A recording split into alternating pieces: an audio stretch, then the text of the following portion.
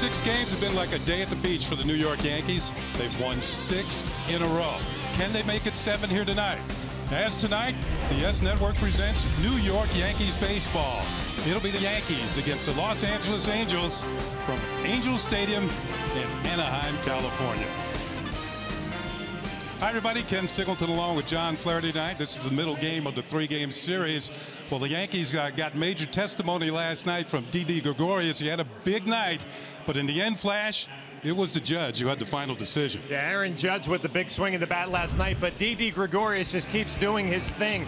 4 hits last night for Gregorius, 14-game hitting streak. He drove in a couple of runs. Obviously, he always plays a great defense, but he is red hot at the plate right now for the New York Yankees. And as you mentioned, Aaron Judge, his 22nd home run of the year. It was a big one in the top of the 8th inning. That gave the Yankees the lead. They were able to hold on. Crowd here in Anaheim was fired up for the Yankees, and the dugout was pretty fired up as well. Let's look at the numbers from the last 6 games. They have been outstanding. The Yankees are averaging 10 runs per ball game. They're hitting .362 as a team with 18 home runs. Runners in scoring position, they've been outstanding. .342. Let's not forget the pitchers. 1.50 ERA for the pitchers over the 6-game winning streak. Let's check out tonight's pitching matchup brought to you by People's United Bank NA. And for the Angels, it'll be J.C. Ramirez. He's got a good record, 6-4, 4.33 ERA. For the Yankees, C.C. Sabathia has been outstanding of late. He's 7-2, and his ERA has been falling. And he's coming off a good start, Kenny, against the Boston Red Sox. Actually, a great start. 8 innings, shutout innings for Sabathia. He gets a lot of attention for the cut fastball. Gets a strikeout right there, Mookie Betts. But it's been the slider that's been outstanding. And you look over his last 5 starts, 1.11 ERA. Sabathia on a good roll right now, and a big reason why is that big sweeping breaking ball that he's able to locate anytime he wants. Well, Sabathia's won 5 in a row himself. The Yankees are going for number 7 tonight. Can they do it here in Southern California? Not far from the beach. We're here at Angels Stadium. Yankees and Angels coming up next.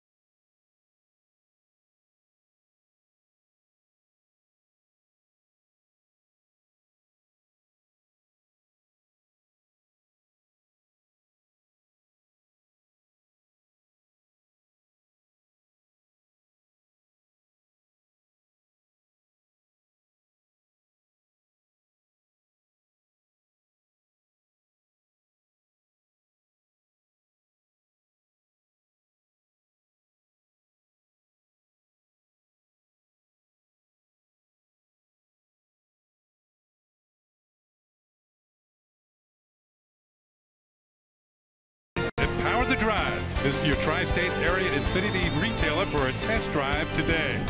by Cash for Life from the New York Lottery. You can win $1,000 a day for life. And by Buick. Visit TriStateBuick.com for great lease offers. As we move inside beautiful Angels Stadium for the middle game of this 3-game series. The Yankees, of course, winning the opening game by a score of 5-3 last night. Let's check out the Yankees starting lineup, as always, presented by Lexus. And at the very top is going to be the left fielder, Brett Gardner. He'll lead it off for the Yankees. He'll be followed by Aaron Hicks in center field. Aaron Judge, big night here last night with a couple of hits, a home run, game winner. Last 15 games hitting .431. He's hitting third. The cleanup hitter will be Matt Holliday, the designated hitter. Followed by Starlin Castro at second. Gary Sanchez back in the lineup tonight. He'll do the catching. Didi Gregorius will be at short. Chase Headley at third. And batting ninth and playing first base, Chris Carter. Well, that lineup's going to get a look at J.C. Ramirez. He's finishing up his warm-up tosses. We'll take a look at his numbers on the year, and they are representative. 6-4, 4.33 ERA. We're going to look at our pitcher scouting report, which is brought to you by your Tri-Honda dealers. And he's filling a need. There have been so many starting pitchers for the Angels on the DL, at least 4 of them that Ramirez has had to fill in. He's done a pretty good job. He's made 111 major league games, all in relief until this year. Now he has the starts, and he's been a serviceable starter. 4-4 with a 4.25 ERA. And if you're the Yankees, you want to get him early. A 10.64 first inning ERA. Let's check out the Angels on defense. As we start in the outfield from left to right, Eric Young Jr. in left field. Cameron Maybin will be in center, and Cole Calhoun will be in right field. Janelle Escobar at third, Andrelton Simmons at short, Danny Espinosa at second, C.J. Cron at first base, and Martin Maldonado doing the catching for Ramirez. Just about ready to go as Brett Gardner steps in. Gardner had a 5-game hitting streak broken last night. He did pick up a couple of walks, so he did reach base a couple of times, and also a stolen base. 263, 13 home runs, 29 runs batted in for the Yankee leadoff hitter. And he has been setting the table and getting things going for the Yankees. He'll be followed by Hicks and Judge here in the first inning. Ramirez is ready, and here's the first pitch of the game, and it's high and outside for ball 1. Rob Drake is calling balls and strikes tonight. Jerry Davis, the crew chief, will be at first. Pat Holberg will be at second, and Tony Randazzo making the calls around at third base. Ramirez deals, and this pitch is fouled off to the left, and the count evens at a ball and a strike. Now, Flash, you made the observation last night. It looked like it was difficult to see for the hitters in the early going. Yes, and I got confirmation from Brett Gardner, from Aaron Hicks, that the first at bat was brutal as far as trying to pick up the baseball. And you can see how it's shady at home plate. It's bright at the pitcher's mound. Next pitch is over the outside corner for a call strike. Ramirez's first career start against the Yankees, young man from Managua, Nicaragua, 28 years old. His last start was at Detroit on June the 8th, and the Angels won that game. There's a breaking ball inside. The count levels off at 2-2. Ramirez went 5 innings in that game, 10 hits, 4 runs, a walk, and 4 strikeouts. He hasn't pitched well here at Angel Stadium this year. He's had 3 home starts. His last 3, he's 0-2. Gardner takes a call, strike 3 as Drake rings him up. Well, once again, a beautiful night here in California, just as it was last night. Let's take a look at the game time weather presented by City MD. Feeling under the weather, just walk into City MD Urgent Care. 78 degrees, a little warmer than it was last night this time. The humidity 36%. The wind, well, down there at 7 miles per hour. Just a perfect night for baseball. So 1 down, and bring up Aaron Hicks. Get another look at this fastball, and it comes back to the inside corner. Rob Drake, the home plate umpire, with the call. Hicks takes the breaking ball, and that hits the inside corner for a call strike. Hicks had a hit in his final at bat last night. It was a double, and that increased his hitting streak to 5 straight games. He's been one of the best road hitters in the American League, hitting .376 away from Yankee Stadium. And pitches outside. It's a ball and a strike. Only 1 hitter in the league is better than him on the road, and that is a brand name, Jose Altuve, hitting .416 away from Minute Maid Park in Houston.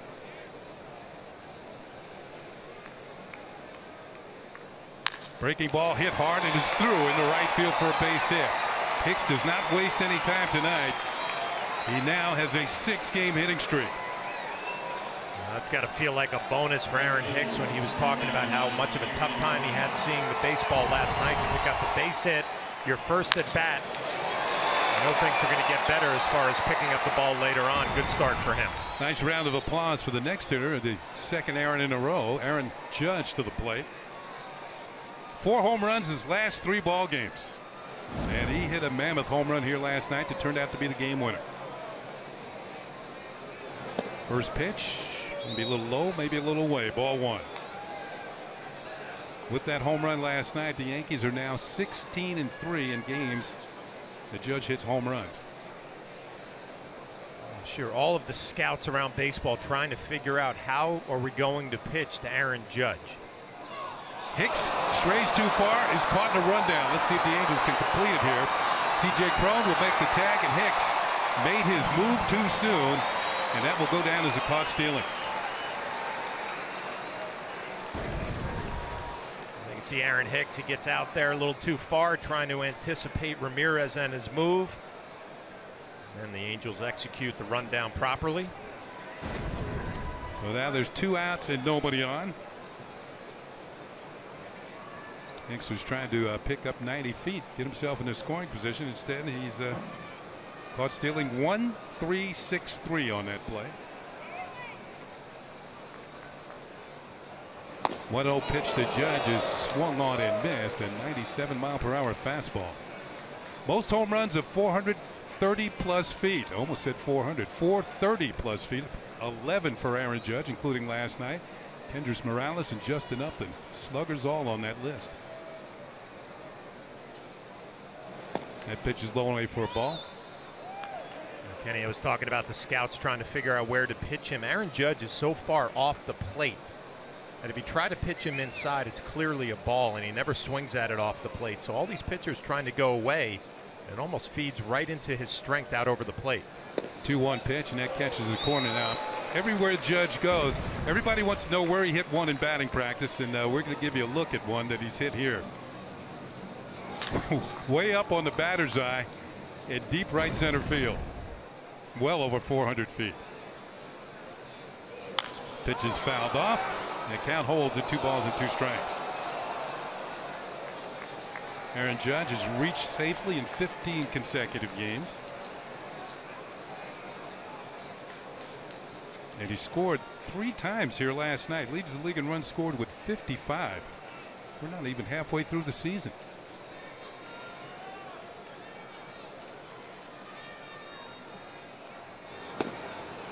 Full count, 3-2. We mentioned the game-winning home run. That home run put the Yankees 15 games over 500 for the first time this year.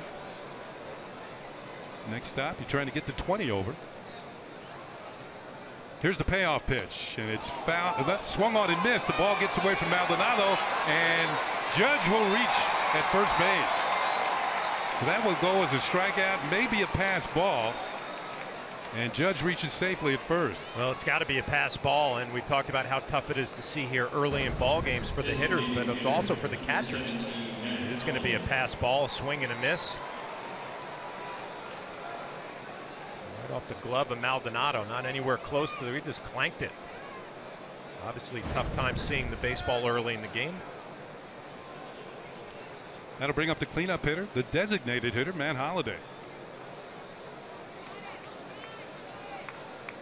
So Ramirez will have to work a little harder here in the top of the first inning. First pitch, chopped towards third. Escobar gets the high hop, throws across the first, throws high and throws it away. The ball goes into a camera well, and that means Judge will move to third, and Matt Holliday will move down to second. This is unusual to see a Mike Scioscia ball club, usually so fundamentally sound. Routine play for Escobar, and he just comes underneath the throw a little bit, the low arm angle right underneath it, and it just takes off. C.J. Cron, no play over there at first base, and the Angels giving the Yankees a couple of opportunities here in the first. Not going to make that man real happy. Well, it will continue for Starlin Castro, who's another Yankee on a hitting streak. Castro will step in with a 7-game hitting streak going. Second in the American League in hits. You see the numbers across the board, but he's had 81 hits on the year. Only Corey Dickerson of Tampa Bay has more, and he only has 1 more. We'll see if Castro can take advantage right here. The good teams in baseball make you pay for your mistakes. We talked about Ramirez and how he struggles in the first inning. Pitch is low and away for ball 1. We mentioned how well over this 6-game winning streak the Yankees have been hitting with runners in scoring position. Castro gets the first shot at it tonight. 429 during his 7-game hitting streak. And he'll take a pitch for a strike. Count levels off. Hit a ball and a strike. Yankees trying to break through here in the first inning against J.C. Ramirez, if you're just joining us. Let's go Yankee chant again. A lot of Yankee fans here last night.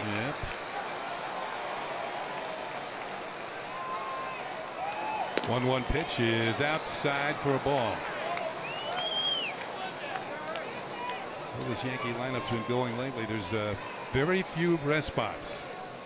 I know there's a base open for Castro, but on deck is Gary Sanchez.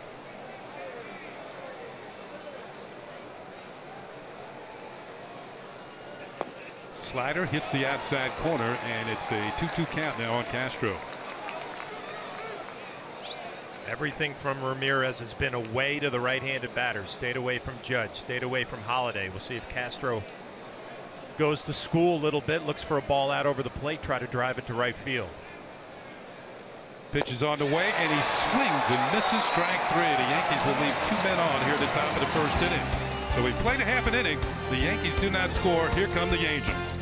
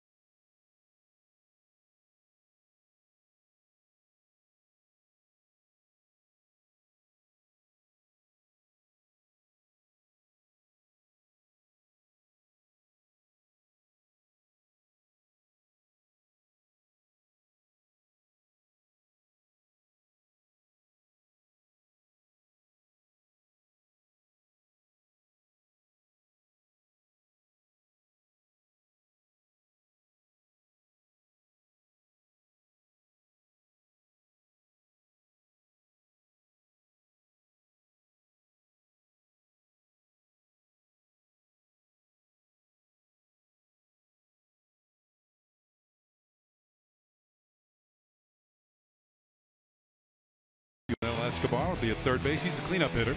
Andrelton Simmons, who's been hitting well lately, will be at shortstop. C.J. Cron will be at first. Martin Maldonado will do the catching.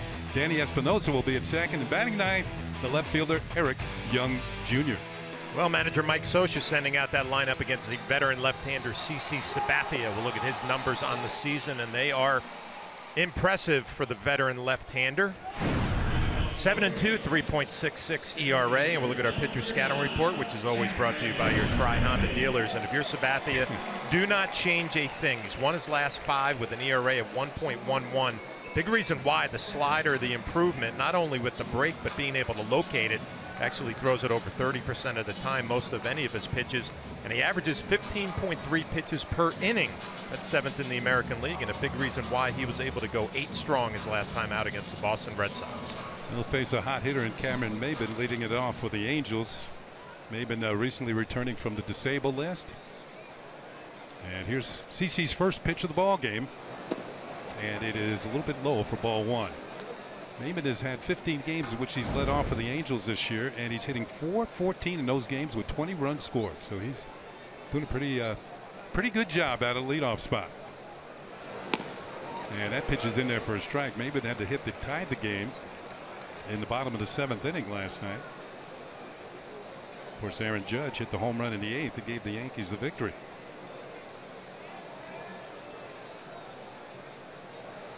One pitch, high inside, and it's 2-1.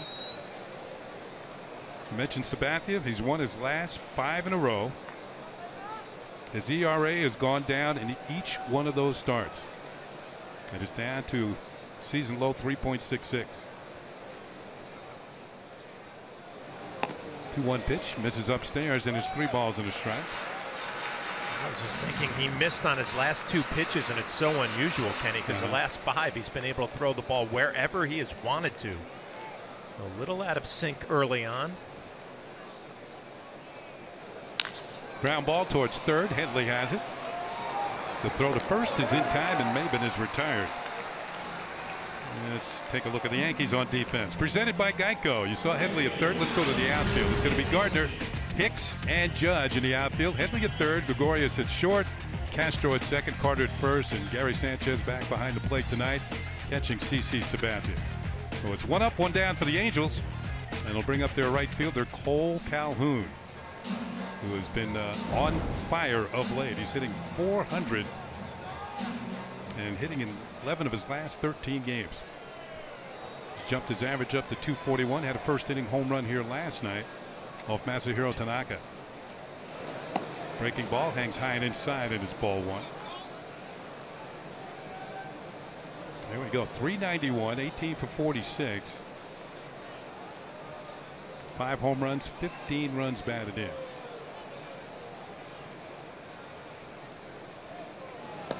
CC tries the breaking ball again, and this one misses inside. 2 balls and no strikes. Kenny, I'm glad you mentioned Tanaka. Obviously, Calhoun had that home run against him in the bottom of the first last night, but sure, the Yankees breathing a sigh of relief. Kind of got back to his old form. Tanaka did. Now you look forward to the next one, building on that last start. Ball is low, and CC falls behind. 3 balls and no strikes. We talked to Larry Rothschild before the game, and the Yankee pitching coach said that he was very happy with the outing. He said Tanaka threw 1 bad splitter all night long, and that was the one that Danny Espinosa got the hit on in the 7th inning. Taking all the way, and it's high and inside. A 4-pitch walk to Calhoun, and he's aboard. Sabathia, he's out of whack early on. I mean, he got behind in the count to Cameron Maben. 4 straight that missed badly right there to Calhoun. So Larry Rothschild, sure, paying attention mechanically, trying to get a key to Sabathia to get back on track. Veteran left-hander has not started against the Angels since 2015, as he faces Albert Pujols here.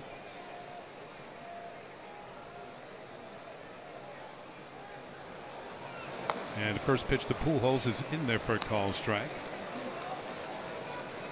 We'll see, maybe pitching out of the stretch, things will get a little better for Sabathia, simplify the mechanics a little bit, and those are the numbers. 4 for 18, 222 with a home run against Sabathia. Pitch is fouled off to the right, and CC jumps ahead. No balls and 2 strikes. Think about CC. All of his wins have come against American League teams. He's 0-2 against the National League this year. He lost at Pittsburgh on April 21st. May the 9th, he lost at Cincinnati. So, interleague play not so good, but he's been wonderful in the American League. Pitches inside, straightens Pujols up, and it's a ball and 2 strikes. Yeah, good pitch right there. I was just thinking, if there's any hitter in this lineup you have to make aware of the inside part of the plate, it's Albert Pujols. The batting average not great, but as you said last night, Ken, he's still driving the baseball, driving in runs. You have to make him move his feet a little bit during an at-bat. Good pitch. The 1-2 pitch, and it hits the outside corner for call strike 3. That backdoor breaking ball.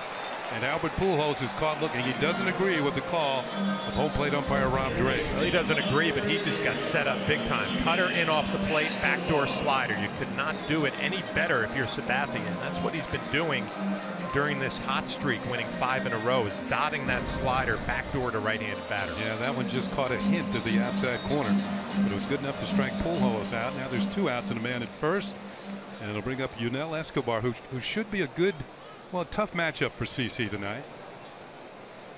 Escobar is 2nd in the league in hitting against left-handed pitching. And he'll take a pitch for a call strike.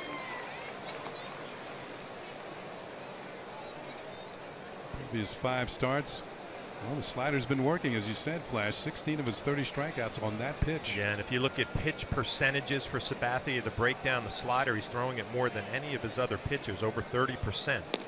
There it is again, and it hits the outside corner for a strike, and it's 0-2 on Escobar. I mean, he can move it down and away from a lefty, but it seems like he's in a real good spot backdooring it to the right-handers. And all of a sudden, things have gotten better for Sabathia pitching out of the stretch. Out of the windup, he was a little out of whack. Now out of the stretch, things are locked in again. See what he does with this 0-2 pitch. In on the hands, and it's fouled off by Escobar. I mentioned he's second in the league in hitting against left-handed pitching. Only Avisail Garcia of the White Sox is better.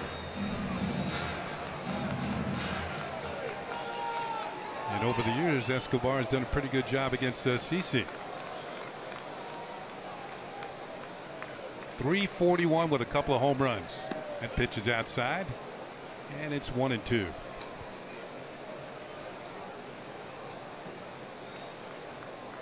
The Yankees did not score in the top of the first. We're in the bottom of the first inning. For those of you who are just joining us back east, hopefully you enjoy the evening as the Yankees are riding a 6-game winning streak. Here's the next pitch, and it's outside. 2-2. And just about everything's been going well. The pitching's been great. Hitting has been outstanding. Breath of fresh air from Tanaka last night in his outing. 6 2/3 strong innings. He didn't get the decision, but the Yankees won the game. 2-2 pitch is on the way, and it's hit in the air to left center field. Hit pretty well. Gardner's on the run. He will not get it. The ball takes one hop off the wall. You've got Calhoun the third. They're going to wave him home.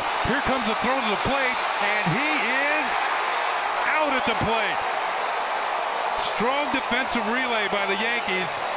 Calhoun is thrown out at the plate, and the Angels do not score.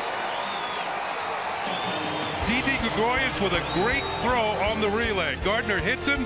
Here's the throw to the plate, and Calhoun is out, and it's still no score.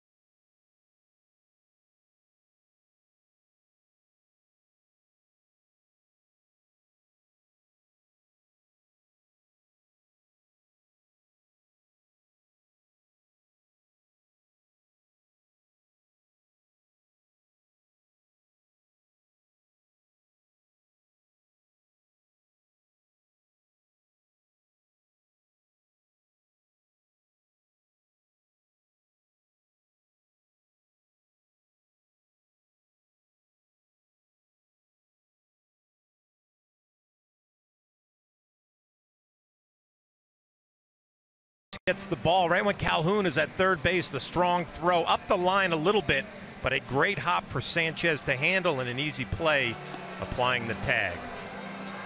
Gardner did a great job hustling it up. The accurate throw, the most important one, to the shortstop, and then Didi, the perfect one-hopper up the line just a little bit. And the Yankees executing last night, a relay tonight early on. A lot of little things defensively that are adding to this winning streak.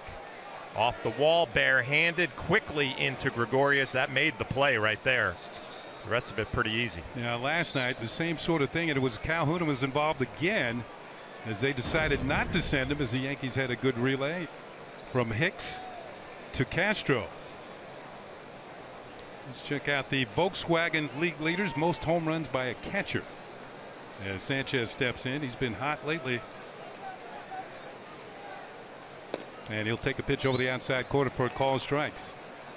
Salvador Perez with 13. Gary Sanchez with 10. Sanchez had a good homestand.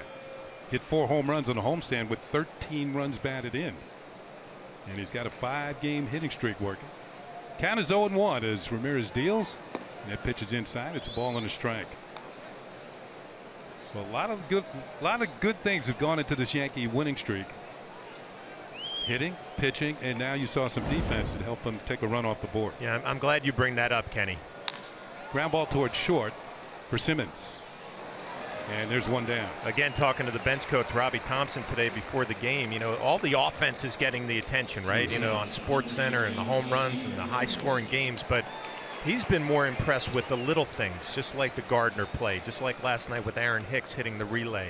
You know, the little things, going first to third, putting pressure on a defense that he says is adding more to this winning streak and this good run than obviously scoring runs helps, but it's all the little things that kind of keep the pressure on another club. So 1 out for Didi Gregorius. The Yankee shortstop had 4 hits in the game last night, drove in a couple of runs, swings at the first pitch and fouls it off. Didi tied his career high, 5th time he's had 4 hits in the game, and look at the batting average, up to .344. Remember, he missed the first month of the season, recovering from that shoulder strain. If you think back to Didi's night last night, hitting the ball all over the field. This one's popped up in the short center field. It's going to be Simmons, the shortstop, puts it away for out number 2. So 2 up and 2 down for the Yankees here in the second, and that'll bring up Chase Headley. You know, Headley had a hit and drove in a run here last night, but you can sense, Flash, I know he's been struggling, but you can sense that he's coming out of it. He hit the ball hard, what, 3 or 4 times last night? 3 times last night, yep. First pitch, and he laces it foul down the left field side for strike 1. I guess the toughest part as a hitter, Kenny, is to start believing, you know what, I'm swinging the bat well, even though I'm not getting a lot to show for it. You have to have that belief that mechanically everything is right. The hits will eventually start to fall. Pitch is hit hard to the right side. Espinosa from right field will throw him out, and Headley has hit the ball hard again, but he hits it into the shift, and the Yankees go 1-2-3 here in the top of the second. Still no score here in Anaheim.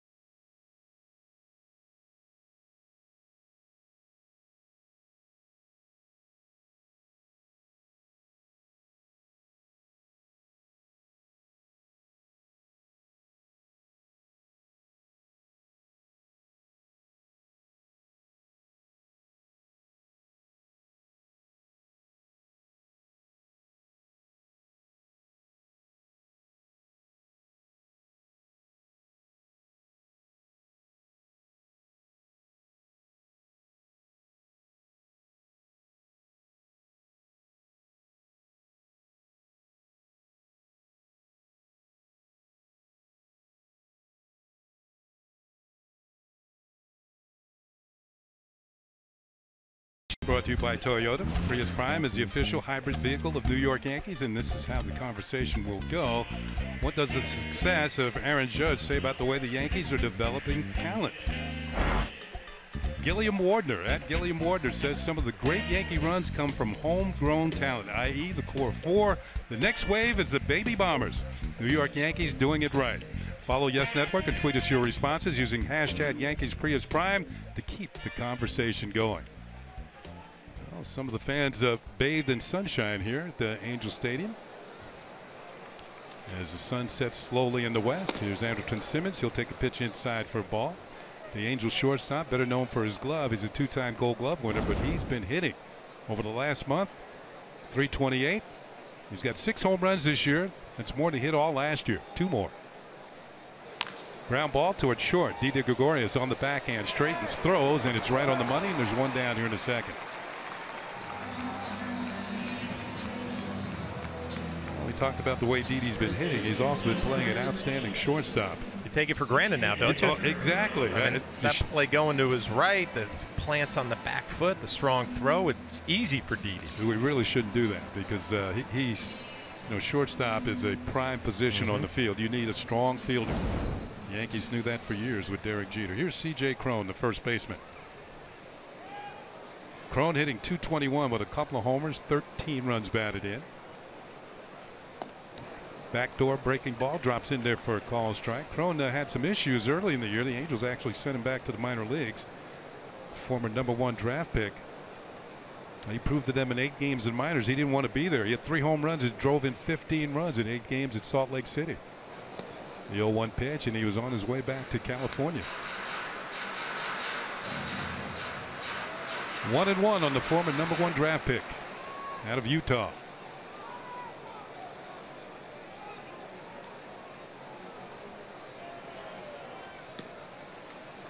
Cron was out here early yesterday before the game, taking extra batting practice.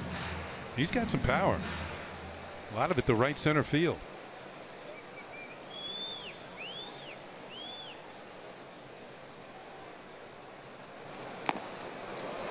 Foul tipped it into the glove of Gary Sanchez. Didn't get it. It's 2-2. Well, he reminds me physically of Mark Trumbo, right? When Trumbo used to play here, came up as a young player, and now with Baltimore. I think that was the expectation when they signed Cron as a #1 pick, that he would be a Mark Trumbo-like player. And he fouls this one off. Count holds at 2-2. Trumbo, of course, has moved on. Now plays for Baltimore. Led the league in home runs last year with 47. You can be assured that the Angel would take that from Cron. Sabathia is going to deal the 2-2 pitch. And it's lined into right field. It's going to be in there for a base hit as Judge will get it back in. So Cron is on with a 1-out single. Well, there's that right center field swing you were talking about, Kenny. Good piece of hitting with 2 strikes.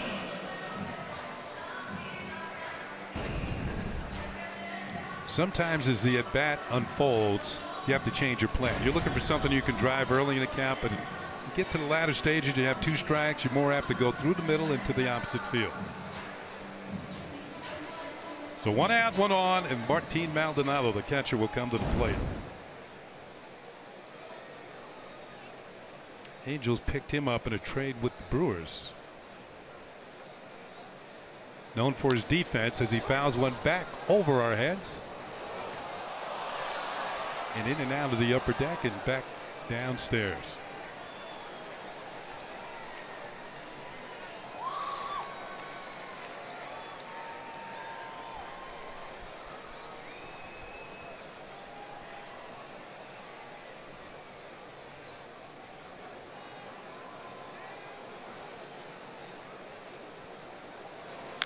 Bouncing ball, foul.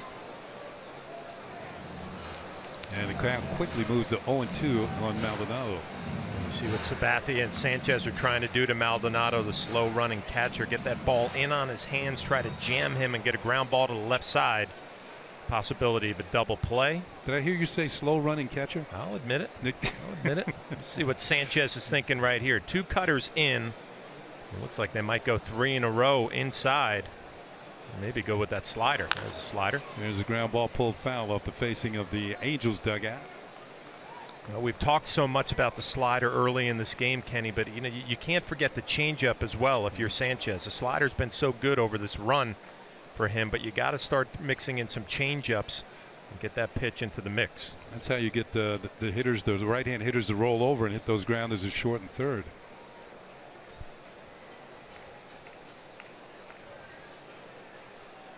Once again, the 0-2 pitch, tried to backdoor him and just missed. It's 1-2.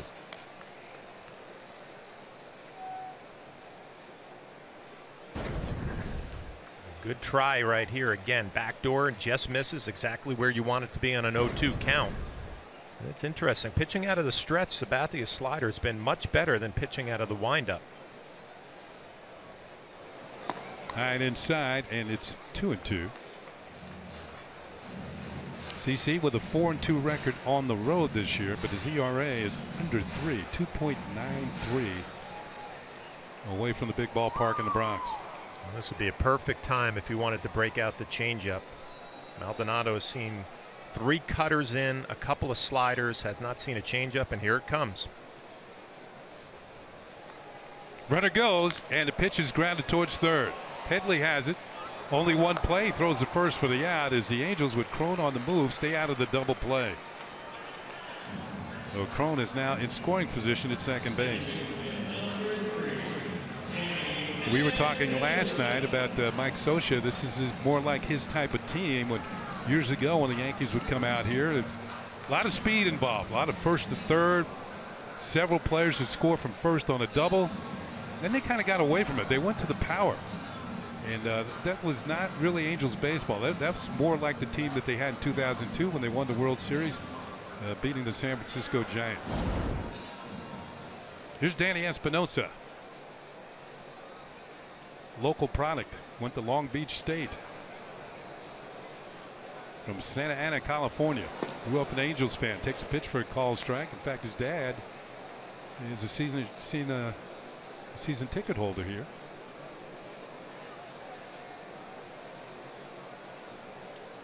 We talked about his beard. That's one of the best in baseball. It almost doesn't look real. I've seen it longer than that. That pitch is inside for a ball, 1-1. Espinosa trying to get it going offensively. Does have better numbers from the right side, although he's only hitting 200 right-handed and 152 left-handed.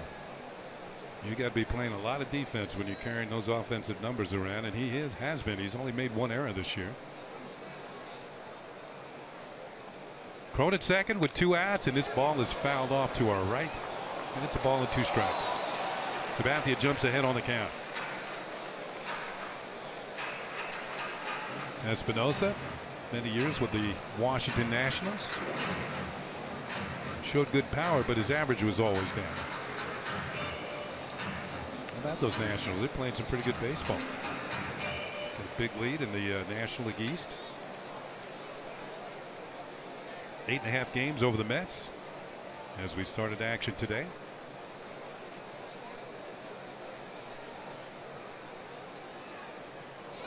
Breaking ball over the outside corner for call. Strike 3. Espinosa caught looking. He did not like the call of Rob Drake. Here comes Scioscia to keep him in the game.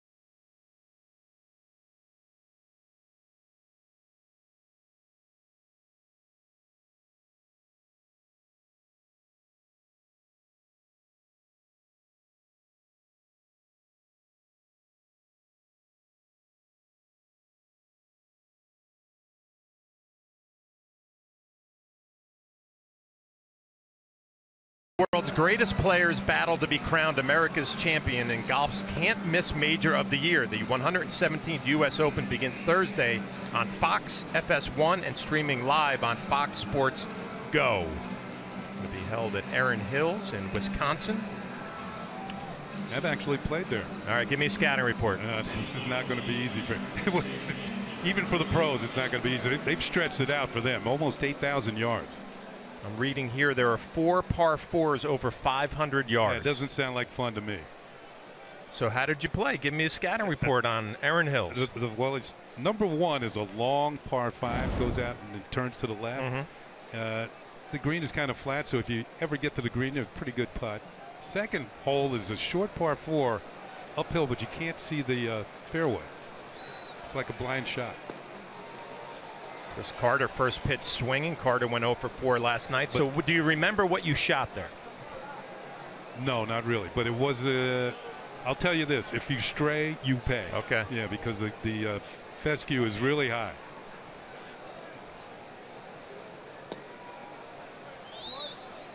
I was listening to Jason Day talk about his game plan for the U.S. Open. He's going to bring a 2-iron out there. Really? And he said he can hit his 2-iron about 275 to 280. Good for him. Off the tee, just like you, Kenny. Yeah, right. Good slider from Ramirez. Ahead in the count 1 and 2.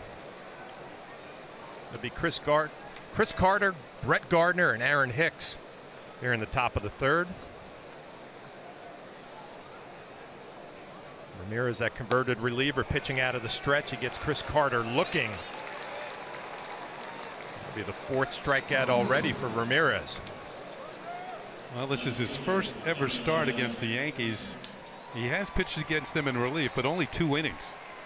So they're getting a sort of a reacquaintance with him, but they haven't seen much of him in the past.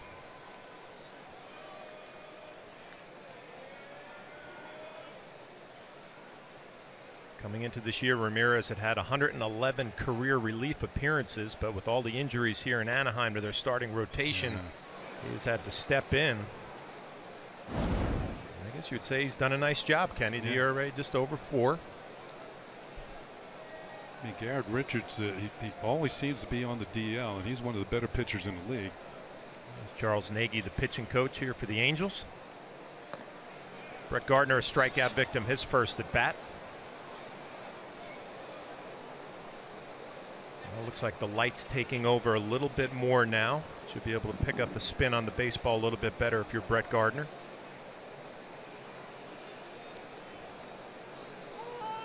Ahead in the count 2-0. Fouls off a good fastball.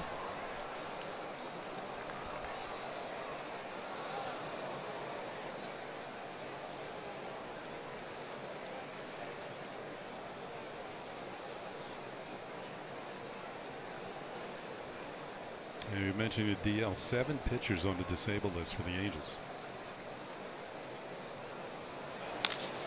Slaps one right back up the middle. Simmons comes in. Nice throw on the run.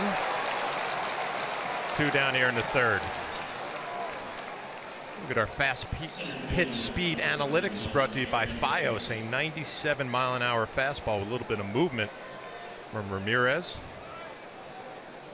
You know, Kenny, you mentioned all those starting pitchers on the disabled list for the Angels. This makes you realize how lucky the Yankees have been with the health in their rotation. Well, they've used 6 starting pitchers, and Chad Green for only 1 start, because they skipped Tanaka on Sunday in New York against the Orioles. 2 down to bring up Aaron Hicks. Had a base hit his first at bat. Batting average now at .317 for Aaron Hicks.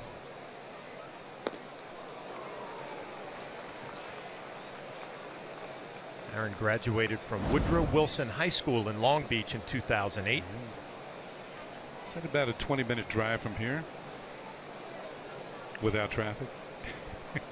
Is that possible? I don't think so.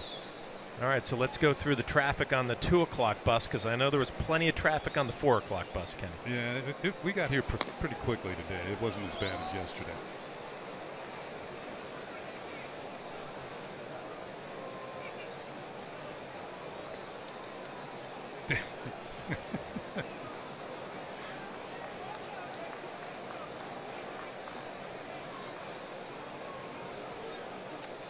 It's the 57 freeway beyond center field here at Angel Stadium. The Angels, just like they did on Brett Gardner, playing Aaron Hicks to pull in the middle infield. Simmons behind second base.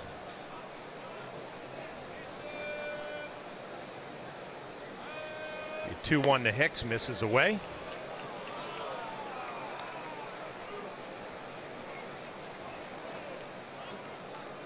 The 3-1 pitch to Aaron Hicks is big Aaron Judge waiting on deck.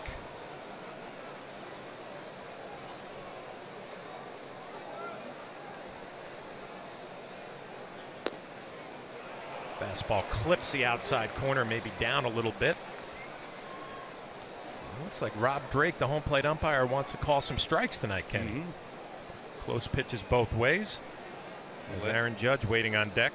Last night's game went 3 hours and 40 minutes. Maybe a little too long for him. A little too long for everybody involved, I think. Here comes the 3-2 to Aaron Hicks. Gets underneath it, skies it to center field. Cameron Maben on the track at the wall makes the play. Aaron Hicks gave it a ride.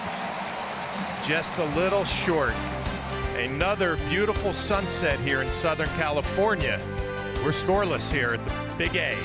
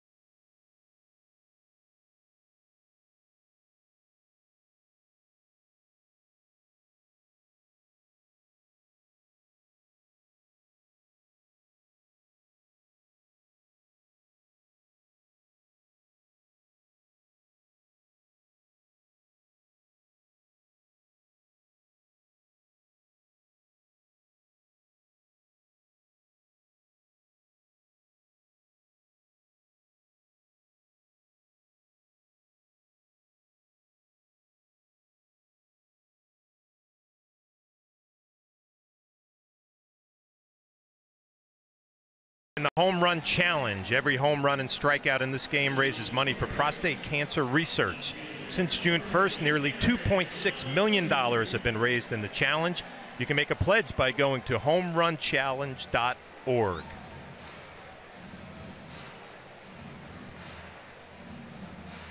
We're back for the bottom of the third.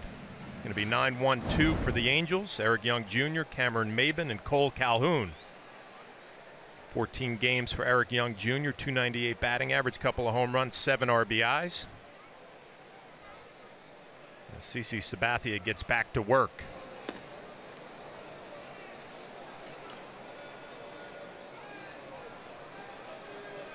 Eric Young Jr., that 298 batting average, 3 doubles, couple of home runs, 7 RBIs, 11 runs, and 5 stolen bases. They're trying to take advantage of an opportunity here with the Angels. Sabathia falls behind in the count, 2-0. Yeah, we mentioned last night he was called up when Mike Trout went on the disabled list, eventually had surgery on the thumb. Be out for 6 to 8 weeks. There's the reigning MVP in the American League. Once again, CC with the problems out of the windup. Yeah, it looks like he's a lot more comfortable tonight out of the stretch. As Mr. Trout sitting in the dugout observing, it's got to be killing him. Yeah, you saw him wearing that brace on the left hand. Tore a ligament. Stealing a base. It's you feel like the Angels are missing something. They're missing a big piece of their puzzle when he's out. What a ball player. Good pitch by Sabathia. I guess you got to give the Angels a little credit, Kenny, right? They've been kind of hanging in there without Mike Trout. Yeah, game under 500 starting tonight. Mike Scioscia. And some praise for Aaron Judge. I was talking to Mike before the game. Comes a 3-2 from Sabathia. Comes all the way back to pick up a strikeout. Third of the night for Sabathia. It fell behind 3-0, and then, well, you can see Eric Young Jr. walking back to the bench. CC fights his way back into the count. Looked like a little cutter right underneath the bat. And there's one down here in the third inning. Nice comeback by CC Sabathia. So what did Mike Scioscia have to say about Aaron Judge? Oh, he was, of course, everybody was impressed with the home run, but he was really impressed by the base hit. Broken bat single that he said got through the infield the way normal guys hit a solid shot. He was impressed with his strength. Well, a lot of second guessing going on last night with Mike Scioscia. Should he have pitched to Aaron Judge with first base open, Matt Holliday on deck? I think that was the whole deal. Holliday on deck. On deck, that's right. It's not the easiest decision for any manager. One down will bring up Cameron Maben. Hits this ball hard to Didi Gregorius to his right. The strong throw. Nice play, Gregorius.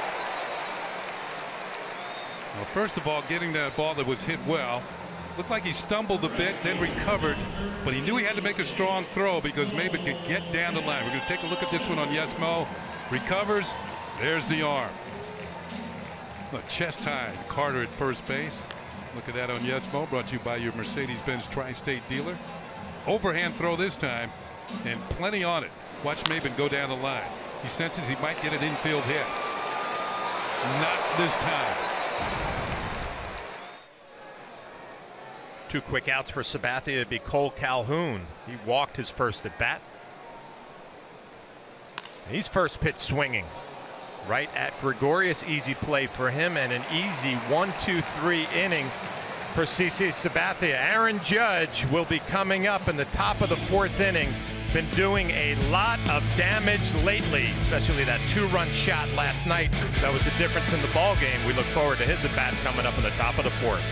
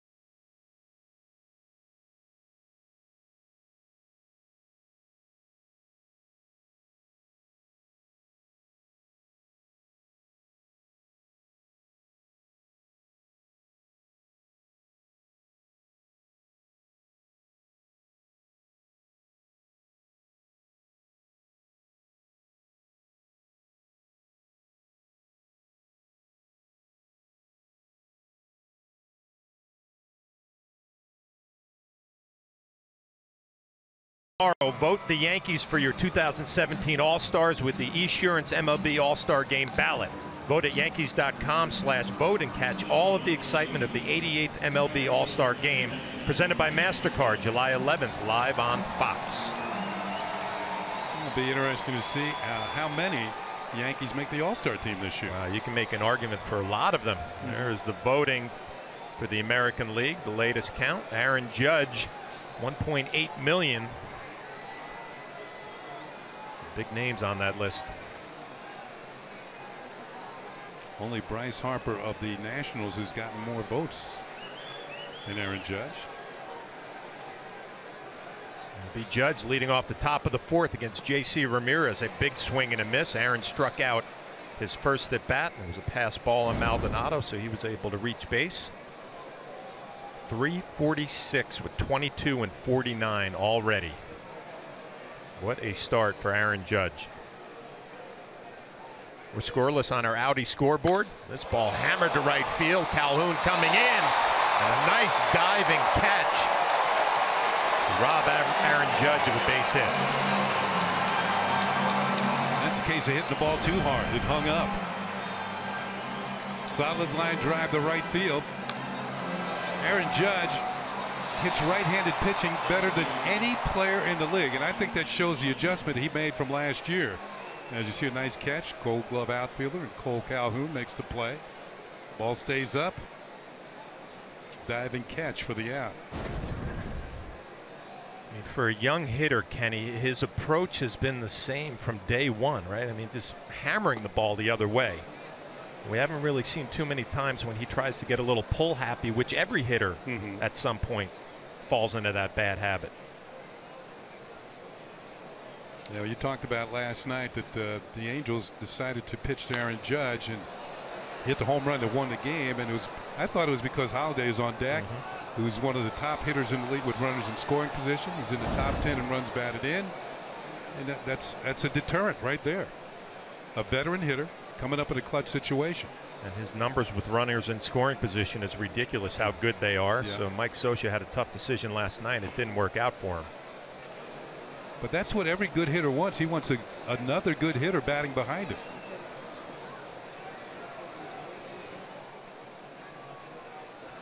The numbers with runners in scoring position, 380 with 7 home runs and 35 RBIs. You know, Mike Scioscia had a good look at those numbers last night when he was trying to make his decision. Ball hit hard right at Simmons. A nice short hop. The rest of the play is easy. 2 rockets here in the top of the 4th, and nothing to show for it for the Yankees. Yeah, I was about to say that Ramirez is not fooling anybody this inning. A Gold Glover in right fielder makes a play, and a Gold Glover at shortstop makes a play. Made that look easy. That was not an easy play by Simmons. 2-time Gold Glove winner. And I think one year he got the Platinum Glove as the best fielder in the league. That was in the National League with the Braves. 2 down will bring up Starlin Castro. He struck out to end the first inning.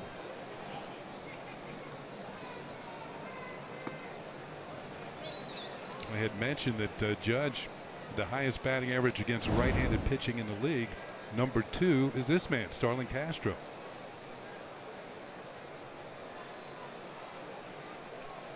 And it's basically the same approach, maybe not the same amount of power, but they both hit the ball well to the opposite field.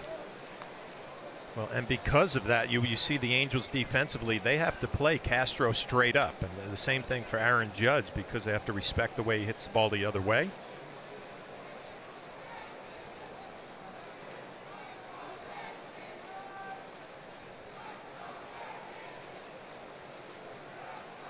Today's game, Kenny, if you can eliminate that shift, your batting average is going to be helped out because of it. Look out.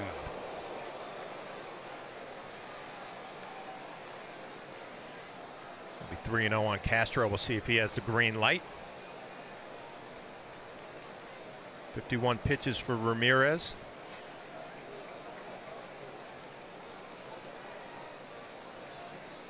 I always like to say let him go with 2 outs. This is down and away. A 2-out walk for Castro.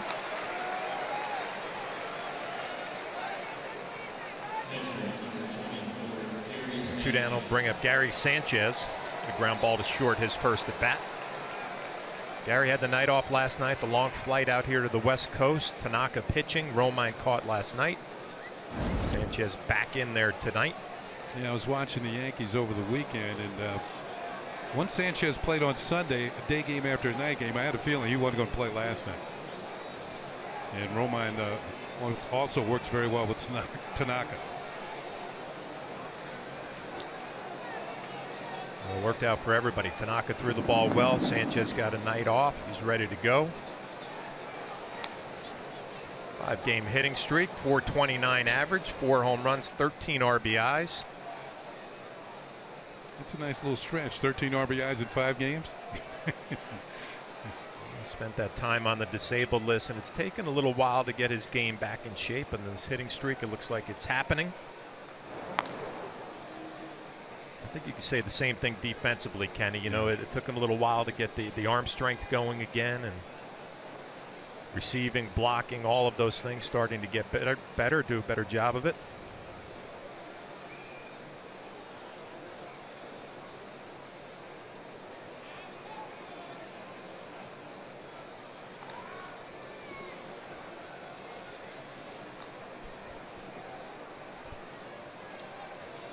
Talked a little bit about this last night. Mike Scioscia does a great job handling the running game.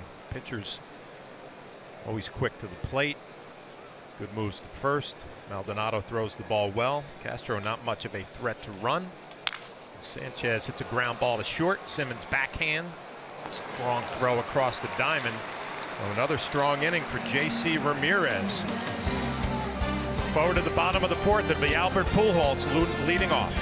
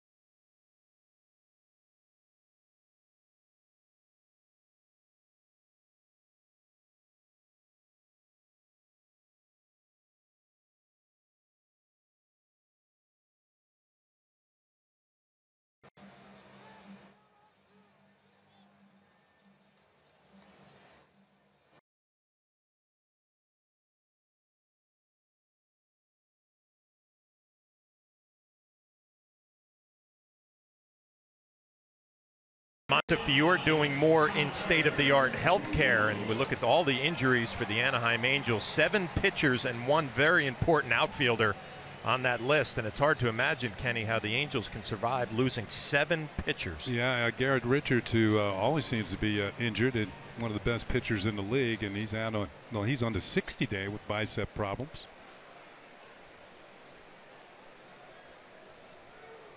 On our Audi scoreboard, we are scoreless here in the bottom of the 4th inning. Sabathia has been sharp, as has J.C. Ramirez. Albert Pujols struck out his first at bat on a good backdoor slider from Sabathia. 236, 10 home runs, 45 RBIs.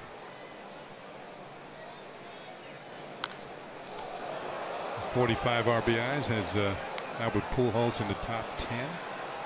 13 times in his career he's driven in over 100 runs, and he's only 138 runs batted in away from 2,000 for his career, which he should reach sometime next year.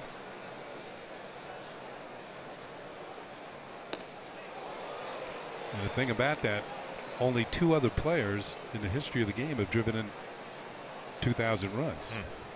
Hank Aaron and Alex Rodriguez.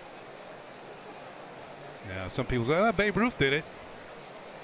RBIs were not an official stat till 1920. So Babe, some of the ones he drove in didn't count.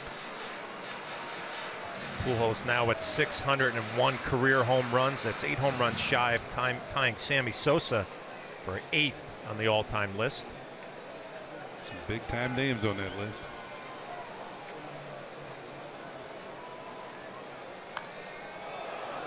Well, CeCe getting in on the hands, and Albert fighting it off. The way he's swinging at those pitches, you almost think he's looking for that backdoor breaking ball again. real good hitters, and obviously Pujols, one of those, can spoil those pitches inside when you're looking out over the plate. Manny Ramirez used to do a great job at that. And there it is again. Backdoor slider. Albert Pujols not happy with Rob Drake. Second time he's been punched out on that particular pitch. Now Rob Drake has been given this pitch to CC Sabathia, and CC's been taking it. Looks like it's just off the corner. Albert Pujols back to the dugout. Not a happy man.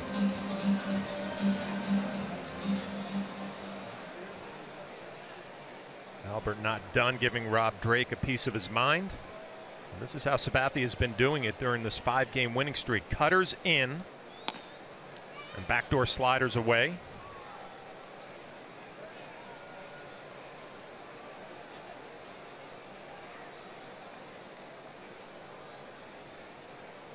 One down will bring up Yunel Escobar. He had a double his first at bat, and a good relayed play by the Yankees. Nailed the runner at home place. Ground ball to short. Didi easy play. 2 quick easy outs for Sabathia here in the 4th.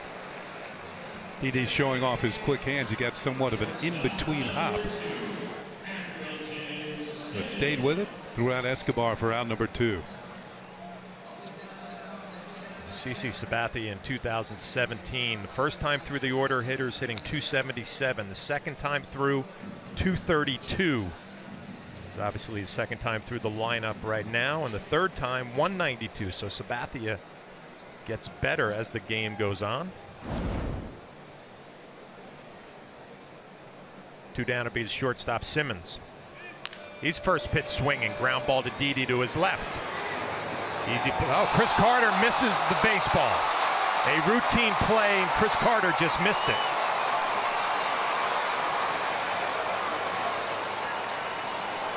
Wow. That's something you don't see very often. E3 allows Simmons to get to second base. He's ready to write down 6-3. This is right there for him. Can't close it. Ball gets away. Bit of a high throw, but that's an E3 definitely. And Simmons takes off and is now in scoring position. And as we look at it on Yesmo.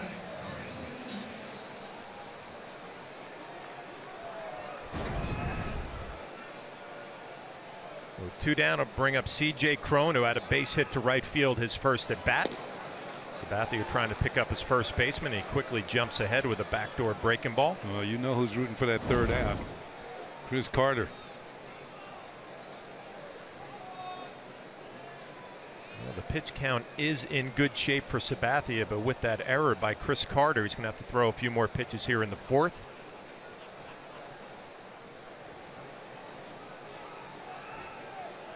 Simmons taking his lead. Good play by Sanchez, keeping it in front.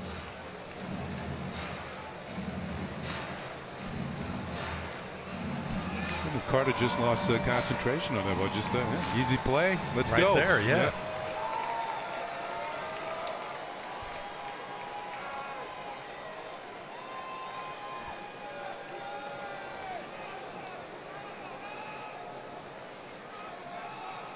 Cron, the big right-handed hitting first baseman, hits this ball to left field.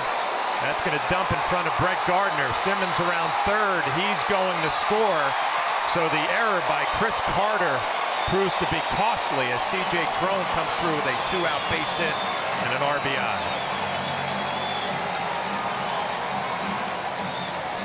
Cron's second hit of the night. Puts the Angels in the lead. He singled the right field. Now he singles the left center. And off with the crack of the bat with 2 outs is Simmons.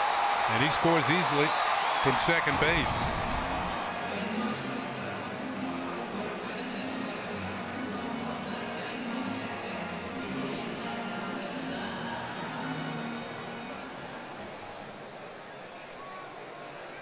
Two down will bring up Martin Maldonado. He had a ground ball to Chase Headley, his first at bat. Sabathia jumps ahead.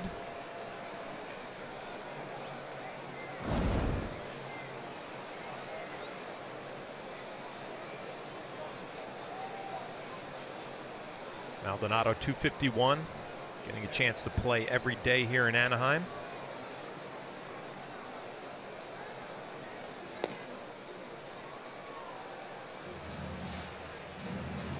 Yeah, the backup catcher is Juan Gratterall. But Maldonado's known mostly for his defensive ability. Good throwing arm. As we've seen in this series, a good blocking balls in the dirt. Well, you think of all the years that Mike Scioscia, the manager of the Angels, has been here, and obviously he had a great career behind the plate. Good pitch by Sabathia there. Here's the reaction of CC Sabathia on the base. It was a pitch that was up, and he's kind of mad at himself for throwing a bad pitch. Mad at himself for not picking up his first baseman, right? Yeah. His teammate. The Yankees haven't been making too many mistakes lately. When they have, teammates have done a good job of picking each other up. Sabathia ahead in the count 1-2 to Maldonado.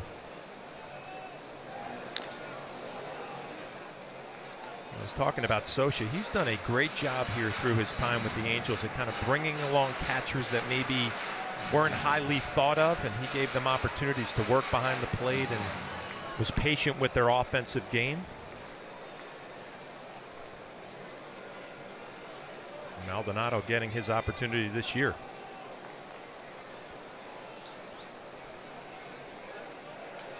A 1-2 from Sabathia. That misses in off the plate.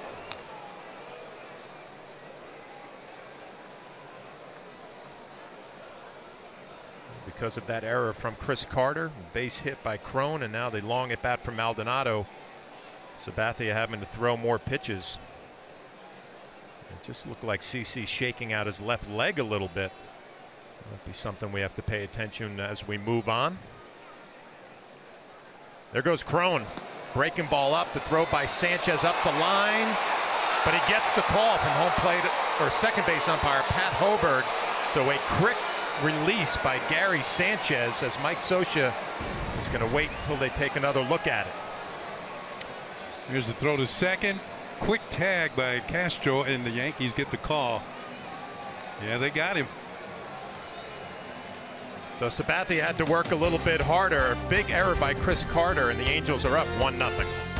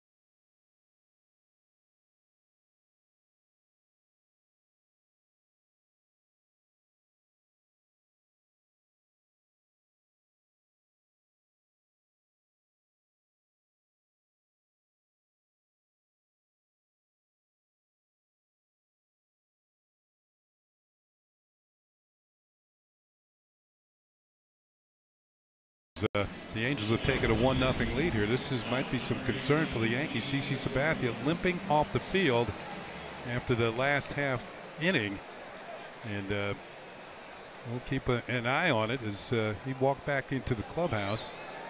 Saw him shaking his left leg out there a little bit. Now there's some action in the Yankee bullpen, so obviously not good news. Giovanni Gallegos warming up. Didi Gregorius will lead it off for the Yankees here in the 5th inning. Bottom third of the order for the Bronx Bombers. The pitch is outside for ball 1. Didi popped up to shortstop his first time up. Watch him see. That's a hamstring that's right a hamstring, there. Maybe not a knee. Didi hits one foul behind first base coach Tony Pena. Ball and a strike on the Yankee shortstop.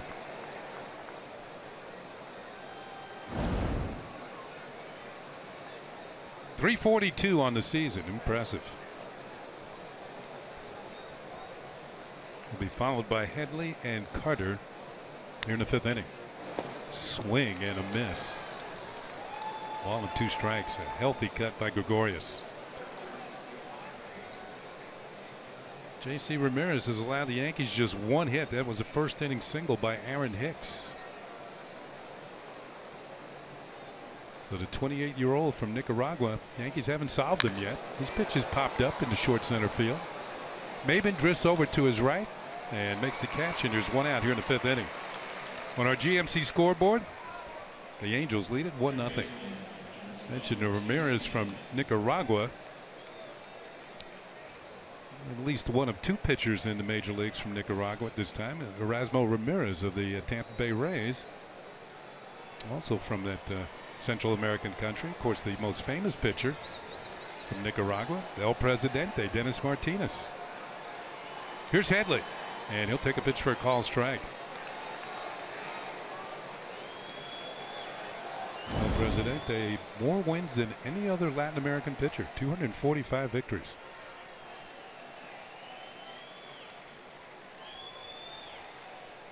Headley grounded into the shift in the 2nd inning, was thrown out by Espinosa from short right field.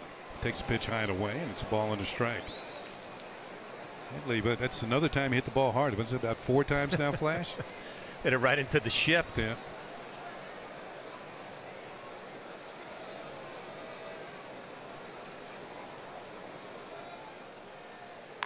This one he hits well. The right field.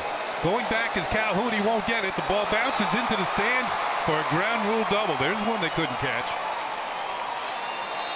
As Headley goes into second, we're going to go back to the studio and Ryan Ruocco. Ryan.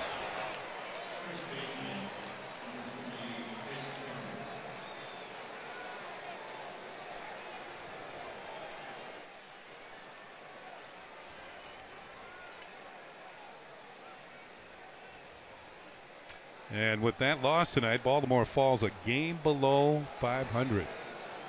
Now with a 31-32 record. So Headley's at second.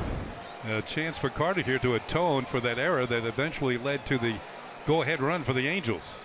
Takes a pitch a little low, maybe a little outside for ball 1. So Headley with a ground rule double into the seats in right. It's his 13th 2-base hit of the year. And he stands at the bottom of your screen at second base. Pitch to Carter, and he fouls it off. A couple of hops into the seats. And it's a ball and a strike on the Yankee first baseman. Carter had himself a good homestand. He went 8 for 20 with a couple of home runs. He did go 0 for 4 here last night with a walk.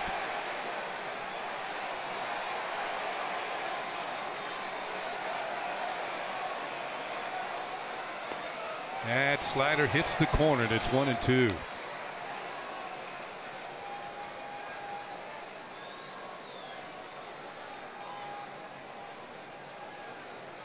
Headley representing the tying run out at second base.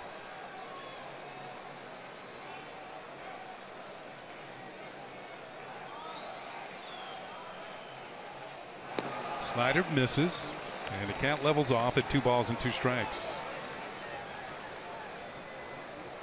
In our open, we showed you the numbers. The Yankees have been very good with runners in scoring position during this 6-game winning streak. I think the number was 362 as a team.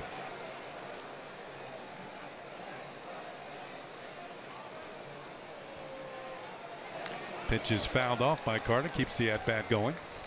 During this nice little winning streak for the Yankees, seems like they're getting double-digit hits every night, so plenty of runners in scoring position, plenty of opportunities. You don't put a whole lot of pressure on yourself, but the way Ramirez has thrown the ball tonight, not too many opportunities. One right here for Chris Carter. Swung on and missed. Strike 3. Another slider, and there's 2 down. Carter strikes out for the 2nd time. That's strikeout number 5 for Ramirez. A steady dose of sliders to Chris Carter. No trouble picking up the spin on that pitch. By the way, that number with runners in scoring position, it just went down a bit, but it was 342.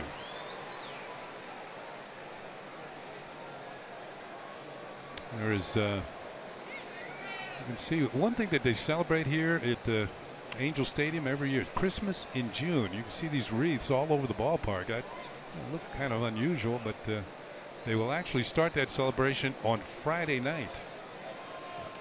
I just don't get it, Kenny. Well, you know, everybody decorates a little early. That's when the Kansas City Royals will be here.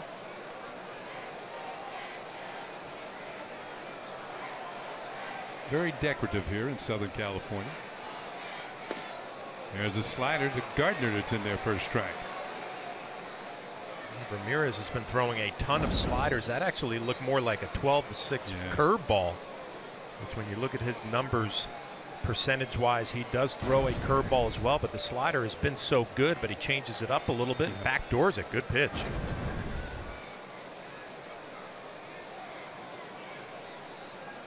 Tried it again, misses. A throw to second by Maldonado, and Headley gets back ahead of the tag.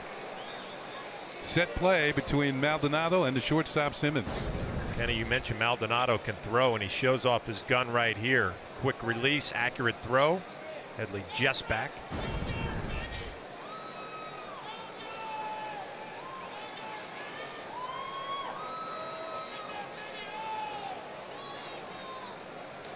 Gardner with the opportunity to tie the ball game here. Hits it on the ground into center field for a base hit. Headley's rounding third. Here comes the throw to the plate. Gardner's going to go to second. The throw is cut off, and it's a 1-1 ball game.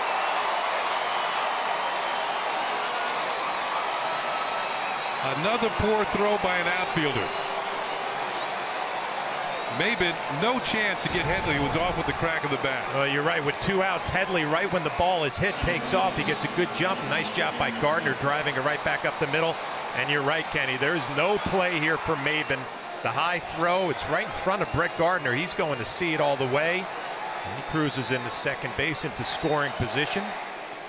More importantly for the Yankees, a big 2-out hit by Brett Gardner to tie this thing up. The Yankees had 3 2-out hits last night to drive in runs.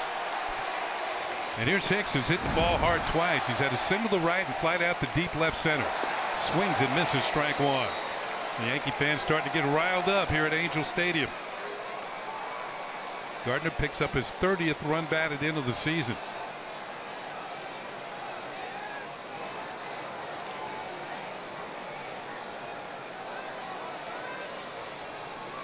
You know, the players from California, when they come out here, they want to put on a show for the home folks, family and friends.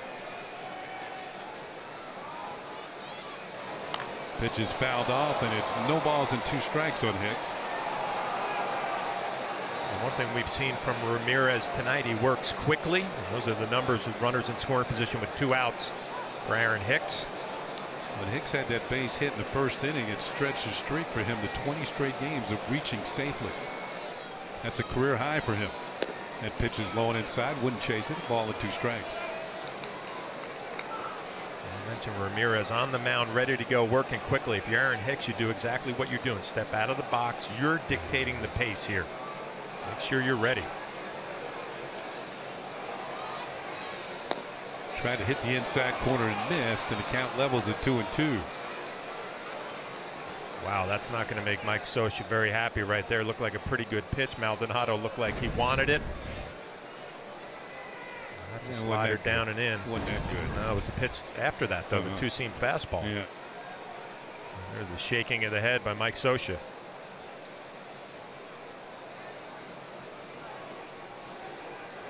This pitcher's won all the pitches. Just ask David Cohn. Low and inside, ball 3. Here's the pitch that Flash was talking about. Was this a strike? Two-seamer. Does it come back to the corner? Boy. Ooh. Maldonado liked it. Ramirez liked it. Rob Drake, the home plate umpire, didn't like it. He's the only one that matters.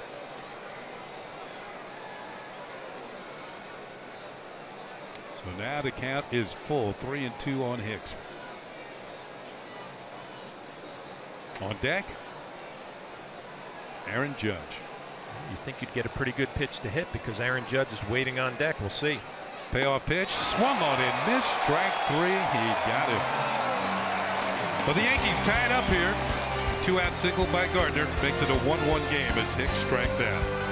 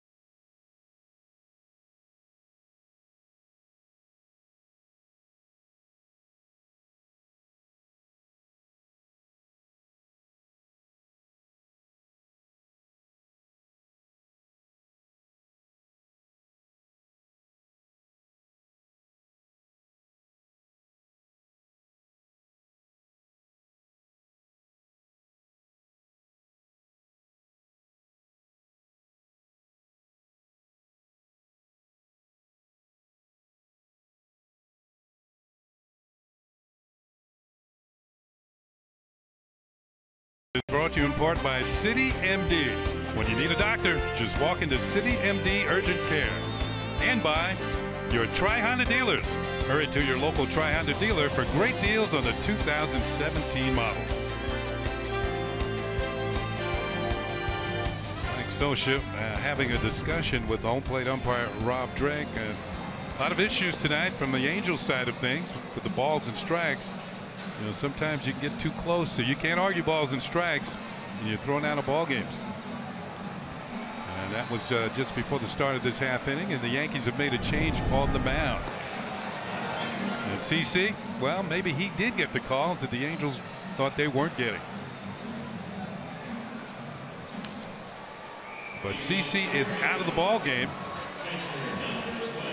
And well, maybe there's some respect there as he goes over to talk to Albert Pujols. I'll tell you what, you don't see a lot of umpires go all the way to the dugout to have a conversation in between innings. Pujols not happy, but Rob Drake having a nice little chat with him. Wow.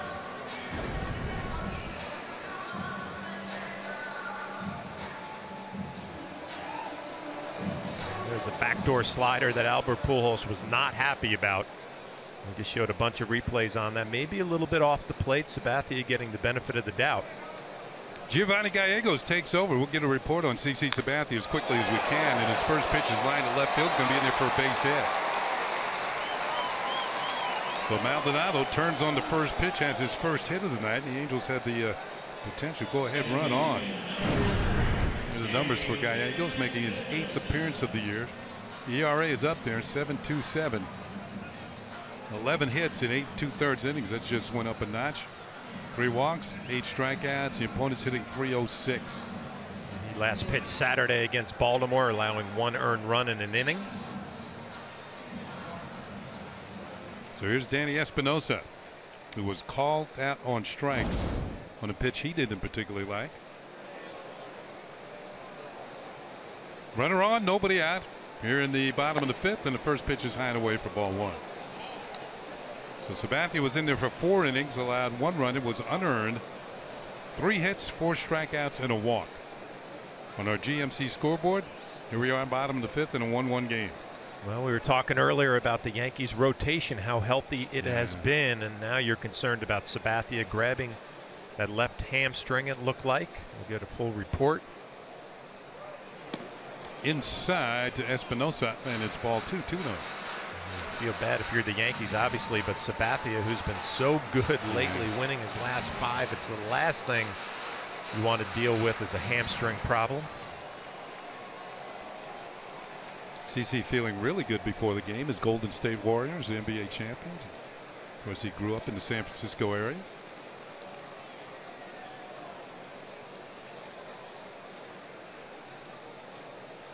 Gallegos deals the 2-0 pitch. Espinosa takes, and it's ball 3-0.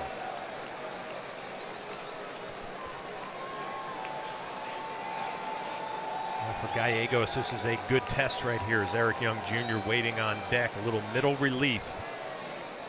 Get the ball to the back end of your bullpen, throw up some zeros. You mentioned, Kenny, the ERA is inflated. Joe Girardi giving him a chance here in a tie ball game. There's a strike, and it's 3-1.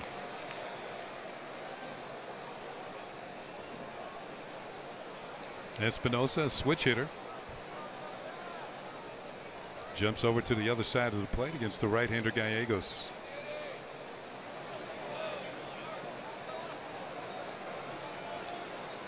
Yankees have the shift on in the infield, looking for the double play if they can get it. Runner's not going. The pitch is fouled back, and the count is full 3-2. Good swing by Espinosa.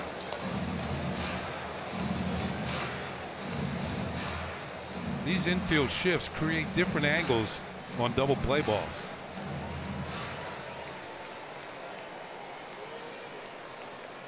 Fielders sometimes have to move towards the bag at second in ways they haven't had to do so in the pre-shift days.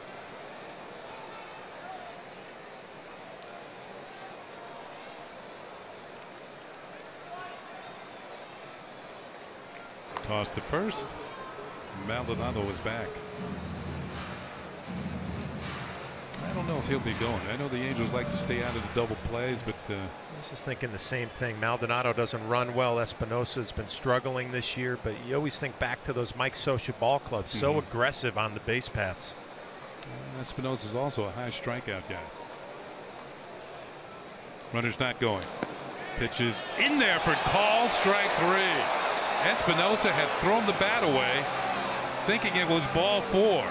Instead, he's walking in the other direction. Second time he has struck out. We'll take a look at the pitch. Espinosa thought it was down. Sanchez brings it back up, and he's nodding his head that he liked it. Bottom of the strike zone. So 1 out, runner on first, and here's another switch hitter, Eric Young Jr., who was struck out by Sabathia swinging in the 3rd inning.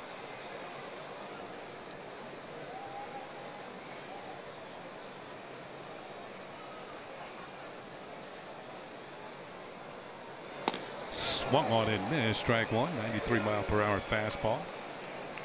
Talked about Eric Young Jr., son of Eric Young Sr., who spent 15 years in the major leagues. His dad was a .283 career hitter with 465 stolen bases. And like his dad, EY Jr., his game is speed as well. There's a pitch for a call strike. He has stolen 150 in his major league career.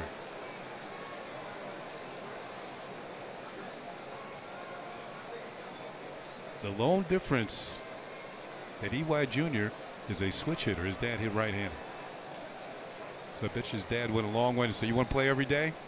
Switch hit. Yeah. The 0-2 pitch. That's way upstairs, ball 1.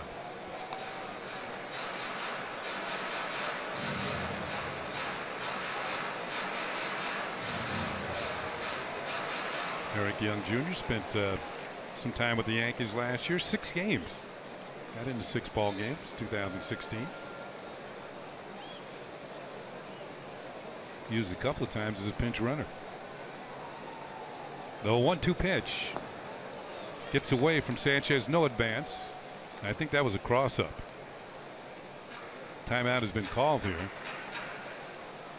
Hard to imagine how it's a cross-up when there's no runner at second base, but when Sanchez immediately went back out to the mound, I'll tell you there was some problem with the communication on signals.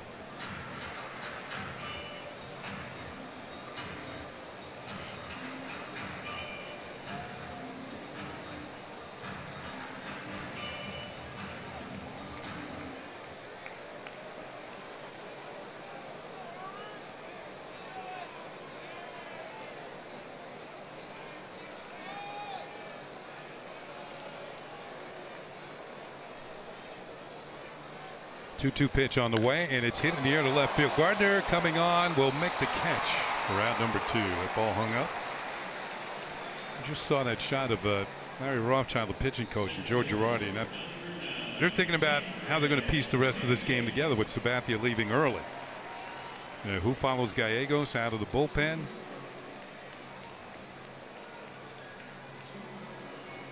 And a lot might depend on if the Yankees grab the lead here.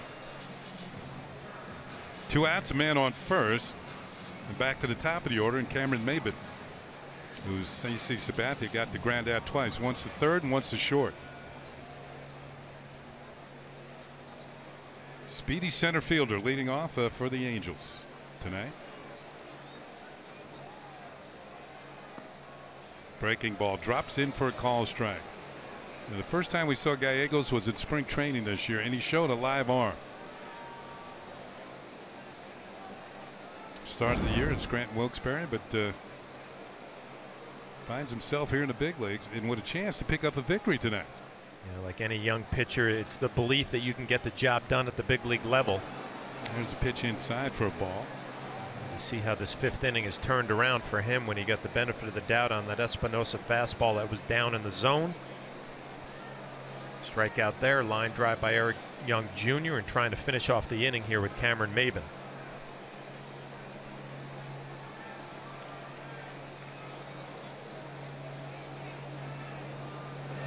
Pitch hit on the ground to short. Gregorius has it, goes the short way to Castro for the force, and that'll do it. Leadoff single, does not advance.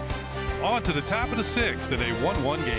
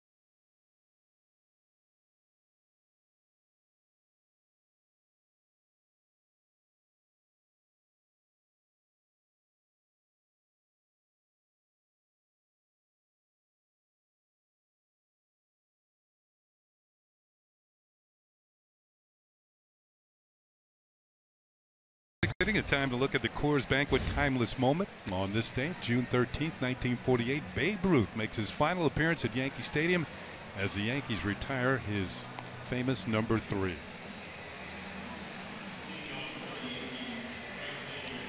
We take a look back. A very frail Babe Ruth. I think he passed away in August of that year.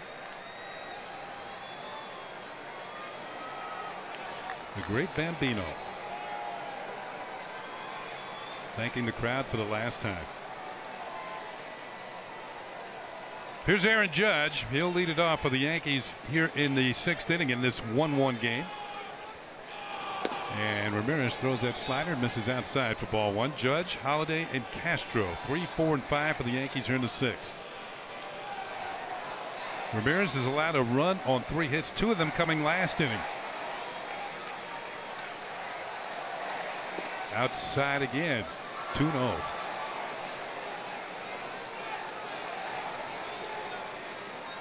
Kenny, they always talk about the hot corner, right? Third base. How about being a pitcher throwing a fastball in the outer half to Aaron Judge, and you have to try to field your position? Slider again. This one's a strike, and it's 2-1. Yeah. Remember, it was Louis Tiant years ago was given instructions to keep the ball away from Frank Howard. Big Frank had hit the ball hard. Swing and a miss, and it's 2-2. And Louis went against the grain. You know, he was keeping everything in on Frank Howard. They didn't want him pulling the ball. And they asked Louis, how come you're keeping it away from him? He says, I don't want him hitting it through the middle and killing me. That's right. Yeah, so. Smart man. 2-2, the count on Judge. Pitch is fouled off. This at bat will continue. Certain buzz in the crowd when Judge comes to the plate.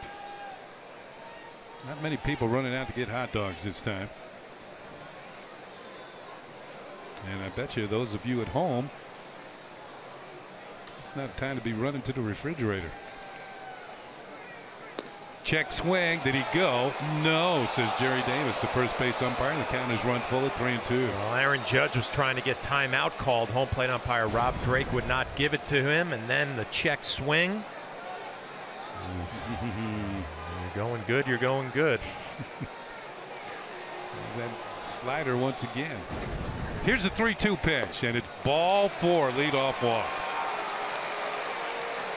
So Judge draws his 40th walk of the season. That leads the American League.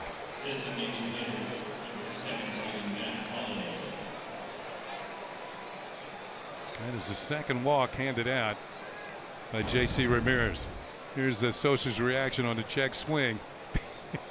He thinks these guys are having a bad night. Yeah, he's not happy with Rob Drake, the home plate umpire, not happy with Jerry Davis, the first base umpire, and again, Aaron Judge works another walk.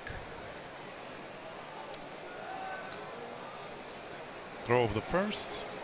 Well, Judge is back easily. Holiday at the plate has reached on an error and grounded that hard to short. There are 3 career 300 hitters in this. Well, 2 of them are active. Trout is 1. He's on the disabled list. But Albert Pujols and Matt Holliday are the other 2. And there are 15 active 300, make that 14 active 300 hitters in the major leagues. Holliday's 1, Pujols is another.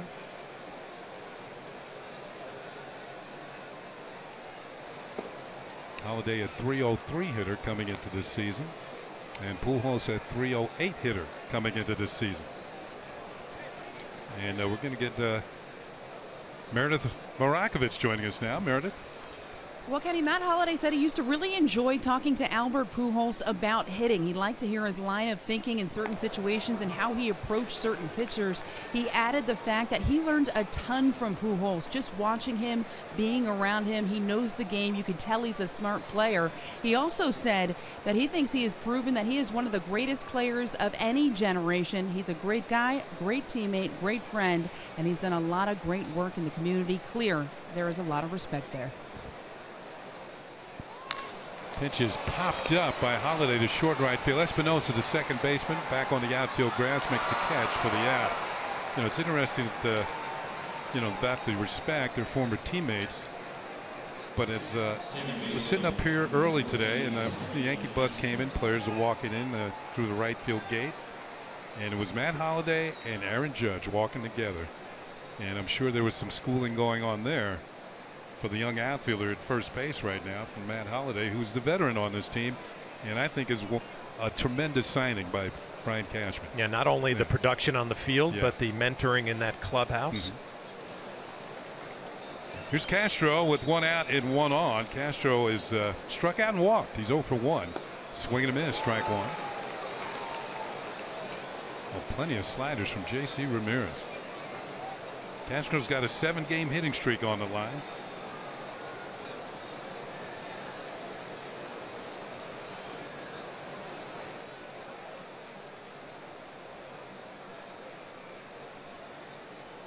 Oh, 1 pitch. It's blown away. Maldonado looked like he was going to throw to first, but decided not to. Now here's after that last out, Holiday not very happy, and watch Headley. I think I'll go the other way here.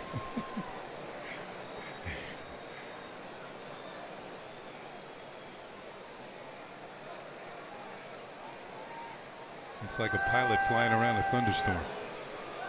So we've compared Matt Holliday to our buddy Paul O'Neill, right? And the quality of the at-bats and how intense he is. Now he's showing it a little bit in the dugout. Yeah, well, Paul was known to go off once in a while on himself.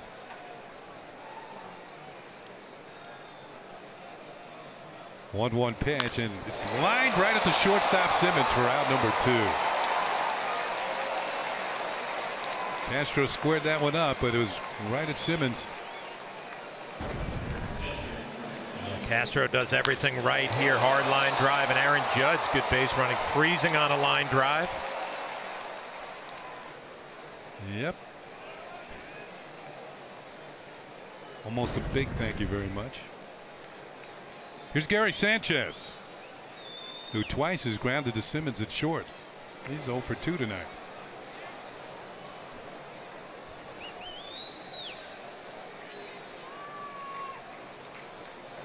Slider outside for ball 1. So many sliders from Ramirez. I get the idea he's going to hang one to the wrong guy.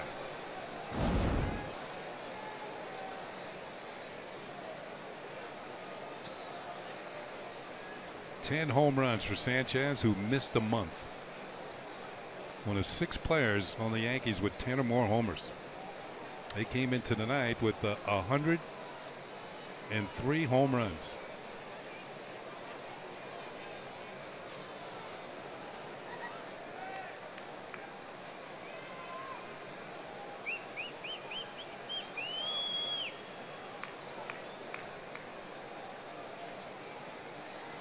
You mentioned Judge's ability to steal a base. I don't know if he'd be thinking about going here with Sanchez at the plate. Timeout is called. Especially with Sanchez ahead on the count. 1 ball and no strikes. Aaron has 5 stolen bases, been thrown out twice. There's all the ranks offensively you were talking about. A lot of ones.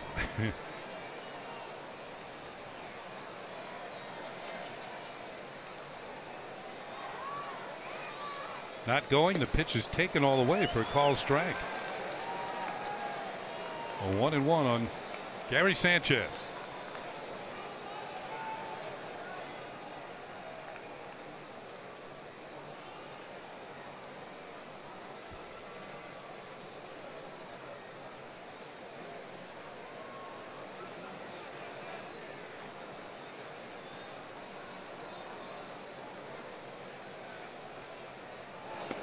Strike 2. This time's a fastball. Now, Flash, I don't want to tell Eric Young Jr. how to play the outfield. He's got more speed than I ever had, but I think he's played too shallow. I mean, that is the pull zone for Gary Sanchez. It looks to me like he's in sort of medium center left field. Maybe he figures hits one over his head. He's not going to get it anyway. Ground ball towards the middle. Simmons showing the range, flips to Espinosa for the out, and that will do it for the Yankees here in the top of the 6th inning. Judge with the leadoff walk does not advance. At the end of 5½, it's still 1-1.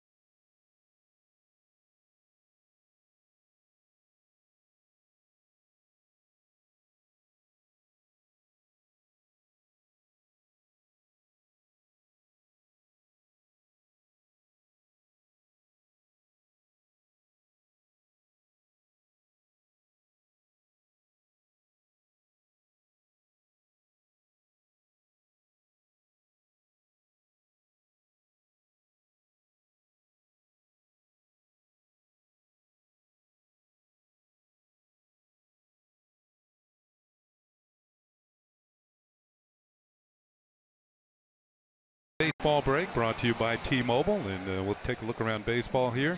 Chris Davis is expected to be put on the 10-day disabled list for the Orioles. The home run hitter out with an oblique injury, suffered last night on a swing. Lance McCullers Jr., hard throwing and the curveball throwing right-hander for the Houston Astros, placed on the 10-day DL. Lower back spasms. He's out. And James Taillon, good news here for the Pittsburgh Pirates fans and good news for baseball fans in general. 5 shutout innings last night for Pittsburgh's first start since he had surgery for testicular cancer.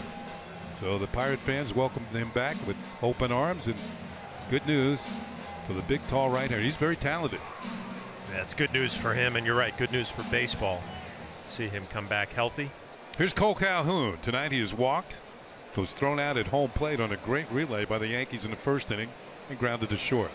First look at Gallegos, and the first pitch is downstairs for ball 1. We're tied at 1, bottom of the 6th inning. The Angels scoring their run in the bottom of the 4th, an unearned run.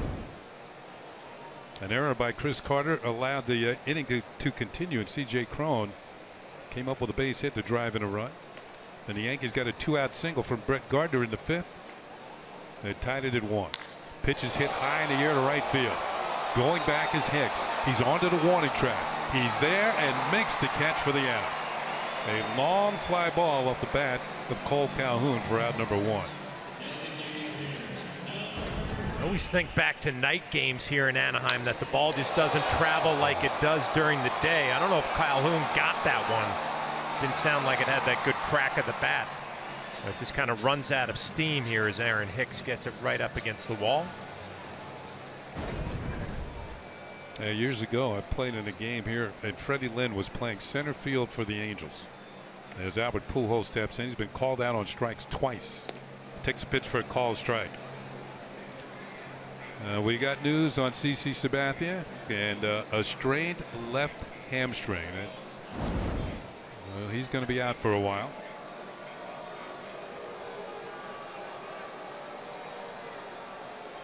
So not good news for Joe Girardi. Wild swing and a miss, and it's 0-2 on Pujols. You don't see that very often. I was just thinking that, Kenny. As I was saying, years ago, the ballpark had a different configuration here. It was 410 to center field. And Freddie Lynn was playing center.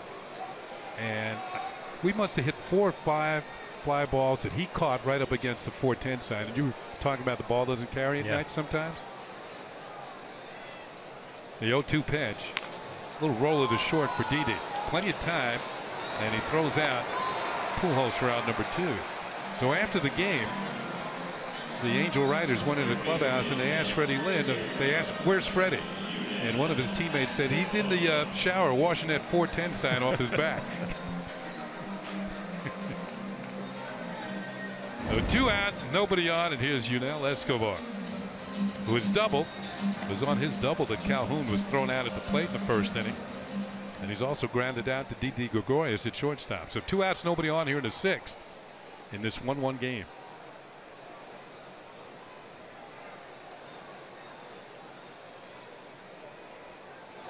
Swing and a miss. Strike 1. A good breaking ball from Gallegos right there, and Pujols missed it badly. You don't see that, and Escobar clearly fooled at that first pitch breaking ball. Chasing Shreve starting to get loose in the Yankee pen.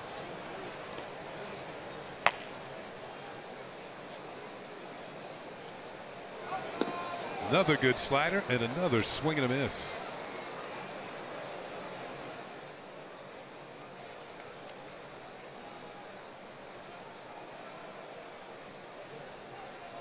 So Escobar in the hole, no balls and 2 strikes.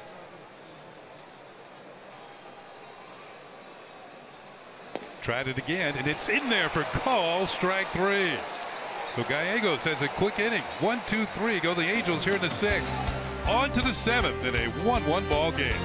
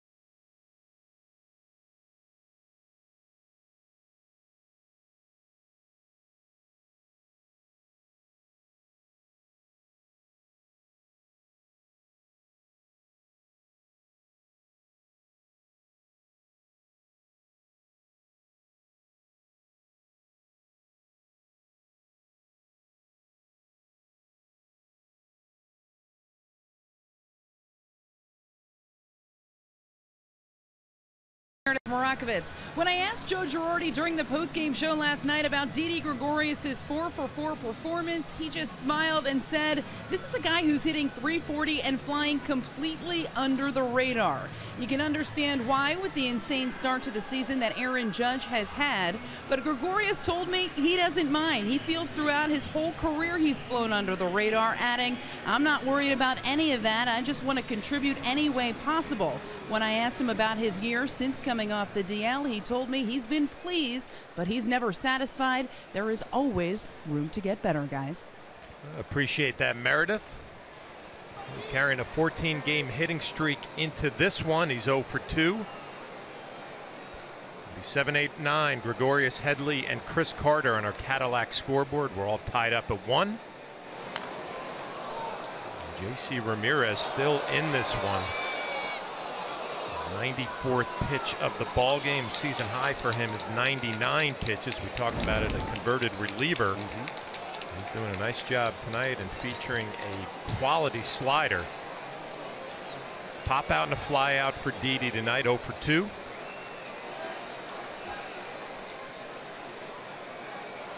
Slaps this one right back to Ramirez, an easy play. One down here in the 7th. Flash, it's about that time of night that we thank the fans back east for staying up with us. It's now officially, what, Wednesday? Yes, it is. On the East Coast. Thanks for hanging in with us. Got a good game going, 1-1. Well, coming into this series, the Yankees swinging the bats well. The same thing with the Angels. They were shut down a little bit last night, but pitchers battle tonight as Chase Headley, first pitch swinging, slaps one the other way foul. Chase has hit the ball hard twice tonight, has a double to show for it in the 5th inning. And he scored the run for the Yankees, driven in by a Brett Gardner base hit.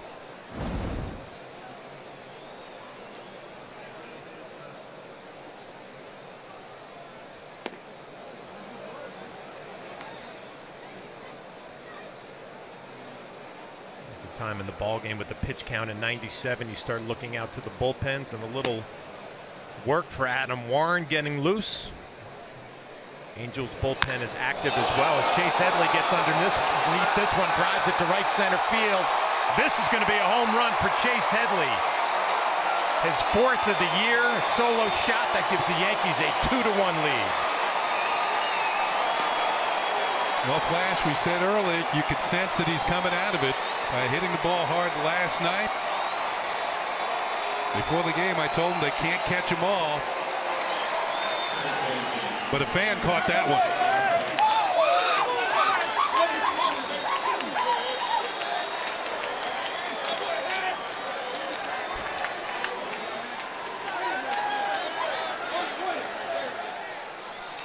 I think you also said that JC Ramirez was going to hang a slider to the wrong hitter tonight.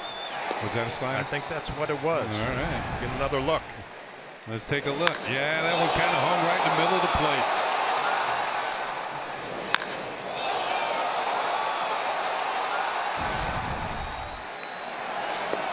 There's that slider again. A big swing and a miss by Chris Carter. He has struck out a couple of times. First home run since April 19th for Chase Headley. Wow. Comes at a good time. You know what? Reason why I said that, because I was having an Eddie Murray flashback. It always seemed he was from California here, and he had a big family, and every time he hit a home run here, it seemed like a home game. They would erupt, and he'd always seem to hit one late in the ball game here.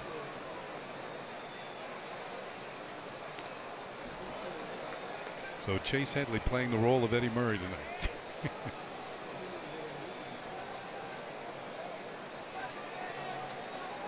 Right on time.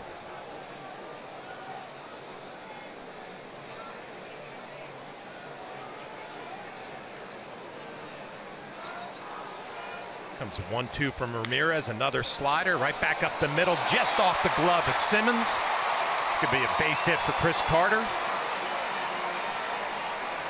I'll tell you what, when that ball was hit, I thought Simmons had no chance at all. He did get leather on it, but he couldn't stop it altogether. And Carter's on with one out. This ball's hit pretty hard. Had overspin on it, and Simmons did a good job just to get to it.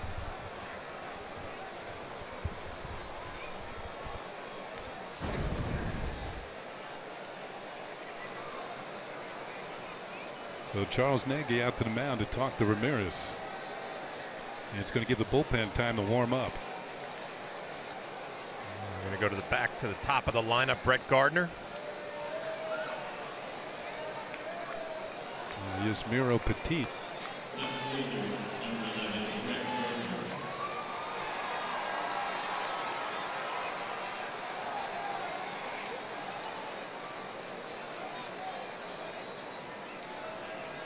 Ramirez now with a season high in pitches, 103. Brett Gardner, the RBI single in the 5th inning, 30th RBI of the year for Brett.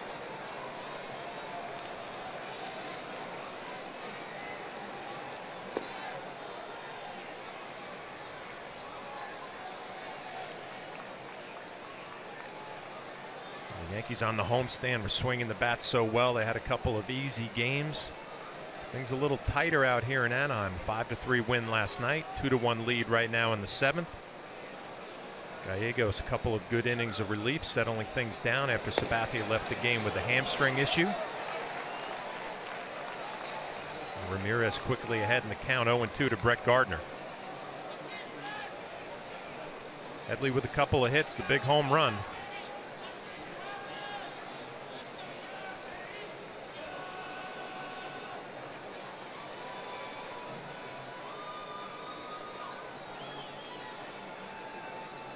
An 0-2 to Brett Gardner. Big swing and a miss. Ramirez another strikeout. It's number 7. We talked about the Yankees' prolific hitting, and to give you an example of how well they've been hitting the ball, during their 6-game winning streak, they've had at least 11 hits in every game. The last time they had a streak longer than that, 1953. Oh. That was the early Mickey Mantle Yankees. 2 down will bring up Aaron Hicks.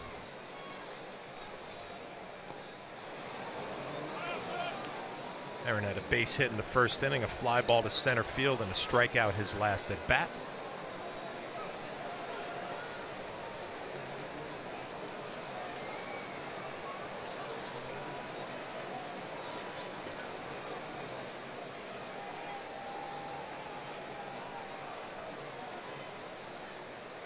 Comes the 1-0. Pulled foul.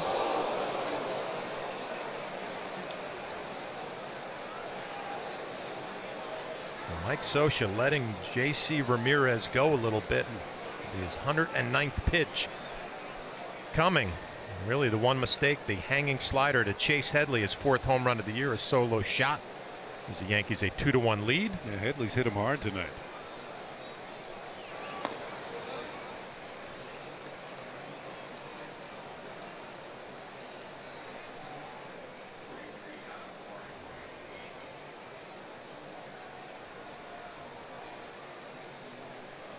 We mentioned Aaron Hicks from Wilson High in Long Beach. A couple of other Major League alumni, Jeff Burrows, Sean Burrows, and Bobby Grich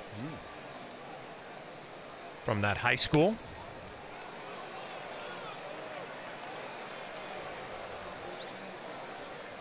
Bobby Grich in the Angels Hall of Fame. Power hitting second baseman back in the day. Tremendous fielder, Gold Glover.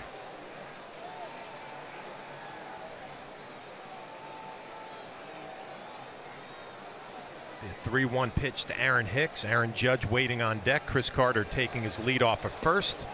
And that's going to miss inside. A 2-out walk for Aaron Hicks. And that's going to bring Mike Scioscia out to the mound. As Aaron Judge waiting on deck. We're going to have a pitching change here in Anaheim. J.C. Ramirez did a nice job. The one mistake, a Chase Headley solo shot. And we're going to have a pitching change when we get back.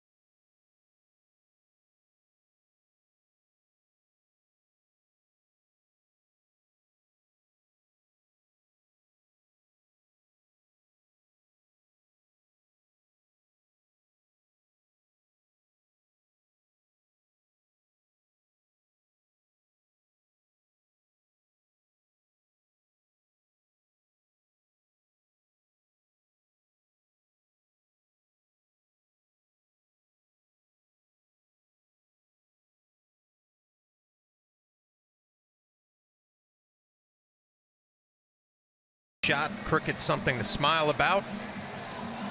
Aaron Judge likes it.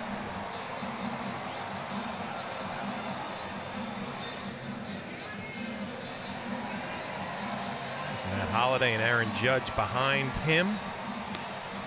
Taking a look at the warm-up pitches of Yusmeiro Petit. His numbers be his 25th game, 1-0, 2.82 ERA, 43 strikeouts and 38 in the third. Pretty good numbers.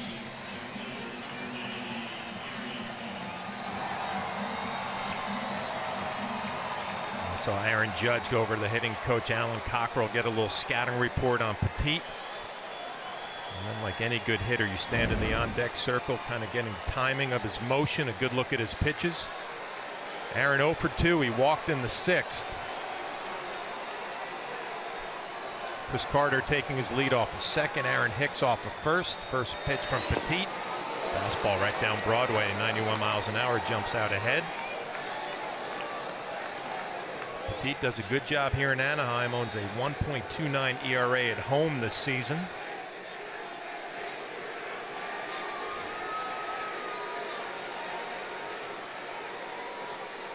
Aaron Judge with an opportunity to add on here in the top of the 7th. Check swing. Did he go? No, says Jerry Davis.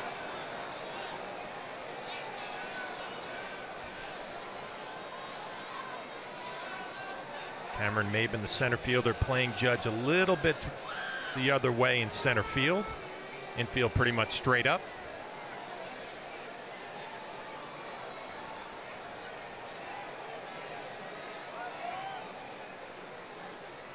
Comes a 1-1 from Petit. The fastball dots the outside corner, quickly ahead, 1-2.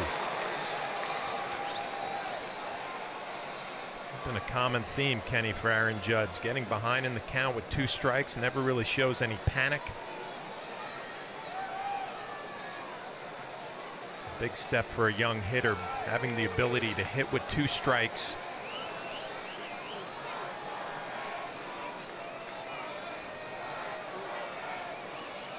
Comes the 1-2. The fastball, and it dots the outside corner again.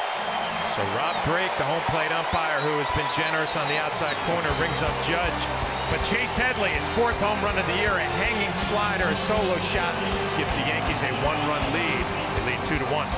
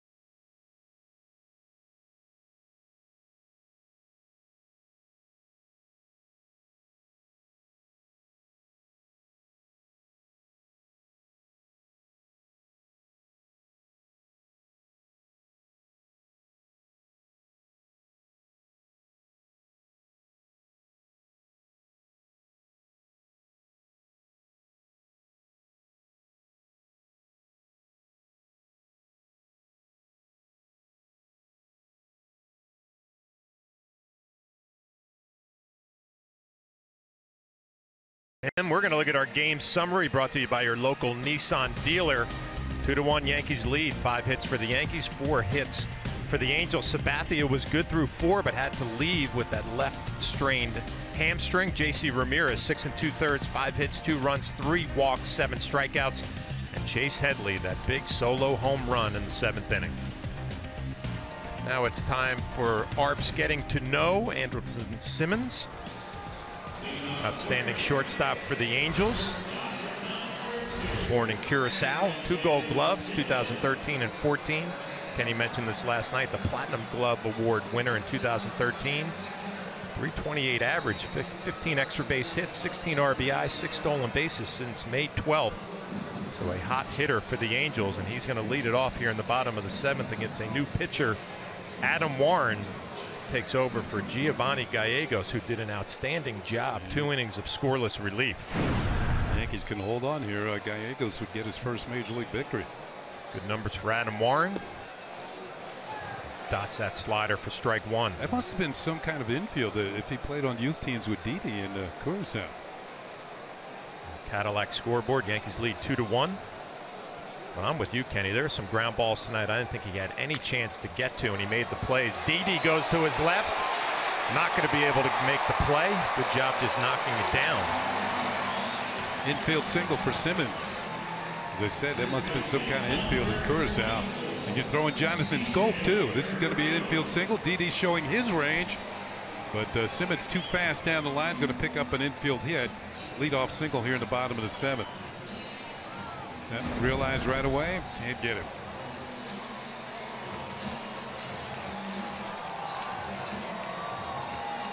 Simmons a threat to run. He's got 8 stolen bases on the year. Has been thrown out twice. And C.J. Cron having a good night, 2 for 2 against Sabathia. And that RBI base hit in the bottom of the 4th. Waves at a first pitch slider. A good one, too.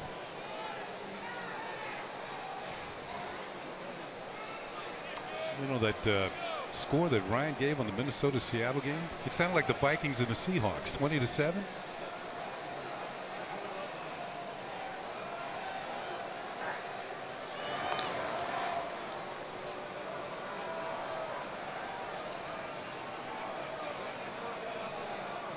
Adam Warren last worked on Sunday against Baltimore, inning and 2/3 scoreless in that ball game. They're working in the bottom of the 7th, 2-1 lead for the Yankees. Another good slider to Cron. It's most of his opportunities against left-handed pitching. Maybe we're seeing why. A little trouble with the right-handed slider. Yeah, 2 good ones, and that one kind of dove out of his zone, and he followed it.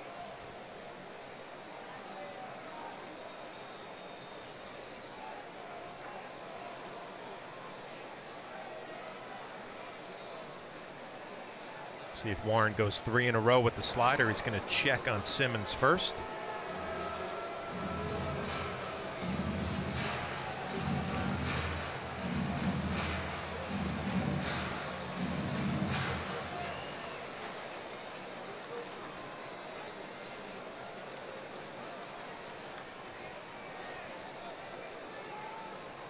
Comes the 0-2.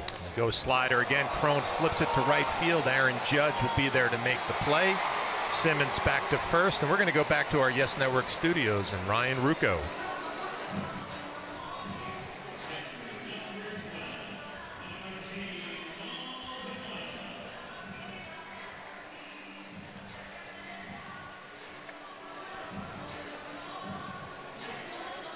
Thank you very much, Ryan. The Red Sox kind of hanging in there. Yeah. Yankees playing good baseball. The Red Sox 3.5 back at this point, 36-28.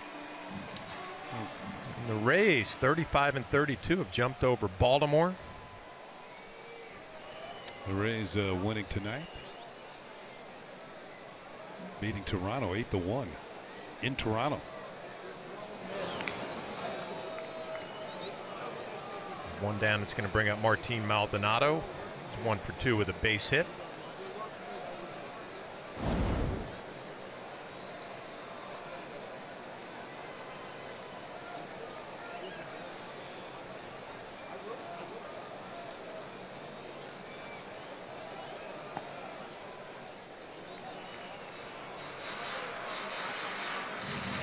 This is where you would take that ground ball to Didi Gregorius.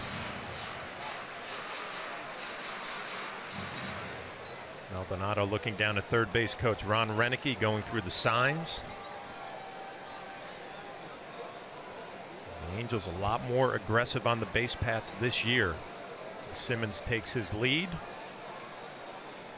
And there he goes. Maldonado swings, a throw by Sanchez. And he's safe.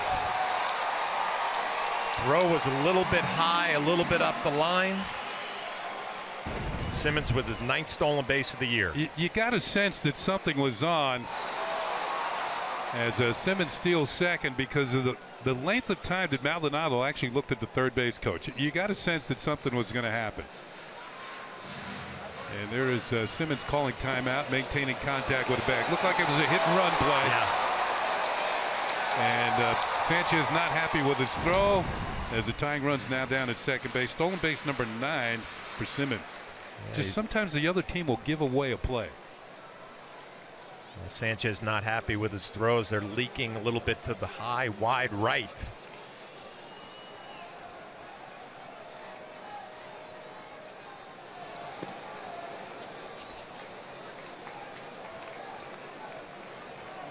Was he not following through? Is that what it is? I just think he's a little bit, maybe a little bit too quick. Rushing out just a little bit. And the biggest thing for a catcher when you see a base stealer running is you want to jump out there and be too quick. You have to let the ball travel to you and take care of your mechanics and make an accurate throw.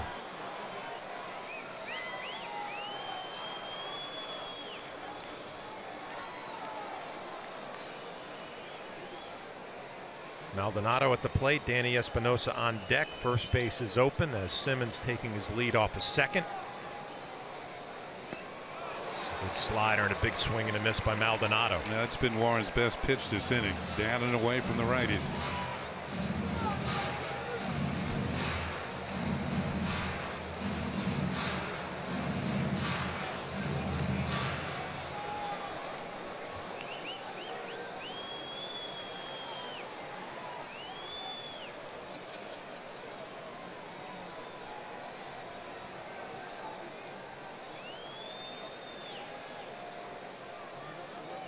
Be a 2-2. We'll see if Adam Warren sticks with that good slider down and away.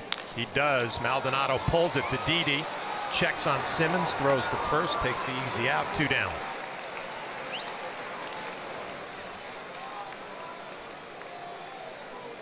This copyrighted telecast is presented by the authority of the New York Yankees and may not be reproduced or retransmitted in any form, and the accounts and descriptions of this game may not be disseminated without the express written consent of the New York Yankees.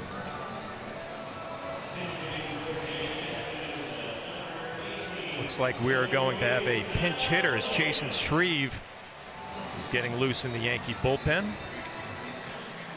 Luis Valbuena is going to pinch hit for Danny Espinosa, who was 0 for 2 with a couple of strikeouts. Joe Girardi anticipating this move had Chasen Shreve up in the bullpen. I'm not sure he's quite ready yet.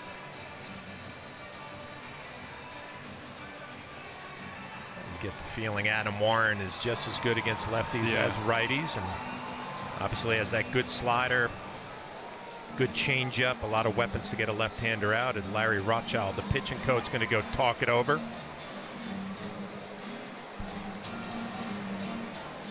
Tomorrow the Yankees clash with the Angels in the series finale here in Anaheim. Coverage starts at 9 o'clock with the Audi batting practice today and the Chevy Yankees pregame. Then we'll call all the action right here on Yes, and streaming live at Fox Sports Go.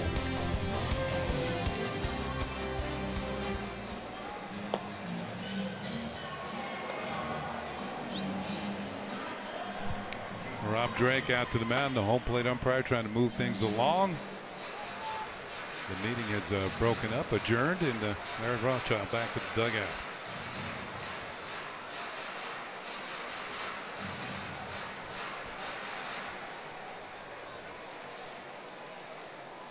Valbuena got the start in last night's game. He went 0 for 4, a couple of strikeouts.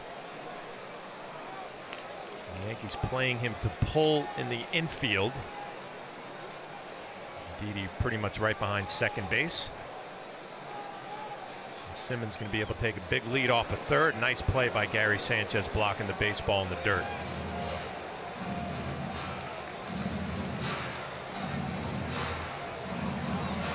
Numbers for Adam Warren against lefties and righties. Dominant against right-handed, very respectable against the lefties, 225.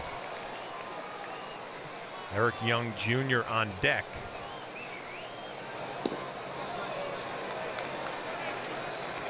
Slider misses down and in. Adam Warren, with a couple of bases open, has the luxury, does not have to give in. Pitch around Valbuena if he wants. A lot of pitching coaches will say execute every pitch like it's 0-2. Good backdoor slider there.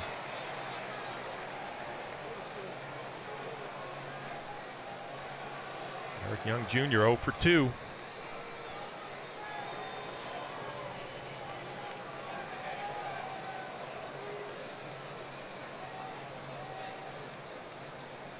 comes the 2-1. Big swing, fouled straight back. Like a high fastball. Valbuena just a little late on it. Gary Sanchez with his hand on his hip, going through all the pitches that you can go to here with a 2-2 count. Slider down and in, backdoor slider. You can go change up. Looks like it might be a backdoor slider. 2-2 to Valbuena. Perfectly located. Nice job by Gary Sanchez. Nice job by Adam Warren. Himself in a little bit of trouble in the bottom of the 7th, but a big strikeout. Yankees still lead 2-1.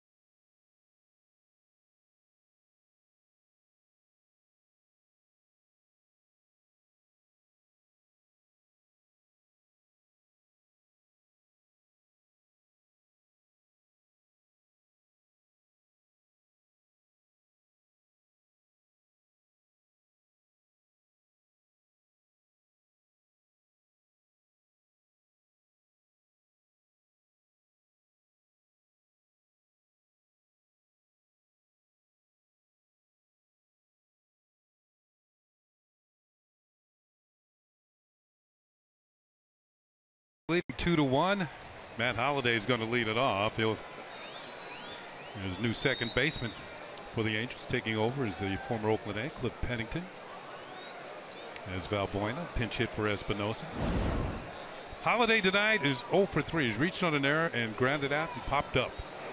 Swings at the first pitch and lifts one in the air to center field. Maybe took a step back, but now coming on will make the catch. And 1 pitch and 1 out for Petit here in the 8th inning. A few years back with the San Francisco Giants, you see Tyler Clippard warming up in the Yankee bullpen. Looks like he'll be coming on in the bottom of the 8th inning. Yasmir Petit set a major league record and quite impressive. Over 8 appearances out of the bullpen for the San Francisco Giants. He retired 46 batters in a row. It was a long time before he had to work out of the stretch. That's a major league record. Well, maybe as a reliever he worked out of the stretch anyway, even with nobody on. Pitch to Castro is low and outside for ball 1 on our Hyundai scoreboard. The Yankees have a 2-1 lead here in the top of the 8th. And that streak went from July 22nd to August 28th. Ball is hit on the ground. Nice backhand stop by Escobar. Guns it across to Diamond, and there are 2 down. Yunel Escobar with a sharp play at third base. Going to his right, backhand. Plants on that back leg, a little low 3/4 arm angle. Good strong throw.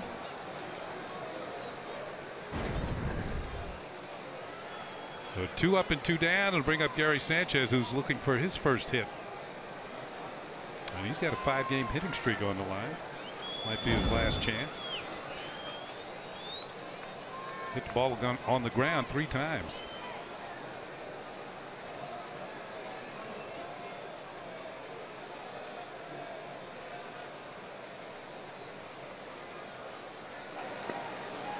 Ball 1, low and away. Clippard warming up in the Yankee bullpen. He was the winner in last night's game. Picked up his first win of the year out of the bullpen.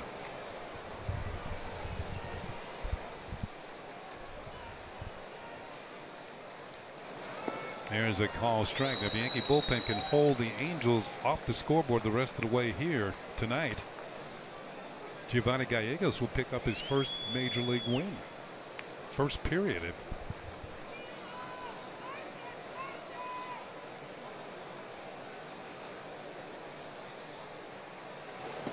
Swing and a miss, and that is strike 2, 1 and 2. Okay, Sanchez chased the pitch just out of the zone.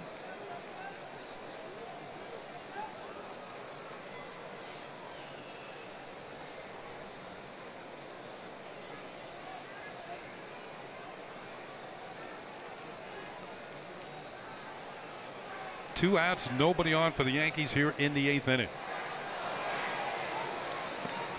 Call strike 3. Sanchez is caught looking at Petit, has faced 4 hitters and retired them all. We go to the bottom of the 8th. The Yankees holding on to a 2-1 lead.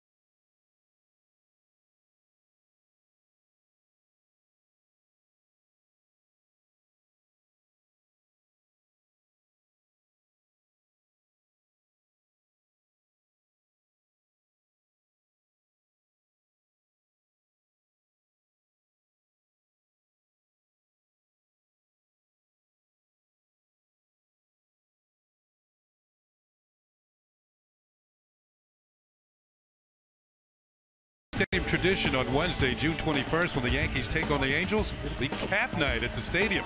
First 18,000 guests in attendance will receive a Yankees cap, courtesy of Cannon. For tickets, log on to Yankees.com or visit the Yankee Stadium ticket window, Yankee Clubhouse shops, or call Ticketmaster at 877-469-9849. New pitcher for the Yankees, Tyler Clippard, who, as I mentioned, got the win in last night's ball game. He worked 1 inning, gave up a hit, no strikeouts and a walk, and picked up his first win of the year. Betances got the save in that game. And Clippard will face Eric Young Jr., the speedy Eric Young Jr., to lead it off here in the 8th. Then back to the top of the order for Maben and Calhoun. In on the grass at third, guarding against the bunt is Headley. On our Hyundai scoreboard, it's 2-1 Yankees. And the first pitch from Clippard is poured in there for a call strike. You can make your life so much easier if you're Tyler Clippard, getting Eric Young Jr. out leading off the bottom of the 8th here. Speed with him, speed with Cameron Maybin coming up next.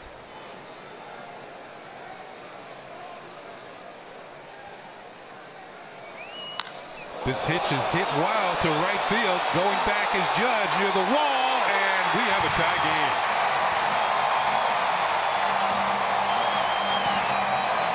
Eric Young Jr. with his 3rd home run of the year ties the game at 2. Eric Young Jr. fired up. We're talking about his speed game, trying to keep him off of the bases, and Tyler Clippard trying to sneak a fastball by him on the inner half. Eric Young Jr. just beat him.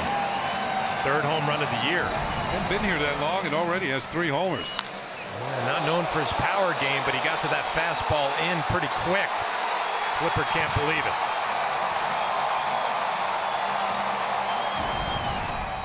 So the game is tied at 2. And it's back to the top of the order in Maybin. And that pitch is a call strike.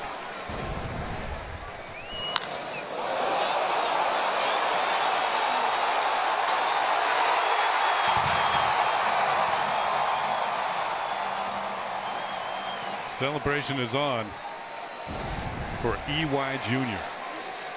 That's the 4th home run that Clippard's allowed in 26 innings. That pitch is high, and it's 1-1 on Maybin.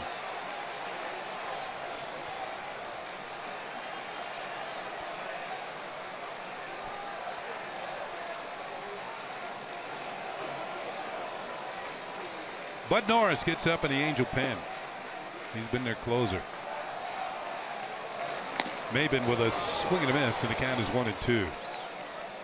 Late on a high fastball.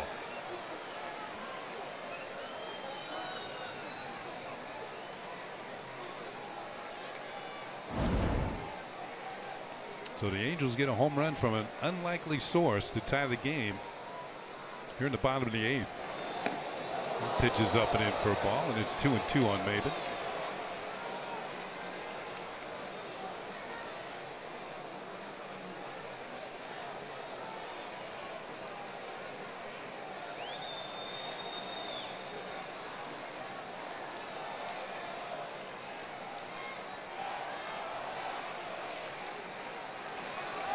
Slider misses, and the count has gone full.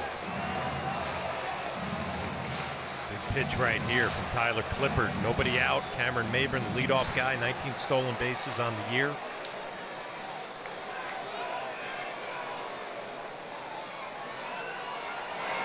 Changeup is in there for call, strike 3. So Maybin caught looking. What a big pitch. Clippard goes with his changeup. 3-2 count. You have to throw a strike with it, and he does just that right on the outside corner. Good pitch. Maybin looking for the fastball. He doesn't get it. So 1 out for Cole Calhoun. His walk grounded to short and flied out to deep center. Albert Pujols is on deck.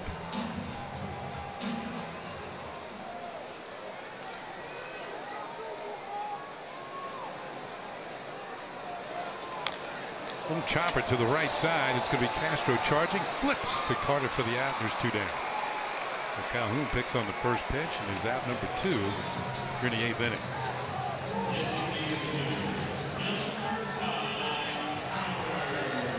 Albert Pujols has not gotten the ball out of the infield so far tonight. He struck out twice and grounded to short.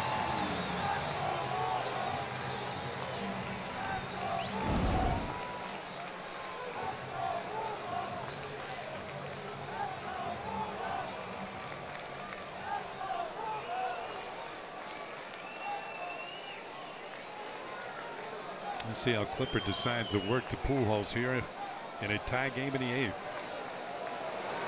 Starts him with a slider, and it's over the outside corner for a strike. Only 7 at bats against Clippard. 3 for 7. 2 of those hits left the ballpark.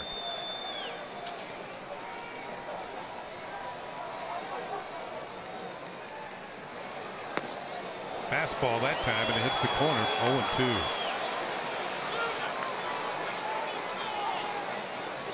Well, Pujols in the hole. No balls and 2 strikes.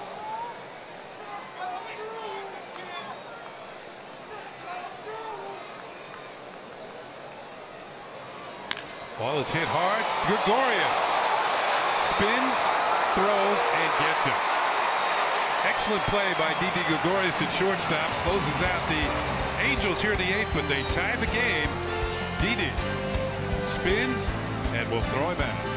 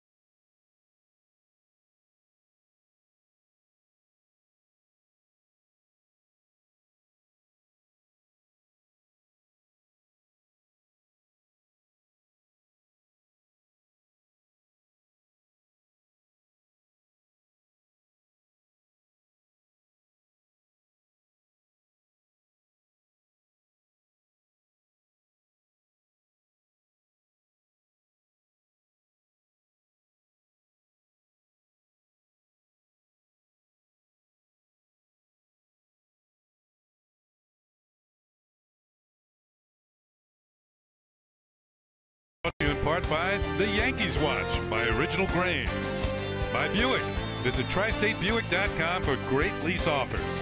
And by People United Bank NA. Keep business in hand with mobile cash management. Beautiful view of Angel Stadium. Parking lot beyond center field. Tyler Clippard surrenders the home run to Eric Young Jr. that tied the game. We are tied at 2 as we head to the 9th inning. The Angels have a new pitcher into the ball game. It's going to be Bud Norris. He's been working as their closer in the absence of Houston Street. This will be his 32nd appearance, all of them in relief. Norris, a former starting pitcher with several ball clubs in the major leagues. Doing pretty well, 39 strikeouts in 30 to 3rd innings. He's the one who gave up the home run to Aaron Judge last night. First batter he faced was Judge, and Judge hit one 438 feet for the home run. Tonight he'll face Didi Gregorius, who's looking for his first hit. And Didi's got a career-high 14-game hitting streak going. But he's 0 for 3 tonight.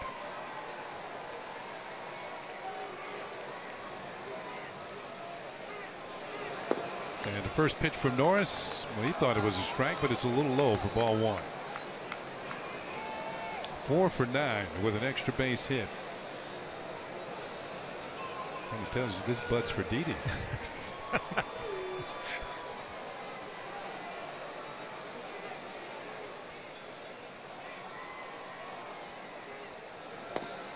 That's a strike as it dots the outside corner. 1-1. First pitch, Bud Norris had a look in for Rob Drake. Second pitch, Didi Gregorius kind of stood there. Not happy with that strike call. Rob Drake's been a topic of conversation all night. Yeah, he has. Both sides.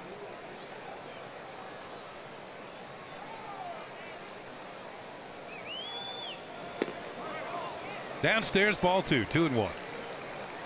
Bottom third of the order for the Yankees here in the 9th. Gregorius, Headley, and Carter.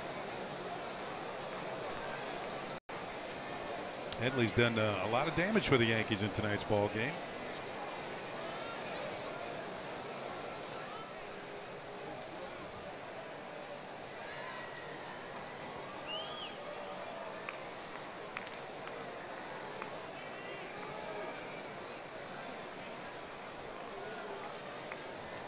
Didi leading it off for the Yankees here in a tie game of the 9th.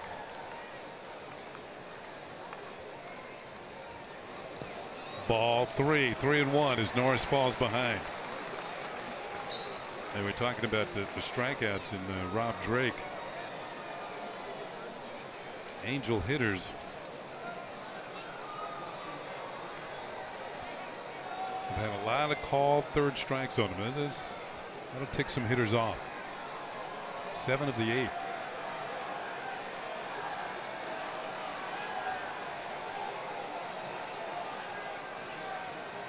Swing and a miss. Didi was trying to untie the ball game. Didi gets a little big right here. Obviously the hitting streak on the line. You want to get on base, but he swings at a fastball down out of the strike zone. Unusual for Didi to get big like that. Going for it.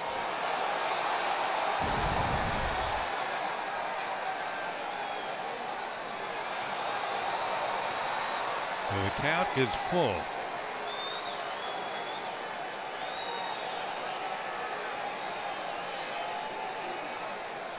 Norris went for a little walk behind the mound. Now he's ready. So there'll be a payoff pitch to the leadoff hitter for the Yankees here in the 9th inning. It's on the way, and it's hit foul just in front of Tony Pena, the first base coach.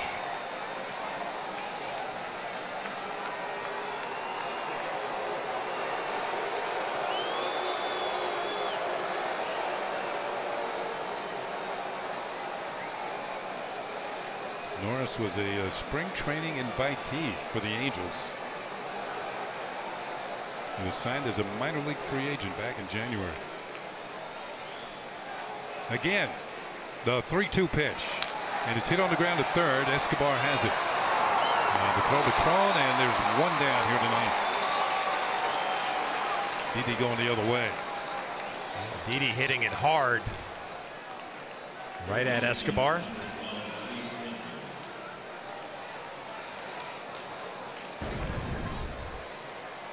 Hanging in there, letting the ball get deep. 2-hopper. So at 1 down, Headley will come to the plate. He's hit the ball hard 3 times tonight. He's grounded to second, doubled to right, ground rule double, and then homered to right center. Scored both Yankee runs. And he'll take one low and away from Norris for ball 1.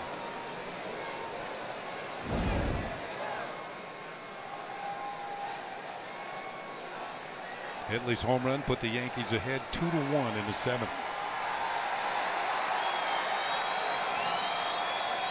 Eric Young Jr. with a home run to tie it for the Angels in the 8th.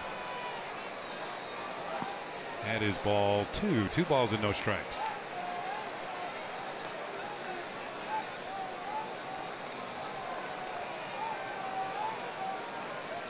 So these are the damage counts as Chris Carter's on deck. Hitters get ahead in the counts. 2-0, 3-1. And look for something right down Broadway.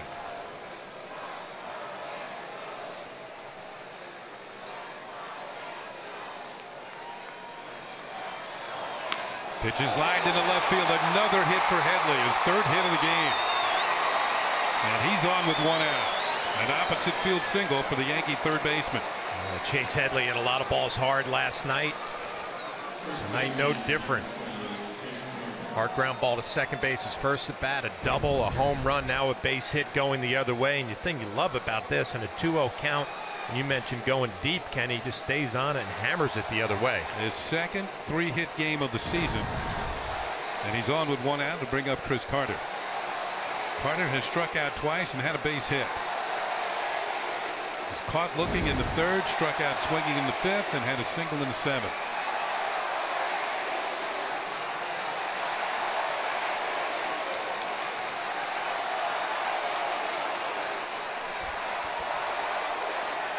Two-two, top of the 9th inning.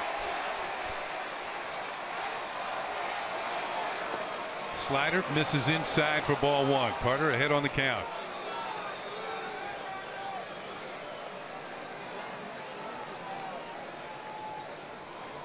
We had spoken earlier of Headley 6-0 in stolen base attempts this year. Picks his spots well. Betances and Holder up in the Yankee bullpen. Swing and a miss, and it's 1-1 on Carter.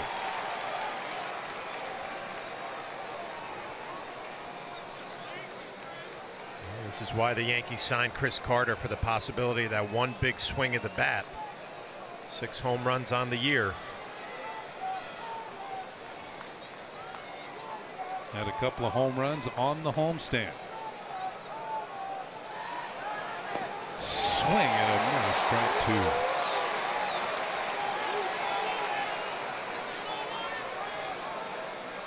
2. Norris, after falling behind, comes back with consecutive strikes.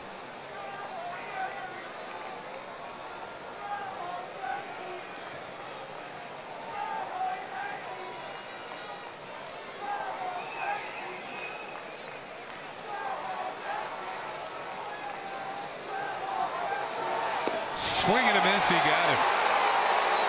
Norris strikes out Carter for out number 2.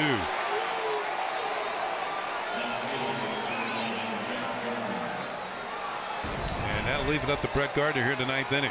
A steady dose of breaking balls from Norris to Chris Carter, darting down and away.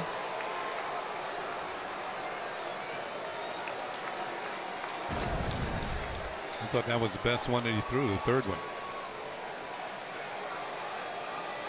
So Gardner tonight is 1 for 4 with a single. He drove in Headley in the 5th inning.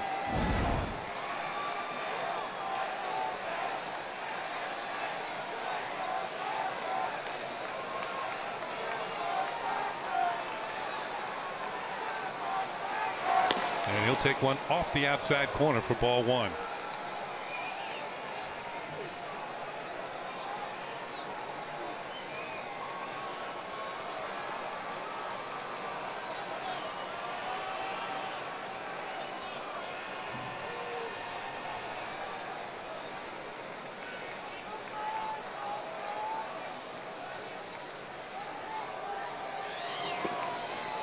Ball 2. 2 balls and no strikes. Same thing applies here.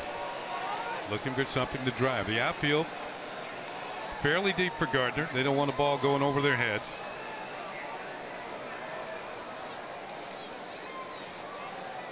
Betances and Holder warming up in the bullpen. You got to figure Betances if the Yankees take the lead. Holder if the game remains tied.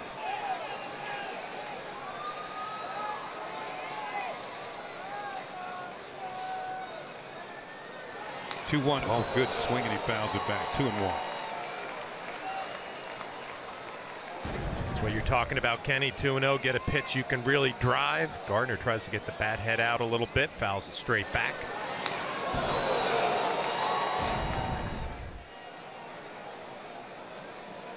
Pretty good pitch to hit there.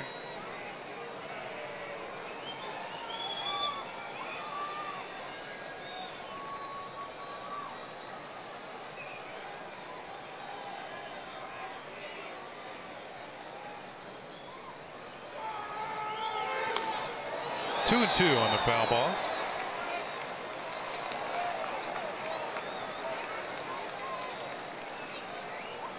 Looked like Gardner checked with Rob Drake to see if that was a strike as it went for that little stroll after the foul ball. Angel bullpen is busy. Mike Marin is up.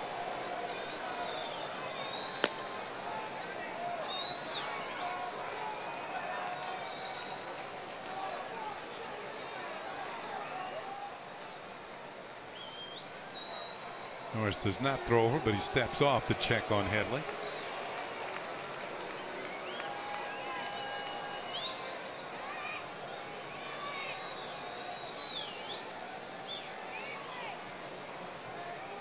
Yankees looking for some late inning magic here to pull this one out and continue their winning streak.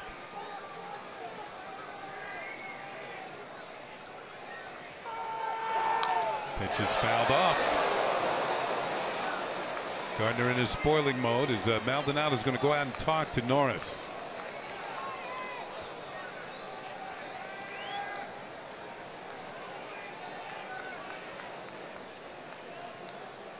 What are you talking about? Location? What do you want to do on this next pitch? Location, pitch selection, making sure they're on the same page. Obviously, Headley will be off with the crack of the bat. Norris worked here last night. 2/3 of an inning.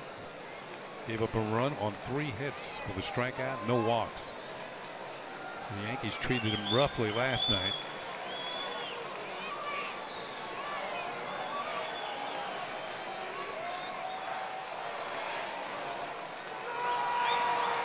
Ball gets away from Maldonado, and Headley's going to scamper down to second, and now he's in scoring position. And the count has now moved to 3-2.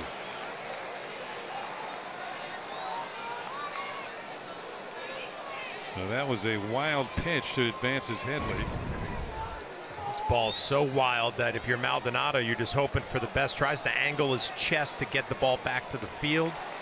Ricochets off his chest protector, and that's a break for the Yankees. Headley now in scoring position. See if the Yankees can capitalize here.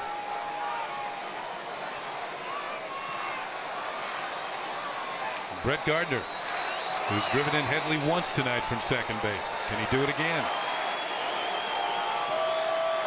The 3-2 pitch, and it's fouled off to the left, and that'll make the seats. And yet another discussion between Maldonado and Norris. Maldonado saying don't throw that hanging slider again, because that one just sat middle of the plate for Brett Gardner. Pretty good pitch to hit. Maybe just away just a little bit.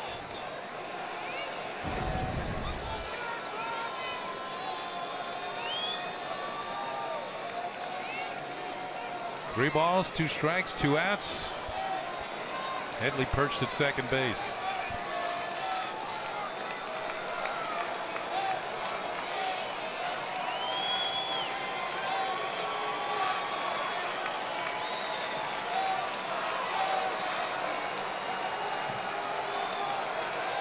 Ready for the 3-2 pitch. And it's fouled off once again by Gardner. Looked like a fastball to the outer third of the plate.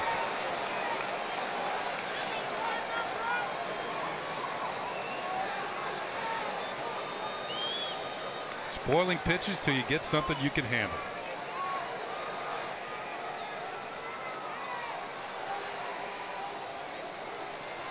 Marin continues to throw in the Angel bullpen.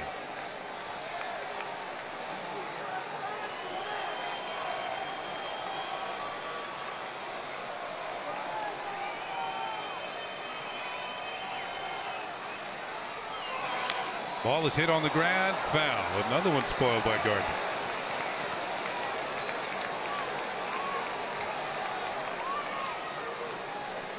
If nothing else, he's making Norris work.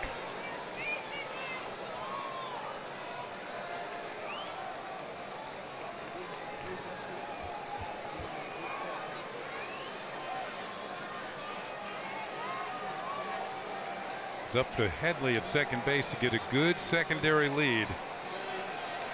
The ball is put in play. Got to get a good jump. Represents the go-ahead run at second base.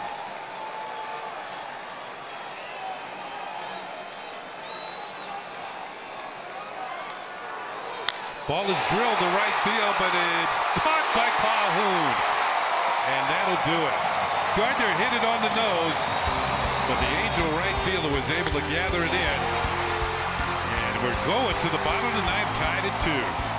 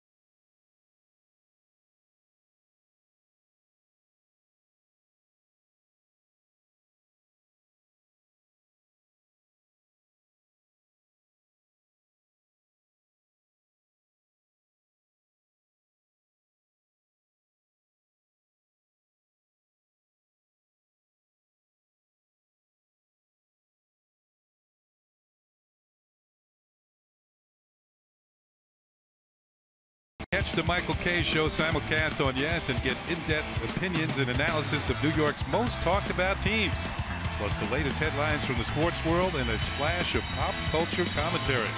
That's weekdays at 3 right here on Yes. Brett Gardner hit that one on the nose, but it was almost directly at Cole Calhoun in right field. If the Yankees are going to win this one, it's going to have to be in extra innings. Jonathan Holder has come on out of the Yankee bullpen. And the right-hander will be facing Yunel Escobar, Andrelton Simmons, and C.J. Cron. Those are the numbers for Jonathan Holder. 26 strikeouts and 26 2/3. He has a good breaking ball, good curveball, and a good slider. You love the 5 walks, comes out of the bullpen throwing strikes.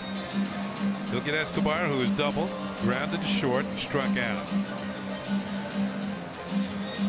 So the Angel third baseman is 1 for 3.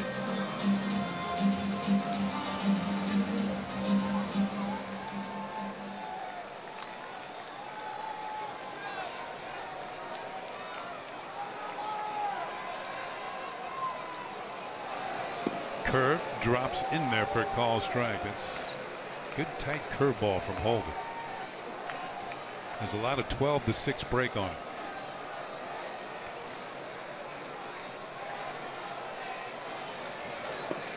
Good slider swung on and missed. Strike 2. 0-2.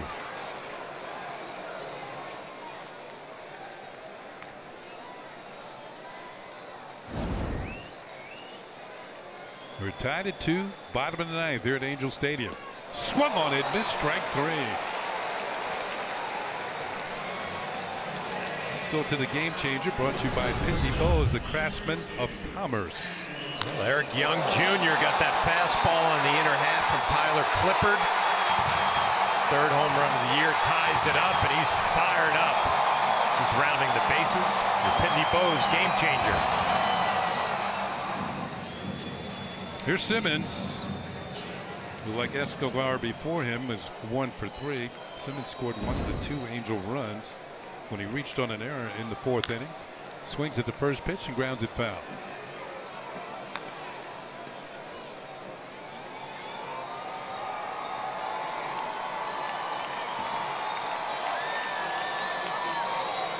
Yankees 2, Angels 2, bottom of the 9th inning.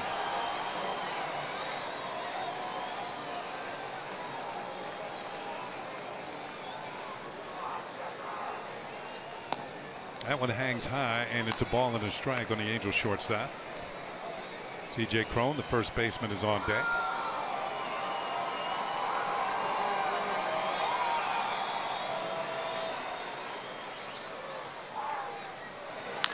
Ball is hit in the air. It's going to drop into center field for a base hit. Well, Simmons with his 2nd hit of the night. We told you he's been swinging the bat well lately. In the period of a month, he's hit over 330. Well, he's on with 1 out, and he's a stolen base threat as well. He had his 9th steal back in the 7th inning. And it'll bring up Cron, the first baseman, who's had a good night. He's 2 for 3 with a run batted in. He followed that error, that 2-base error on Carter, with a base hit that scored Simmons in the 4th inning. All those breaking balls from Holder, I would expect Simmons at some point to be on the move. There's a pitch over the outside corner for a call strike. Joe Girardi on the phone. Let's see who gets up in the Yankee pen. Looks like it's Chasen Shreve, left-hander. Check on Simmons at first, who has stolen 9 out of 11.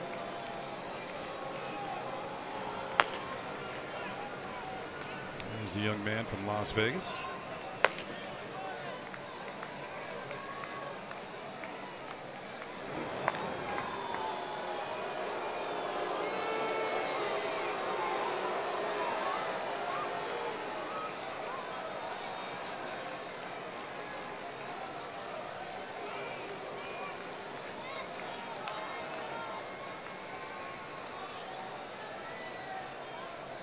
Infield looking for the double play ball. Good swing, and he fouled it back. No balls and 2 strikes.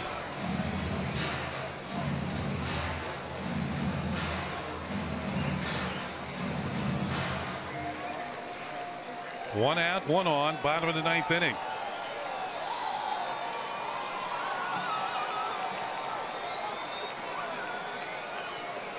Angels trying to even up the series. The Yankees trying to take a 2-game lead in this 3-game series. Another check on Simmons at first.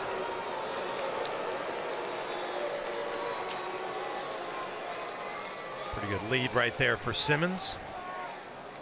See what Mike Scioscia's thinking right here. Holder probably going breaking ball with an 0-2 count. Possibility of bouncing it in the dirt.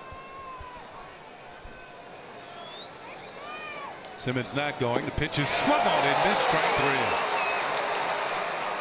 Second strikeout for Holder.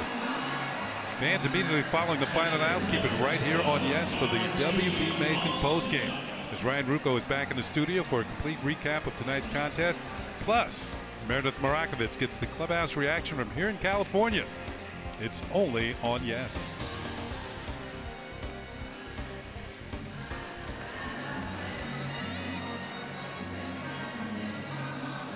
So 2 outs. Simmons at first, and Martin Maldonado, the catcher, to the plate. He's sitting on a 1-for-3 night. Grounded out, single, and grounded out again.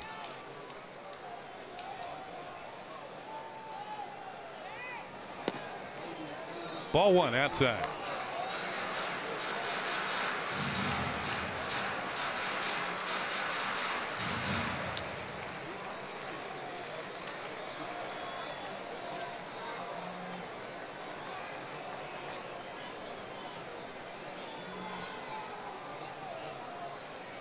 Good lead for Simmons. He's not going, and the pitch is outside again. 2 balls and no strikes. Holder trying to pick up the 3rd out here and send this game into extra innings.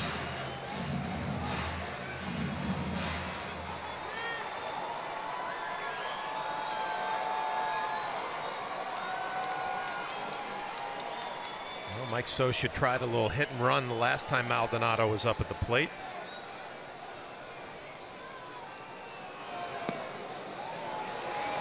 Three balls and no strikes.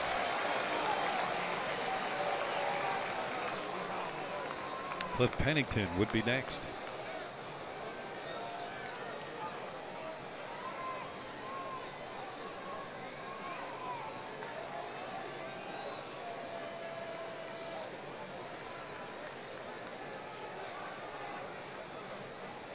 Maldonado taking all the way, and that is pulled in there for a strike.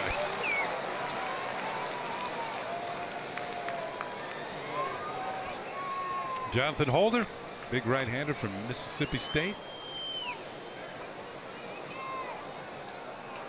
When the Yankees were most recently in Baltimore, he got a chance to meet Buck Showalter, who kind of a legend down in Starkville. Which is I should say a throw over the first, and Simmons is back. And I didn't know that Buck was a legend until Holder told me as we were walking over to meet Buck. Well, Buck is kind of a legend everywhere now.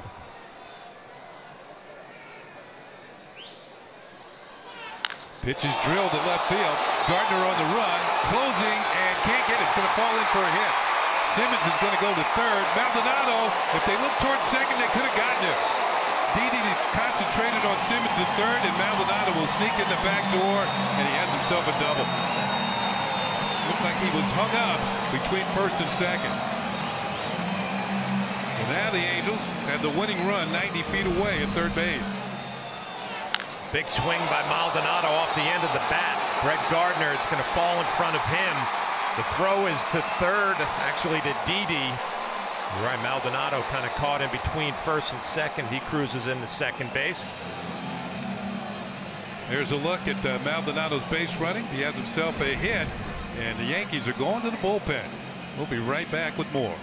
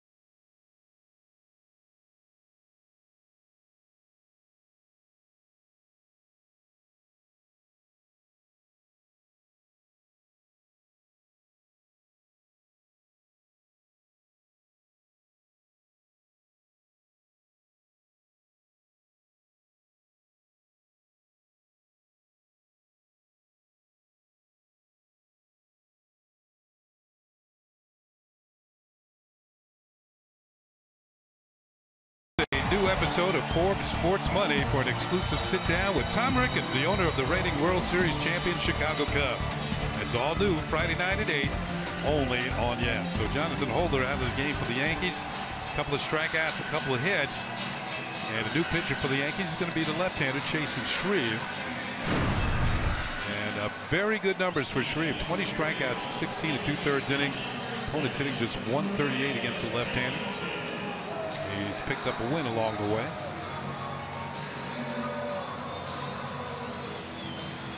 And he'll face the switch-hitting Cliff Pennington. Pennington hitting 200 from the right side, 229 from the left. So Pennington's up with runners at second and third and 2 down. Shreve trying to pick up the third out here in the ninth and move us to the 10th inning.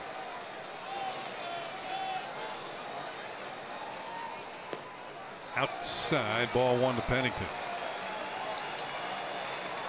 Well, some pressure on Gary Sanchez behind in the plate with that split change from Shreve in the dirt. Make sure you're anticipating block right away.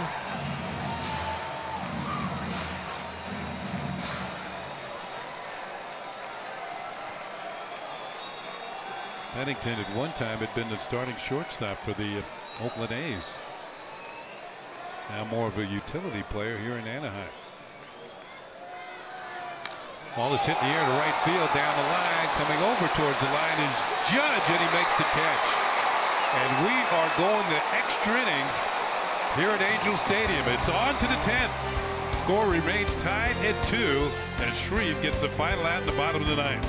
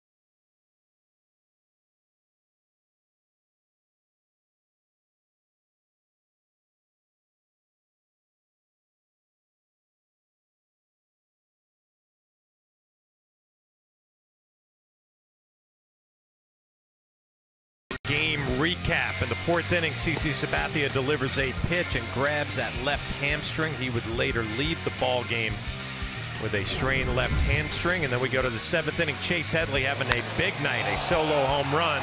That's going to give the Yankees a lead, but it was short-lived as Eric Young Jr. in the 8th inning gets that fastball in the inner half. He hits a solo shot to tie it up 2-2 against Tyler Clippard.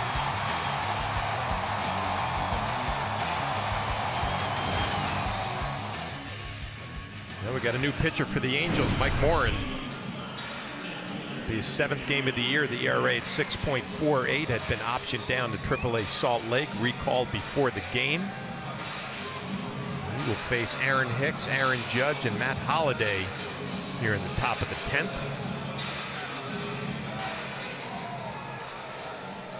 Well, the Yankees on the season, this will be their 4th extra inning game. They were 2-1 in the previous 3.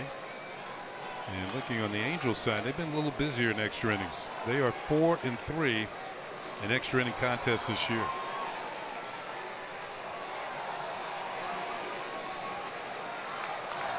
First pitch popped up behind the plate for Aaron Hicks.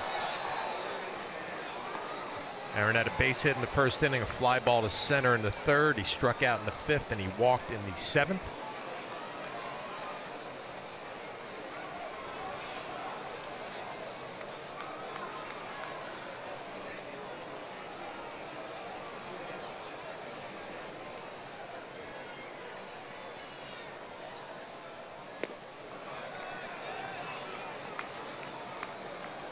Morin made 3 appearances for Salt Lake following the option down, going 0-1 with a 3.18 ERA. Originally a draft pick of the Angels back in 2012. They got him in the 13th round.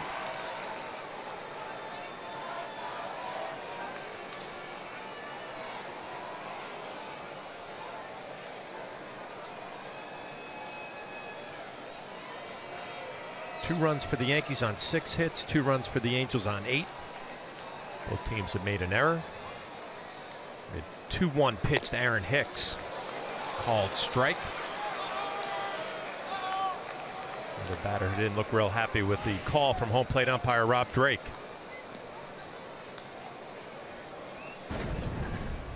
Yeah, let's give this a look here. Looks as though just the corner of the strike zone.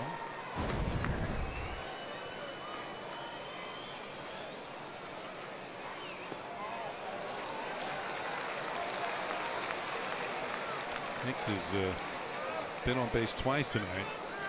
Something he's been doing with regularity. He's among the league leaders in on base percentage.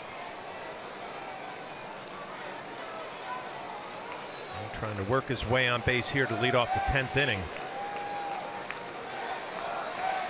Lead of the order coming up behind him. It'll be a 3-2 for Morin.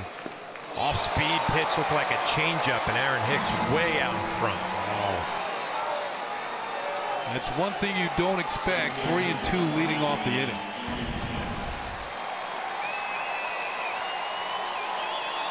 Way out in front for the strikeout. With 1 down, will bring up Aaron Judge. The crowd gets a little excited here. Aaron Judge, some flair for the dramatics lately. That 2-run shot last night is 22nd of the year. Maldonado goes out to the mound. Have a conversation with his young right-hander. A lot of Aaron Judge fans here in Anaheim. Even some young Judges.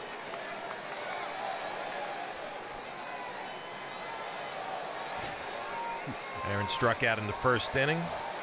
Lined out to right field in the 4th, walked in the 6th, and struck out again in the 7th.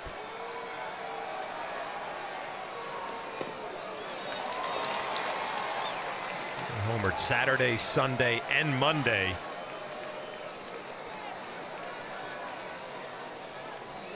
I know it's Wednesday back home, but it's still Tuesday here in Anaheim. Morin delivers. Breaking ball spins off the plate.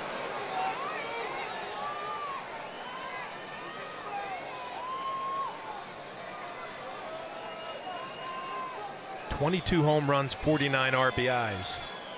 As Dellin Betances gets loose again. Changeup, big swing and a miss from Aaron Judge. That's the pitch that got to Aaron Hicks. One of the keys to a changeup is make it look really good. And get it near the middle of the plate. And let the efficiency with the speed get the hitter out in front. There's the 1-2. Another swing and a miss. And another off-speed pitch. Mike Morin coming out of the bullpen throwing strikes, couple of strikeouts.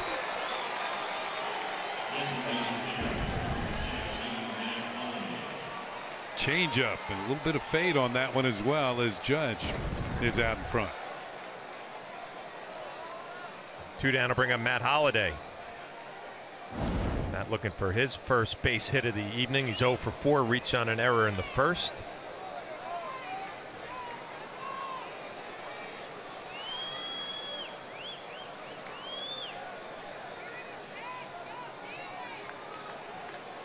.13 home runs, 44 RBIs for Matt.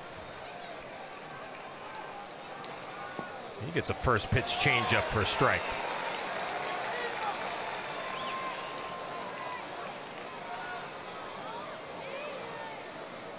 Hitting coaches can give you the scouting report on what pitches a pitcher will throw, but until you get up there and get a good look at it,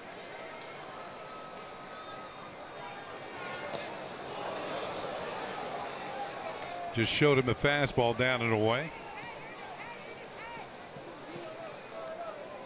His changeup has been his pitch of choice this inning. Matt Holliday, such a veteran hitter, standing on deck watching the previous at bats. You wonder if he's going up there hunting that changeup. Comes to 1-1. Breaking ball misses.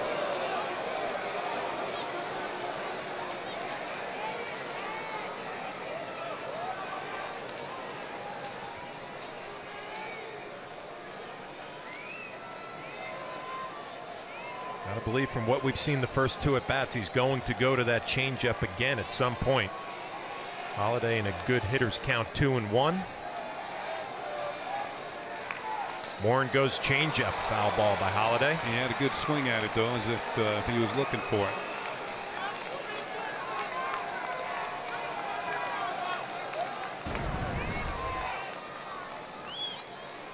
There's the pass.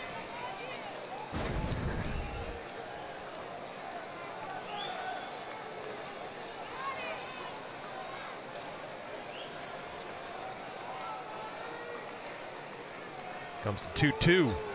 Goes fastball. Holliday slaps it the other way. Pennington the easy play, and a 1-2-3 inning for Mike Morin, featuring an outstanding changeup. It's going to be 9-1-2 for the Angels in the bottom of the 10th.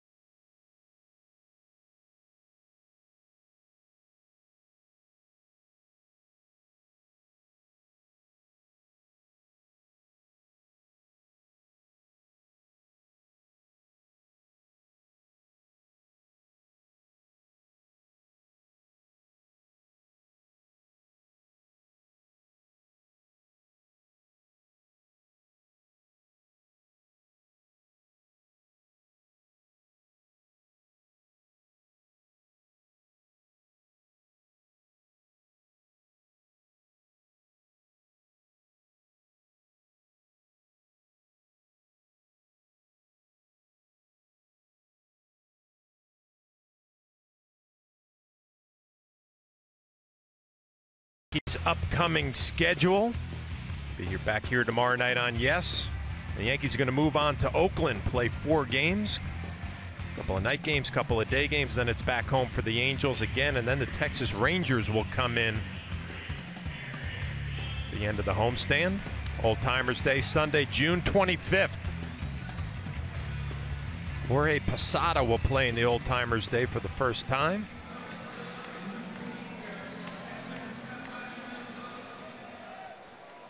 On the Yes roster, we'll have myself, David Cone, probably give us a couple of quality innings, and Paul O'Neill. Always a great day as you watch Paul O'Neill take about 100 swings in batting practice, steal them from everybody else. And the number 9 hitter, Eric Young Jr. with his 3rd home run of the year to tie this one up at 2. And hitting from the right side, and a much better right-handed hitter this year. 375 batting average, only 8 at bats, 3 for 8 hitting right-handed.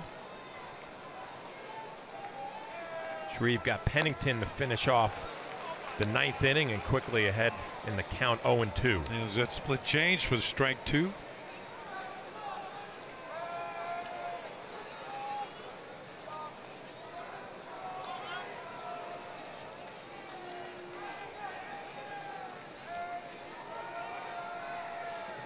Comes the 0-2, goes split change again in the dirt.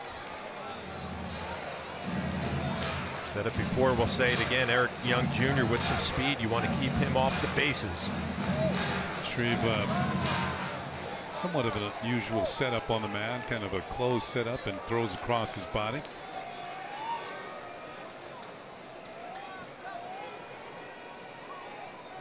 Hides the ball well. Goes with the fastball and just misses.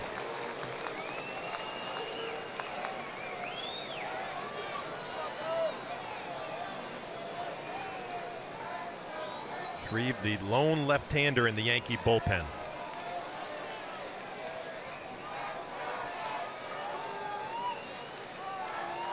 It's a 2-2. Fouled off by Young. Just got a piece of that one.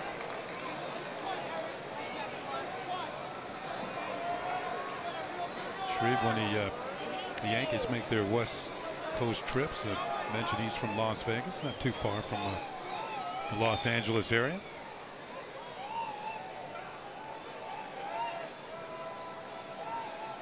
Sanchez setting up away. Shreve delivers and does not get the call, just misses.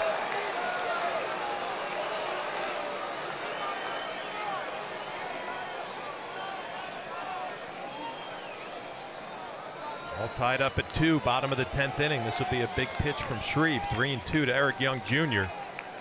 leading off the bottom of the 10th.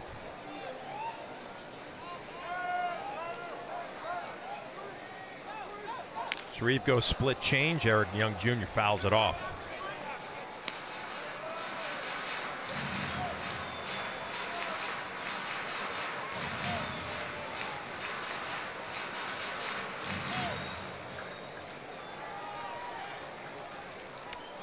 Shreve not really a matchup lefty out of the bullpen. Joe Girardi has faith that he can get right-handers at, particularly with that split change. He'll do it again. He goes fastball and he misses down and away. A leadoff walk for Eric Young Jr. in the bottom of the 10th.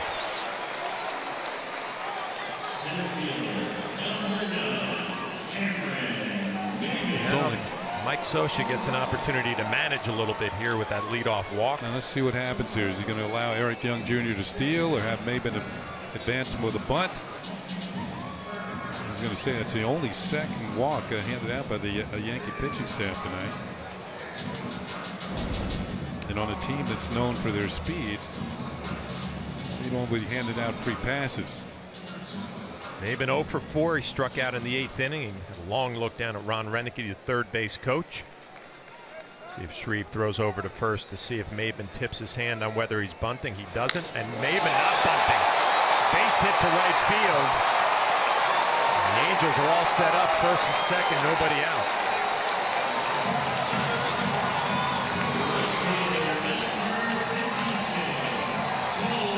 No bunting, no stealing, just a base hit to right. You got to figure the bunt might be in the mode here, although if Calhoun does advance the runners with a sacrifice bunt, you would figure the Yankees would walk Albert Pujols and then move on to Escobar. And the Angels wouldn't have one of the top RBI men of all time swinging the bat this inning. We'll see what they do. Meanwhile, Chase Headley going through all the bunt defenses. Yankees preparing for the possibility of a bunt.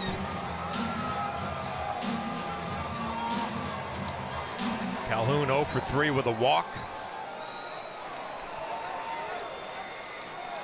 Yankees are looking for the bunt on the corners. Calhoun squares, lays it down to be fouled. The idea is to make the third baseman field the ball and have no other choice but to throw to first base.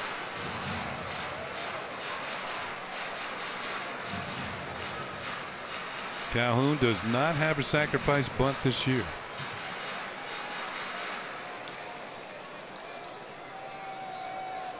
I would figure the way he's been hitting lately, he hasn't been called upon to sacrifice very often. And a red hot hitter for Mike Scioscia. Yankee bullpen looking on. Calhoun squares again, bunts it foul again.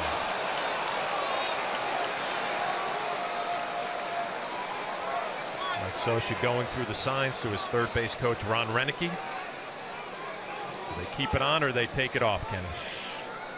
He's been a hot hitter. I say they take it off.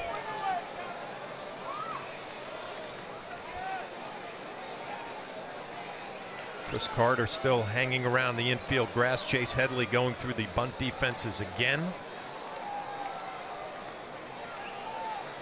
Or sometimes manager gets so ticked that he says you're going to bunt even if you strike out. Or he looked at those first 2 attempts and said, you know what, I don't have a whole lot of confidence he can get it done. See what happens. Carter's moved back beyond the runner at first. Not bunting. Fouls it off.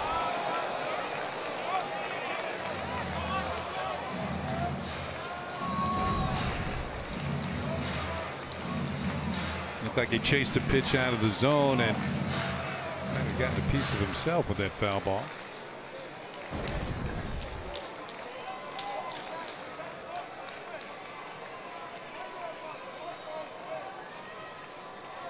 Didi Gregorius playing behind second base.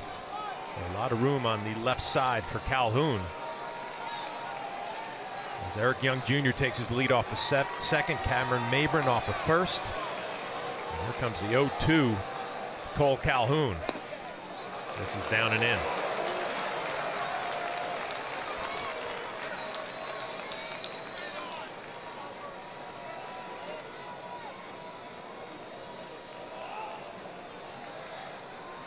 Nobody getting loose in the Yankee bullpen. This is Chasen Shreve's inning.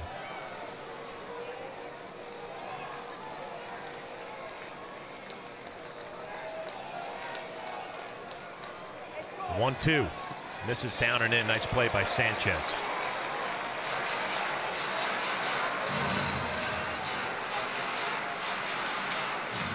Albert Pujols waiting on deck.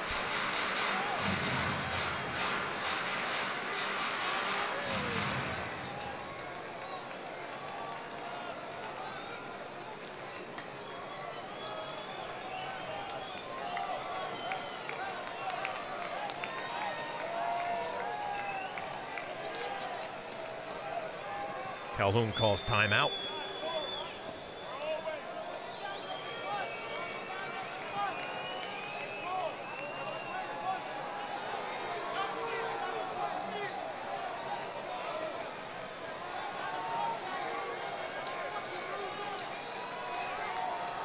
Sanchez goes through the signs. Here's a 2-2. Again missing in. Calhoun was behind in the count 0-2. He's fought all the way back to a 3-2 count. Angels with plenty of speed on the bases and Young and Mabin.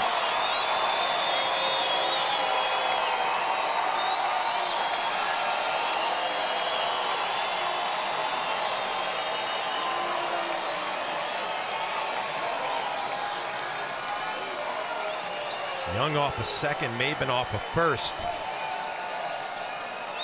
Here comes the 3-2, fouled off. It's been a rough at bat for Calhoun. Fouled one off his helmet. Now he fouls one off the foot. Have to walk around a bit, shake that off. Ouch.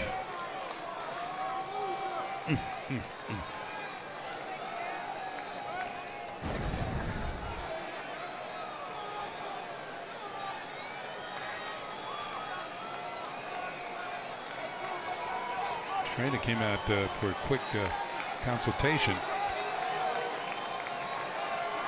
Calhoun waves him off. He's ready.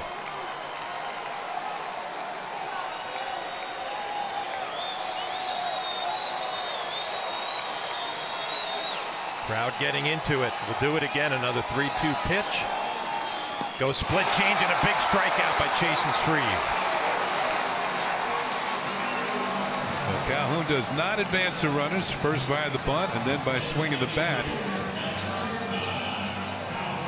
As Shreve hangs in there to get him. Let's take a look. Looked like something, a split change, swung on and missed for strike 3, and you see the reaction of Calhoun. One down to bring up Albert Pujols and his 45 RBIs. Pujols 0 for 4, a couple of strikeouts, a couple of ground balls to short. Exactly what the Yankees are looking for. Another ground ball. Possibility of a double play.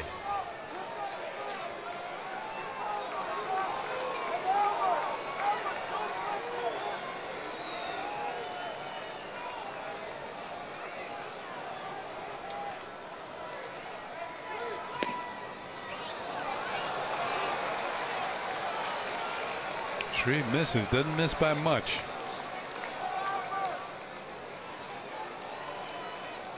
Think back to all the conversations Pujols had with Rob Drake, the home plate umpire, earlier in this game. And it just paid off right there. A borderline pitch goes his way.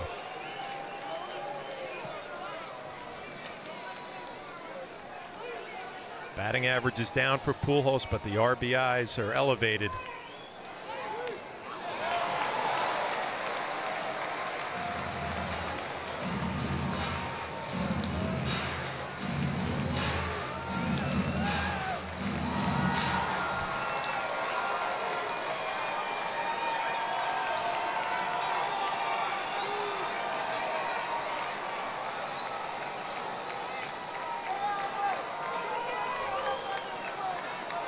Young with a leadoff walk, Maben with a base hit.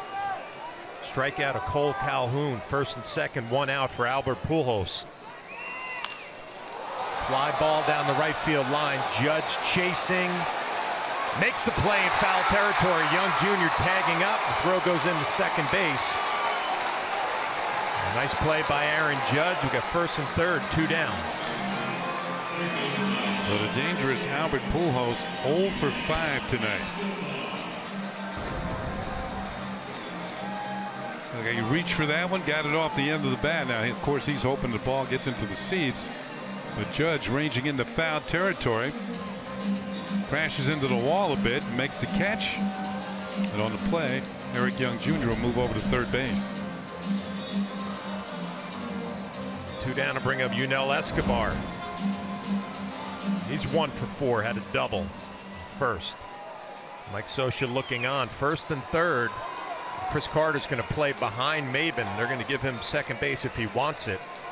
The only run the Yankees are concerned about, the runner at third base, Eric Young Jr. Maben takes off. Sanchez makes the play in the dirt. So second and third, two down. That is defensive indifference that allows Maben to move to second. The Yankees made no effort to hold him on.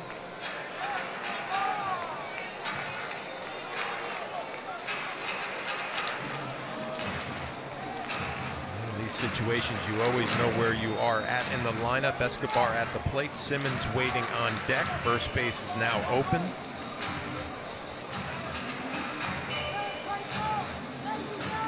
If you're Shreve, you don't have to give in at any point during this at bat.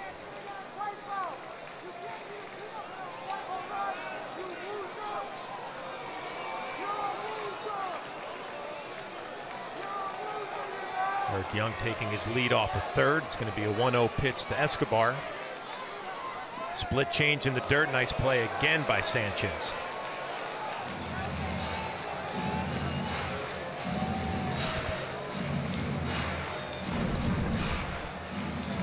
Sanchez, anytime Shreve's in the game, the catcher's going to be tested with that split change. He likes to keep it down, likes to get the hitters to chase it.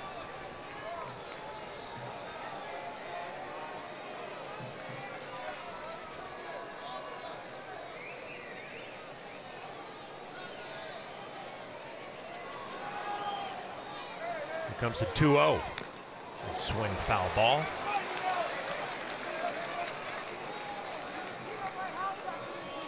Steady diet of the split change tonight from Jason Shreve.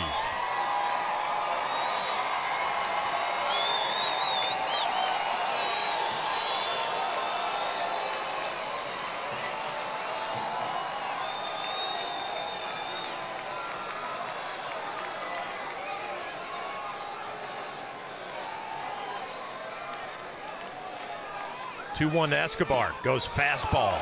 Doesn't get the call, and Jason Shreve can't believe it. There might be some barking from the Yankee dugout on that one. A look of disbelief on the face of Joe Girardi.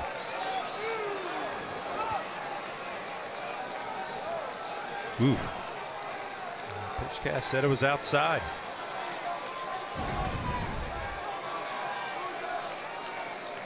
Comes to 3-1. First base is open. You don't have to give in. See if he goes with that split change.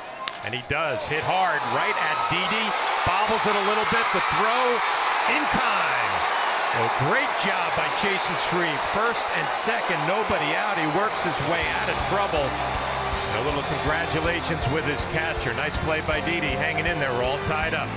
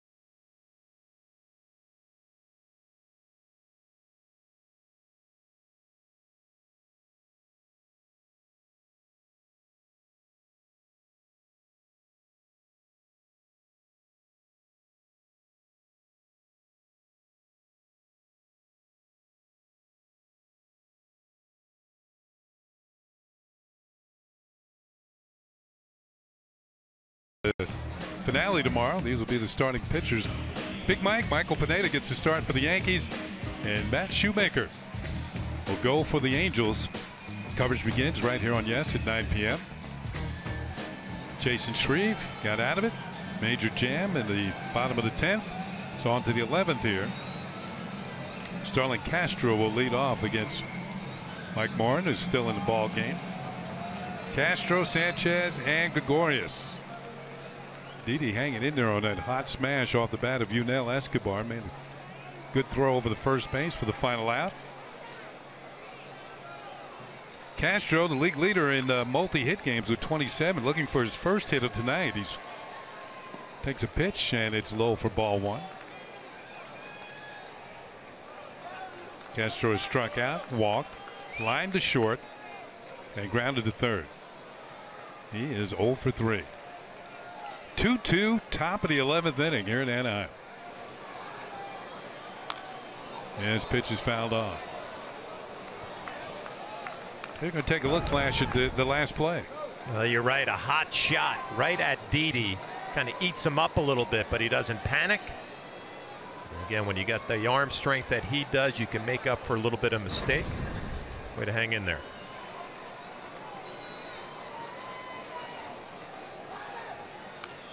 Castro fouls it back. That changeup was the slowest one of the night for Morin. That was 73 miles an hour.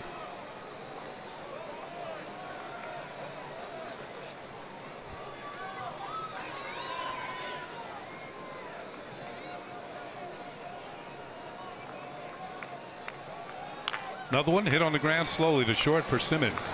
Behind the bag at second, throws on to first. And Castro is out number 1 here in the 11th inning. And is now 0 for 4.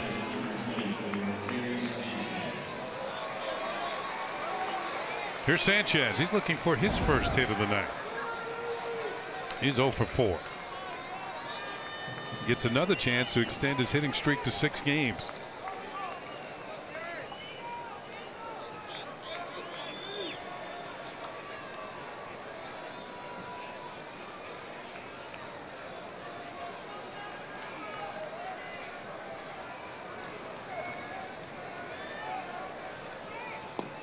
Starts him with a slider. Does he go? No, says Jerry Davis, the first base umpire. That's ball 1.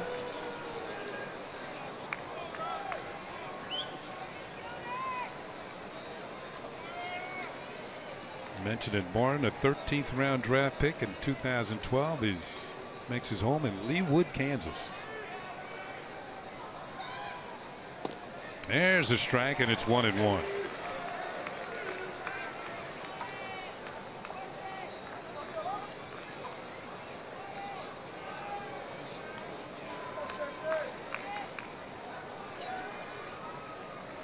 This game has looked like it's turning into a one swing of the bat game. It's a matter of which team is going to connect.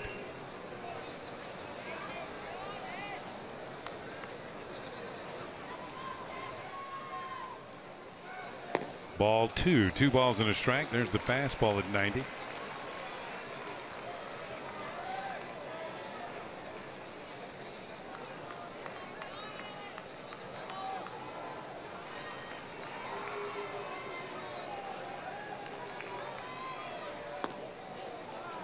Three and 1. 73 miles per hour. That's under the speed limit in a lot of states. Or just over in some. Let's see what Morin goes here. What does he go with? The 3-1 pitch. Went with the slider and he misses. So a 1-out walk, and Sanchez is down at first base. And it'll bring up Didi Gregorius, who gets another chance to extend his hitting streak, which stands at a career high 14 games. He's 0 for 4 so far tonight.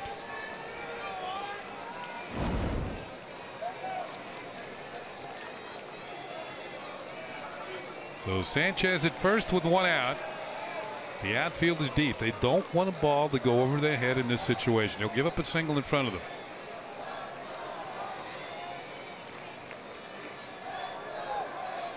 Swing and a miss on the changeup, and it's consistently come in there at 73 miles an hour.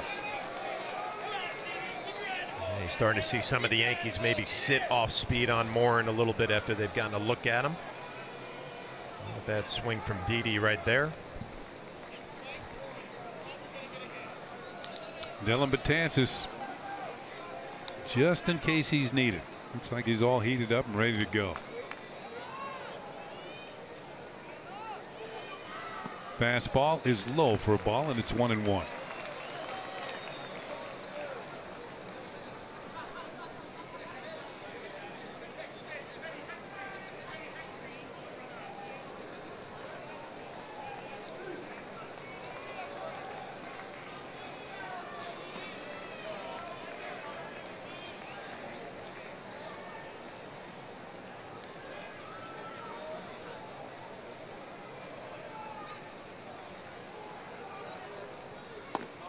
That's outside.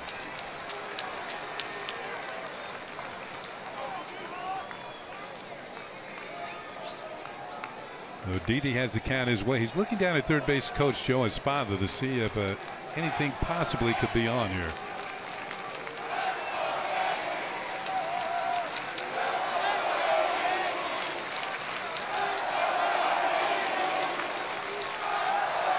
Maldonado out for a discussion.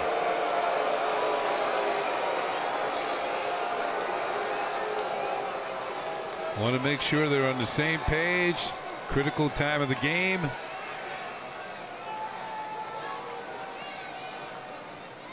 A little encouragement for the right-hander. What'd you say, Flash? Just recently recalled today?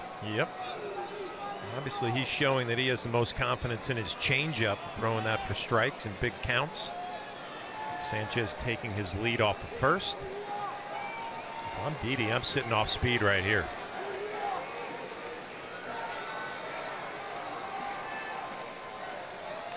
Tried to lay down a bunt. Escobar was back at third, and he fouled it off. Again, the changeup, 75 miles an hour.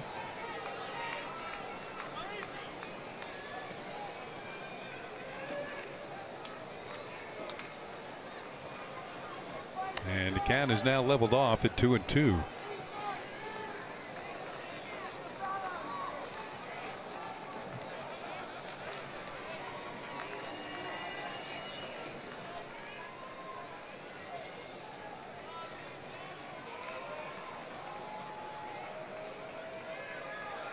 Sanchez looked as though he was going to go. He doesn't, and the pitch is fouled on the left field line. Long run for EY Jr., but this one's in the seats.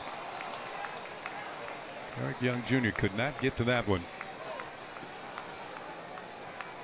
And the count remains 2 balls and 2 strikes. He's going to retrieve it. It went in and then back out of the seats onto the field.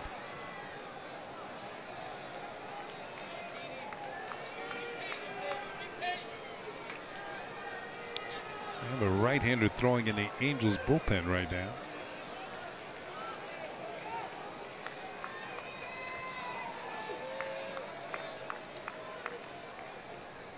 Didi chokes up on the bat slightly. Morin steps off.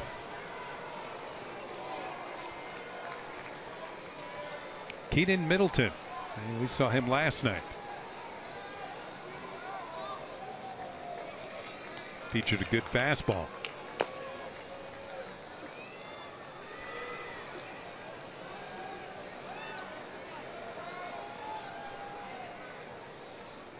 Runner goes.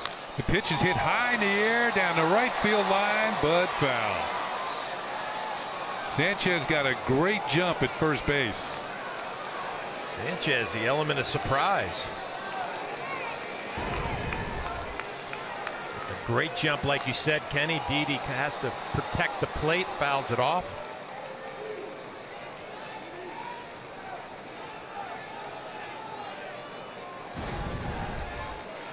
Sanchez does have a stolen base this year. He's also been caught one time.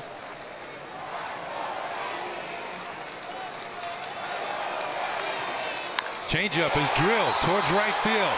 Calhoun's not going to get this one. The ball is all the way to the wall.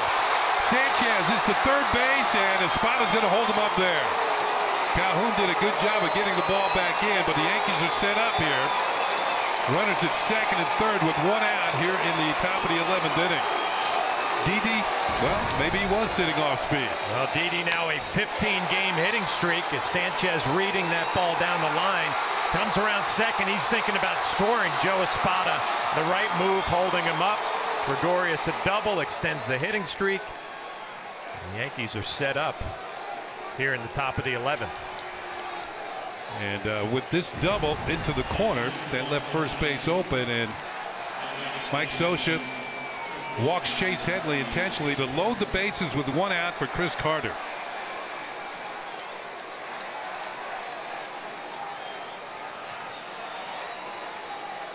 So it wanted no parts of Headley, who was 3 for 4 tonight, and Carter is 1 for 4 with 3 strikeouts coming to the plate.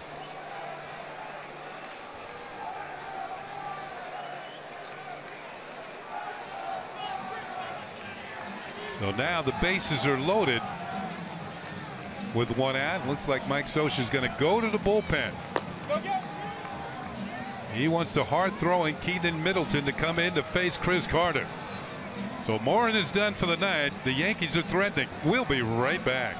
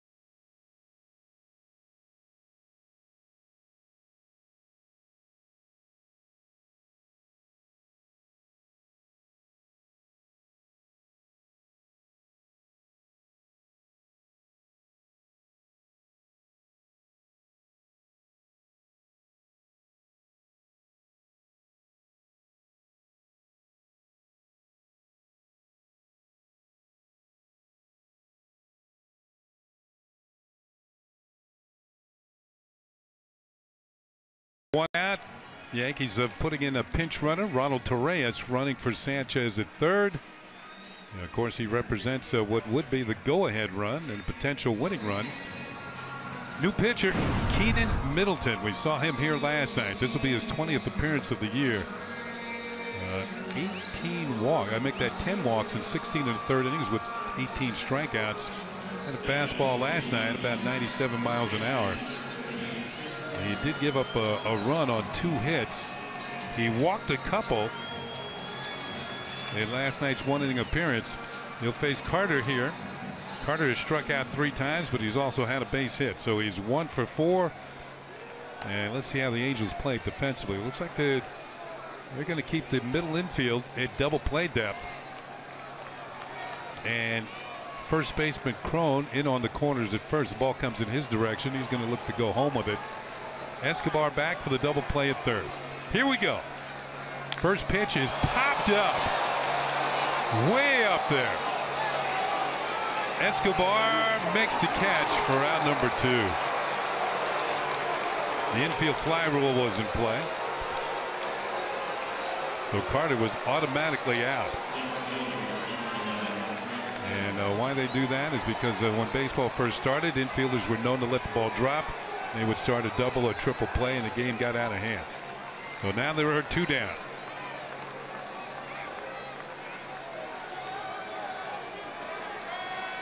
And he'll bring up Gardner with the bases loaded and 2 outs. Gardy last time up had a chance to drive in Headley, but he lined out to Calhoun and right. Earlier in the game, he did deliver Headley from second base with a base hit. Now all he needs to do is get Torreyes home from third base to give the Yankees a lead here in the top half of the 11th inning. Bases loaded, 2 outs. First pitch is high and away for ball 1. You mentioned Middleton and the high walk totals. You try to give him the opportunity to walk you. The pitch to Chris Carter was right down the middle. Carter got the good wood on it, but it went straight up to Silo. Couple of grand slams in his career. There's a called strike, and it's 1-1.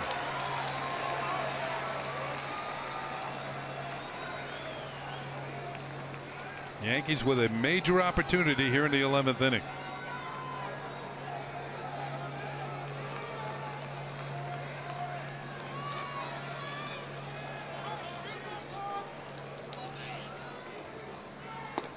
That is high. 2 balls and a strike. 97 miles an hour.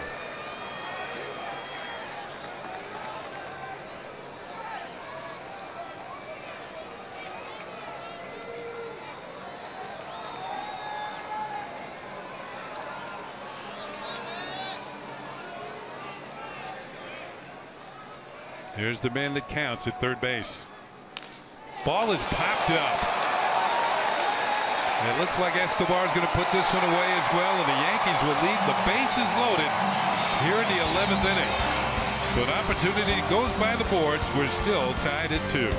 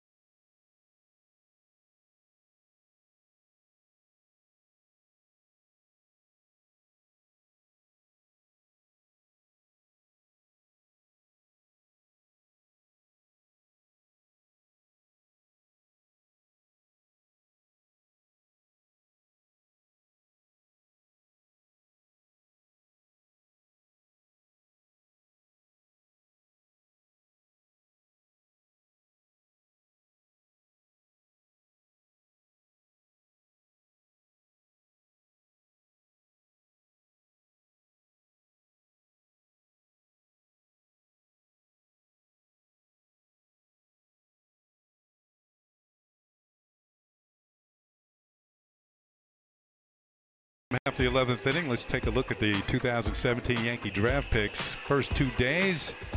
And as you can see, most of them are pitchers. And most of them are college players as well. Only 2 high school selections in the first 10 picks there. And the draft continues tomorrow. Rounds 11 through 40. Clark Schmidt, the first round pick, a University of South Carolina.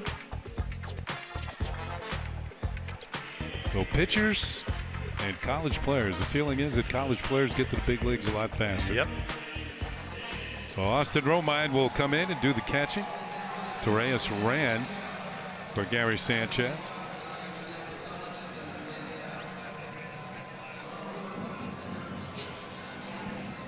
So Chasen Shreve remains in the game. He gets Andrelton Simmons and C.J. Cron and Martin Maldonado here in the bottom of the 11th inning.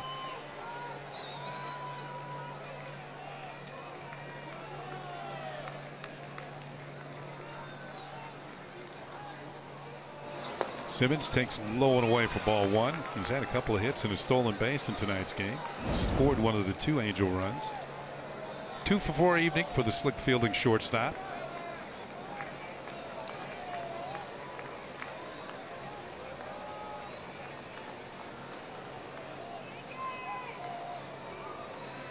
Outside, ball 2-2-0.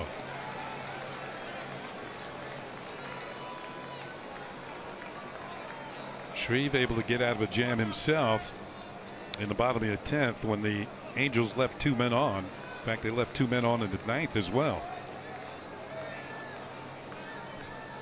This would be the 30th pitch for Shreve, and there's some activity in the Yankee bullpen. Looks like Ben Heller.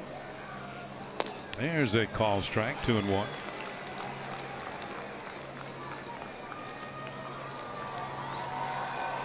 There's Heller, recently recalled from the minors.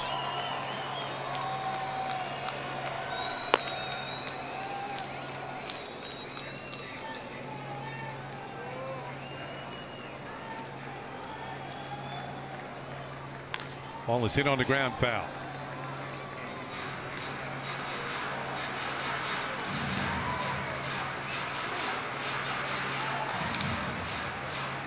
Yankees 2, Angels 2. The last run was scored by the Angels in the bottom of the 8th on a home run by Eric Young Jr., and that tied the score. And home run came off Tyler Clippard. Full count now. That pitch misses low.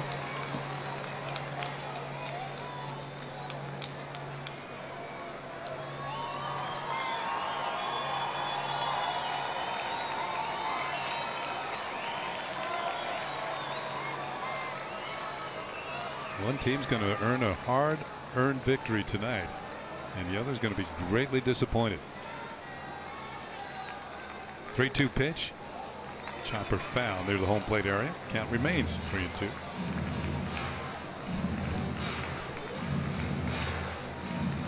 Shreve has a good enough fastball that the hitters have to respect it. Not that he's a big time power pitcher, but he can get it up there 92, 93, and makes his off-speed pitch even more effective.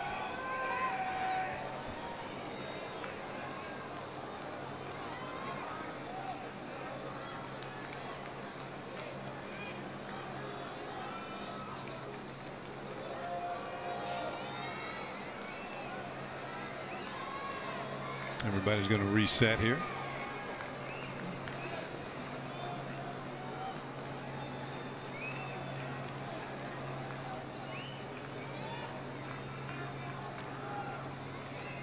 Here's your 3-2 pitch, and it's hit on the ground hard. Great stop by Headley, but it's going to be a foul ball. That would have been a heck of a play. Headley playing on the line, guarding against the double. All right, a great play going to his right. Get another look at it.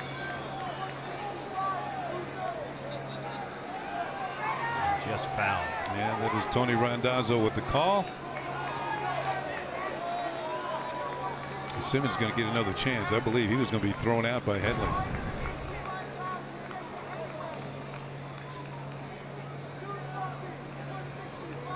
Once again, the payoff pitch. and it is just a little bit low for ball 4. So Simmons draws the leadoff walk. Shreve starts this inning off just as the way he started the last one. He walked Eric Young Jr.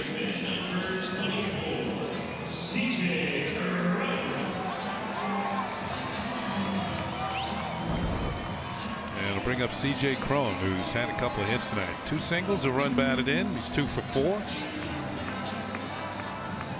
He faced Holder in the 9th, and Holder struck him out swinging.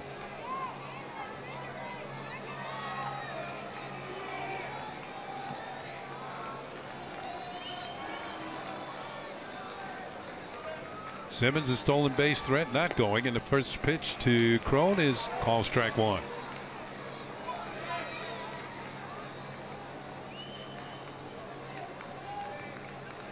Cron had a couple of good at bats against the left-hander Sabathia while he was in there. A couple of base hits and an RBI.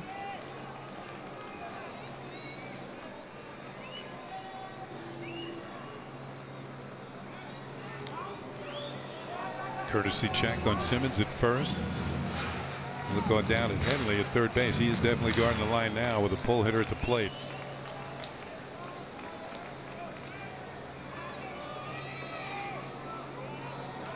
Shreve looking for that ground ball at one of the middle infielders.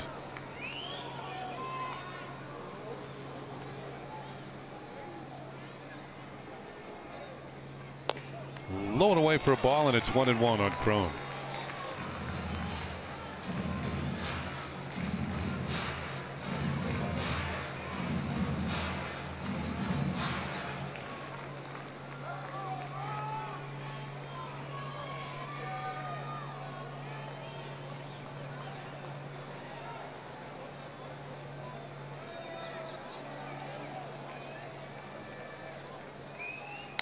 Ball is hit in the air to left field off the end of the bat, and Brett Gardner comes in and makes the catch, and Cron is retired. 1 down, and Joe Girardi's going to the mound. Shreve's pitch count reached 38. You got to figure he's going to be done for a couple of days here, and as Joe Girardi makes the change, we'll step away for a second. We'll be back with more. 2-2.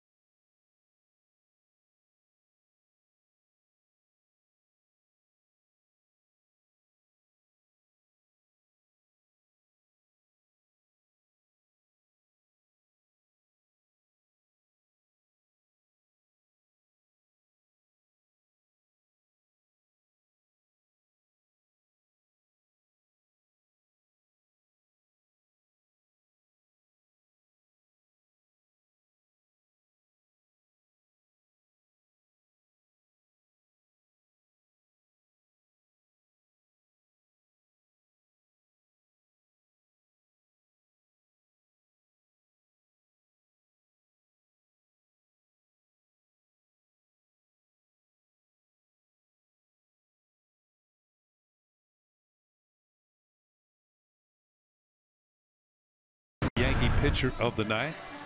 Those are his numbers at the Scranton Wilkes-Barre this year.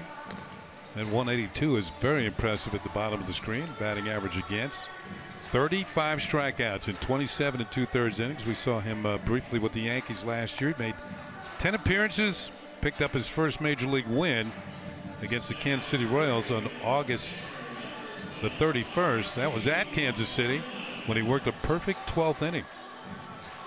And he came over in this deal from the Cleveland Indians, their organization. Andrew Miller, of course, going from the Yankees to Cleveland. Clint Frazier, Justice Sheffield, Ben Heller, and J.P. Feyereisen coming to the Yankees. So Heller With 1 on and 1 out here in the 11th inning, will face Martin Maldonado. He's had himself a pretty good night for the Angels tonight. He's 2 for 4 with a double his last time up. Once again, a double play, get the Yankees out of trouble here in the 11th. Runner goes. The throw to second is not in time. A stolen base for Simmons. Didn't waste any time as he picks up his second stolen base of the night. And now he has 10 on the year, and a nice job by Romine. Not the easiest thing to do, sit around all night. He delivers a perfect throw right on the money. Take a look at Castro and the tag. Simmons just gets his hand in there. Castro does a good job of trying to keep the glove on him just in case he loses contact with the base. But Simmons does not. He keeps the left foot on. So a runner in scoring position with a 1 out kind of erases the chance of the ground ball double play.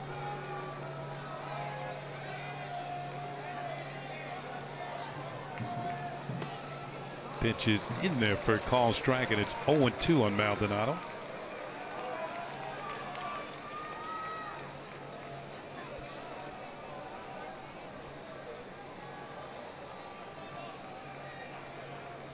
Saw Heller a bit in spring training.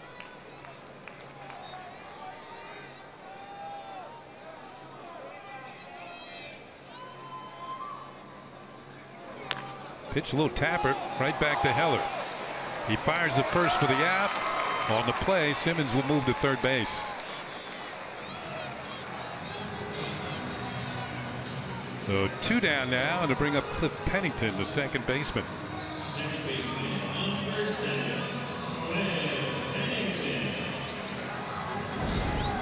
Pennington's had 1 at bat, and he flew out to right field. Switch hitter now hitting right-handed, I should say left-handed against Heller.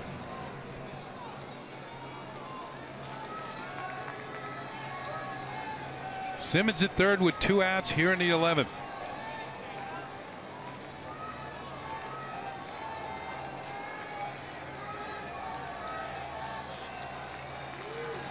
Pitch from Heller is inside, ball 1. Good fastball, 97 miles an hour. You can see what the Yankees liked about his arm.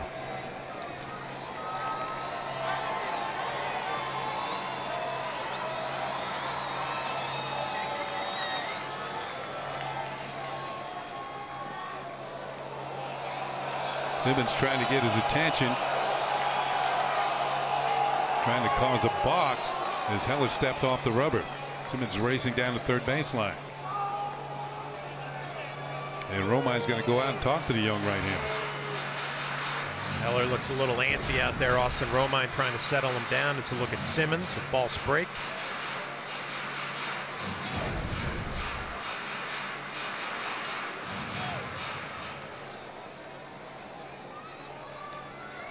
It's the reason why you pitchers work from the stretch. Trying to hold the runner as close as they can at third. Here's a pitch, and it's high for a ball. 2-0.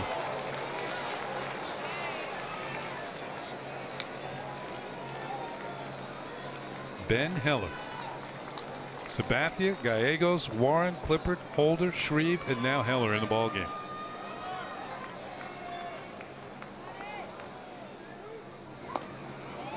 Three balls and no strikes.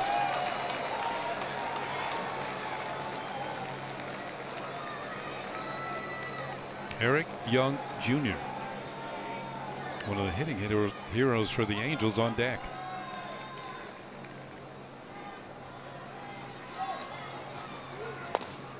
Check swing.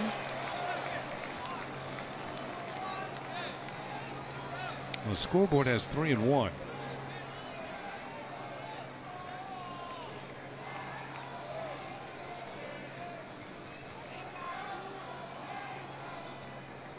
Yeah, that was a call, strike 1, even though it looked like he checked his swing. It did. That's going to be ball 4. So Heller walks Pennington, and he'll head down to first base.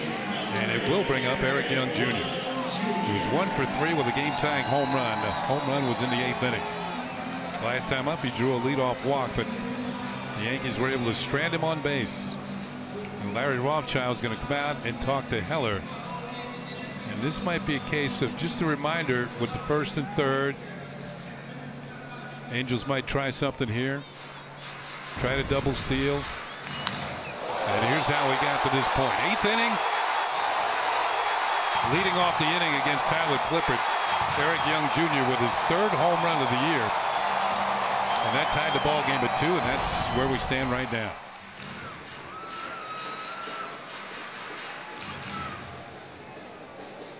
Angels with pretty good speed on the bases with Simmons at 3rd and Pennington at 1st. We remind Heller that the runner at 1st doesn't mean anything. Pennington, for Chris Carter, you're probably going to be playing behind him. Actually playing in front of him, not holding him on.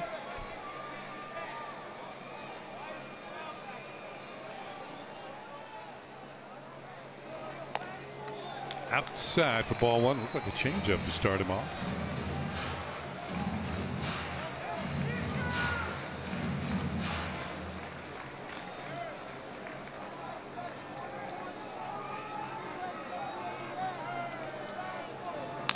Runner goes, the ball deflected off the pitcher, and the Angels are going to win the ball game. An infield single for Eric Young Jr. scores Simmons from 3rd, and that's going to do it. Eric Young Jr. drove into tying and the winning runs as the Angels have evened up this series at a game apiece. A walk-off win in the bottom of the 11th inning and a 3-2 victory for the Angels. Eric Young Jr., recently recalled from the minor leagues after the injury to Mike Trout, is the hero here tonight. As we take a look at the final play of the game. Yeah, right back off of Heller. Didi Gregorius tries to reroute himself. Going to be too late, obviously. And Eric Young Jr., the hitting star of the game, the home run to tie it up. Now the base hit, the game-winning RBI. The Angels have been playing some pretty good baseball, and they take game 2 of this series. So here comes Simmons to score the winning run as the Angels, as we said, have evened up this series at a game apiece. Tomorrow will be the rubber match of this series. Right now, we're going to head back to the studio, and Ryan Ruocco, who's standing by.